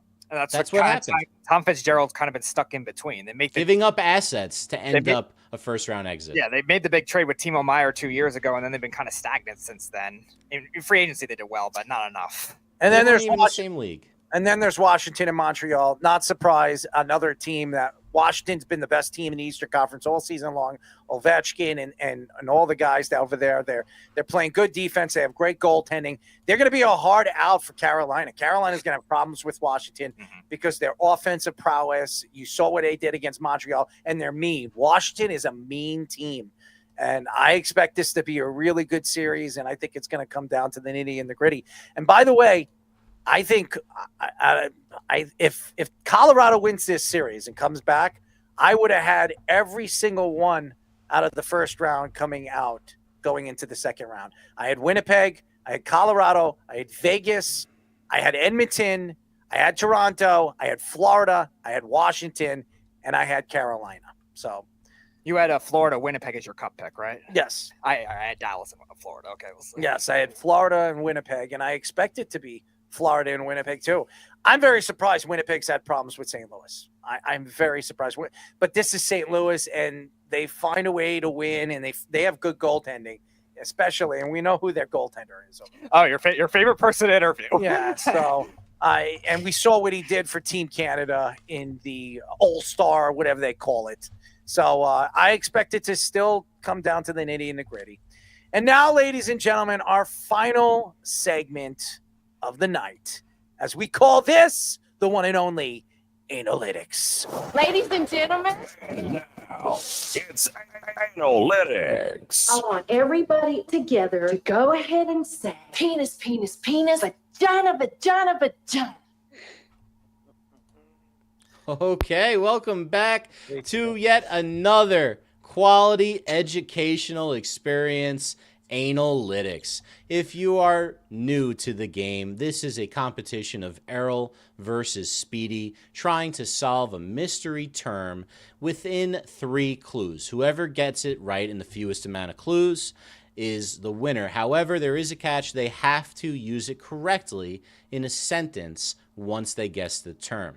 Now, they've both thought of mystery terms, and they're going to share them to each other first for a wild guess round before the clues start, except the terms are a little different. So Speedy, who is a master of sports analytics, is coming up with a sports analytical term, and Errol, tonight it'll be from basketball. This is not usually Errol's forte. Errol's more of an eye test man when it comes to sports, more of a traditionalist, as they say, with how he evaluates the athlete. So these terms are foreign to him. Foreign to Speedy, though, are not these terms. These terms that Speedy will be getting from Errol are what Speedy usually calls gross sexual crap. Yes, these will be sexual innuendos, and they will go over Speedy's head on a daily basis. So he is going to have just as hard as time to trying to figure out his term as Errol will his, leading to the great competition of Analytics. Boys, you ready for tonight's game to start? I'm always ready. All right, we're going to get the music going. Speedy, for your big reveal of your term of the night. All right, so it's P-E-R. P-E-R. P-E-R. Rating is one of them. Yep, rating is correct. And this is basketball, right? Points? No. All right. Got All one. right. You got one. But no cigar. All right, Speedy. You're on the clock. Here comes the music. Errol. All right, the Speedy. big reveal. Here it is. Oh, yeah. Topping. It's so vague that I wouldn't want to know what it is. All right. Topping. Not the guy that played for the Knicks. No. His brother in the minors. I know. I figured it wouldn't. Didn't have anything to do with that. All right, let's go for the approach of maybe it's like having to do with like dessert topping. So it was like whipped cream bikini things that I know a lot of women like to do. So maybe because you watched Varsity Blues once. So one of those types of things, but also like freaking sex on the beach type thing. Speedy, I guess I'm gonna answer that wrong. It was not very coherent of an answer, but I award you an A for effort. No points. An A for effort for this. And God rest your soul. God rest your soul. We are all All done right. It's time for a clue, Speedster. On PER. Okay, so if you have a higher shooting percentage and you also do it while not having to use so many possessions to do it, you're considered one of the more blank players in the NBA. Okay. That's a good clue.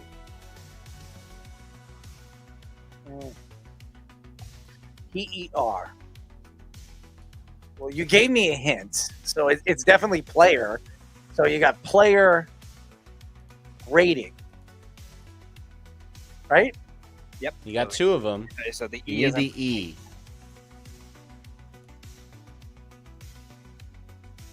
I don't get it. I don't get it. Nope. All right. We're not there yet, but not that far away after one clue. Except now the tables have turned. And guess what happens now? We are going to have Speedy coming on up for the next one on analytics. Okay, Speedy. One of the holes get reamed. Okay. One of the holes.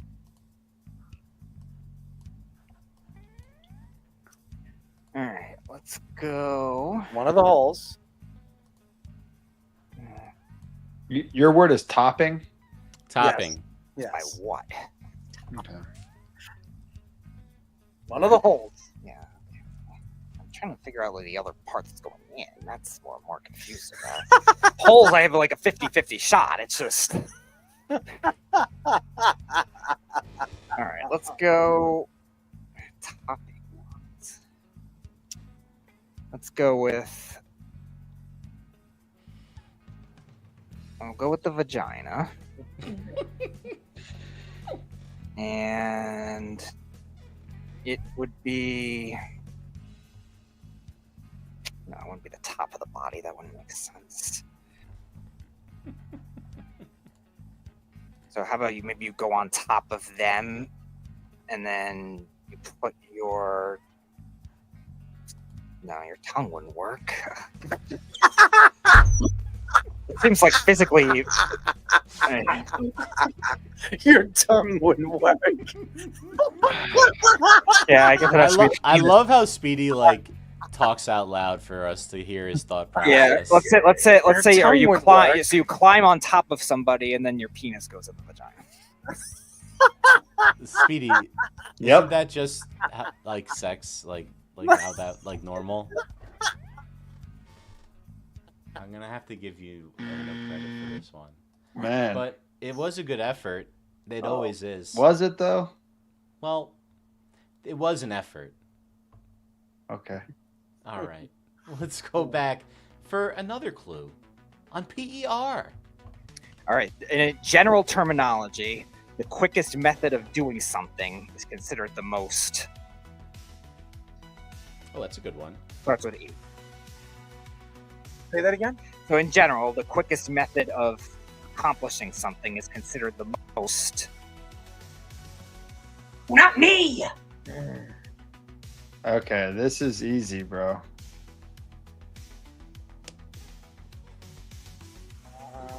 With an E. Yeah, the quickest. It's one of Speedy's usual, terms that describe something. The quickest and most blank. I think I've got it. Yeah, you got it. Let's go. Player efficient rating. That Did I get it? is Did I get correct. Yeah, it's efficiency. Player efficiency rating. We're not going to hold it against you that you don't know how to conjugate verbs in the English language, but that is correct. That here's a problem. You have to use it in a sentence correctly for the complete win, or else Speedy gets a chance to win or tie. LeBron James' player efficiency rating is better than Will Chamberlain's was in 1970. That's good. I'm going to have to look it up right now to make sure that that's right. 1970, Wilt Chamberlain PER, which is definitely not a stat from back then. Makes sense. So he had a PER career of 26.2. And LeBron's is higher, so Errol's right. 26.88 for his career. Errol, that means you are tonight's runaway champion of Analytics, a quality educational experience. But, we can't just leave this unfinished for Speedy despite Speedy, this. ready? Here we go. Two guys can have a little fun this way. Okay, so it's tag team. Tag team. Sexual crap. Like the Usos? On the same. I don't know what that means. That doesn't help me. Sexual crap. All right, so. Hole. There is a hole. I remember the whole Back part. again. It's like the only part I can figure out in this. Question is, was I right on the vagina?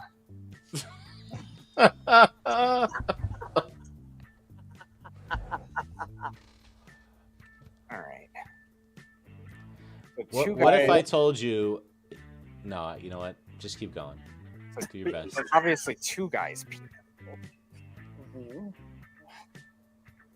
it going at the same time, or is it layered on top of each other? Layered. Layered on top of each other. Let's go at the same time. Like an art project. Into the vagina while they're on top of a woman. At the same time is what you're saying. At the same time. I'm going to go with in that. the same location? Yeah. Do they absorb each other's bodies? I don't know. You don't know. How the hell is two guys get on top of one woman to get it in one hole? I feel like Speedy is on the dark web more than we realize. How is that possible? I'd like to see that. Well, I mean, since it's an educational experience of highest of quality, Errol, you do have to educate Speedy on this term before we leave tonight. Here's the definition. It's when a person who is actively engaging in a penetration during sexual intercourse, typically in what? What hole? Vagina. No. Ass. There you go. Anal intercourse within the LGBTQ community. What is that? I know what that is, but what does that have to do with a woman? Doesn't have to do with a woman, you idiot. It's two men. Well, I did read that it can be two women with a strap on, but it can, but it's two men. It's two men penetrating from where, Speedy? Penetrating the asshole. That's that was at 4:06:30. Yeah. Sound clip, man. The asshole. Speedy, you didn't win tonight, but you always give your best effort, which is why we have such a great time learning. Wait a second. I just, how do you layer two penises on each other? I don't get that either. Well, you make a backsplash first, and then you put the first one down. I don't know, man. Speed should be looking at some weird ass shit. His internet browser probably just. What the hell? How do you layer a penis on top of a penis? Is that something that you typed into Grok yesterday or something? Like how to do it? I'm just trying to think of this. How does that work? Does it go opposite? I don't know what that You're talking about search history. That's the first thing I cleared when my dad passed away. I didn't want to know. How does two penises overlayer each other to go inside of a woman? Well, it's like a French braid, you know, like you turn it one over the other. One over the other, layered. Those got to be monster penises, Speedy. Very dexterous as well. Anyways, ladies and gentlemen, that's it for our show and Analytics. Thank you to former NFL player, former Jet, first-round draft pick, Dolphins and Rams defensive end, Quentin Coples. Thank you to all the fans out there on social media, on all the trends on Twitter, X, Instagram, Facebook, TikTok, Apple Podcast, Spotify Podcast, and then obviously on our Spotify video as well. All you guys on our social medias, everybody that goes to our website and reads all our great stories, thank you to all the fans out there that keep in tune to all the crazy stuff that we do on and off the show. And again, thank you for continuously keep, watching our show and really entwining into our craziness and our personalities. And by the way, thank you to Goody for joining us. I know he's been very, very busy with his family. As always, he's a big part of the show as well. And all the fans always love you, Nick, when you come on the show. As we know, Carl is like infatuated with you for some reason. I don't get it. I don't get it, but he's infatuated with you. He's like, every time, Goody! It's the Tampa-Orlando connection. There must be something. I have no idea what it is, but Carl's my dog, dude. And the Cubs do need a bullpen arm. Let's go. Java, crank that thing up. Let's ride, dude. All right, Nick Goody signing with the Cubs in late August. Yep.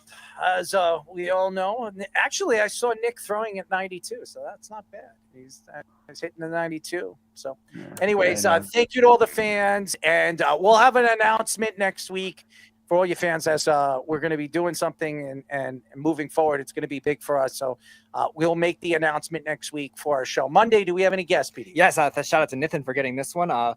Cam Lockridge, he's an undrafted free agent. He played with Fresno State. He's a defensive back. He just signed with the Buffalo Bills. Oh, there we go. Hopefully a big part of the Buffalo Bills secondary, right? He's a secondary? Yeah, he's a defensive back. Yes. DB, or maybe even he could be safety. He could very much be a safety. He's pretty big. So we're very interested to see what he has to say about the Buffalo Bills now. But a lot to get into on Monday, as a lot of things that could happen. We got the Knicks and the Celtics that start, I think, on Sunday, if I'm not mistaken. So I think Monday, actually. Is it? You sure? I thought it was Sunday. I think the last the contingency games were going to be on Sunday. So if there's anything that goes to Game 7, it should be on Sunday. So I think they would start on Monday then. If Denver wins, if Denver wins, there's no more games, right?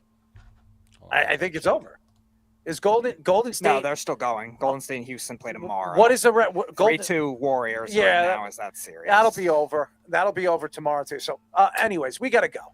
Thank you to the fans. We'll be back on Monday and Thursday. Until then, have a great weekend. Enjoy the crummy weather here in New York and the interesting weather in Nebraska, and always the hottest weather in Florida. Good night, everybody. Worldwide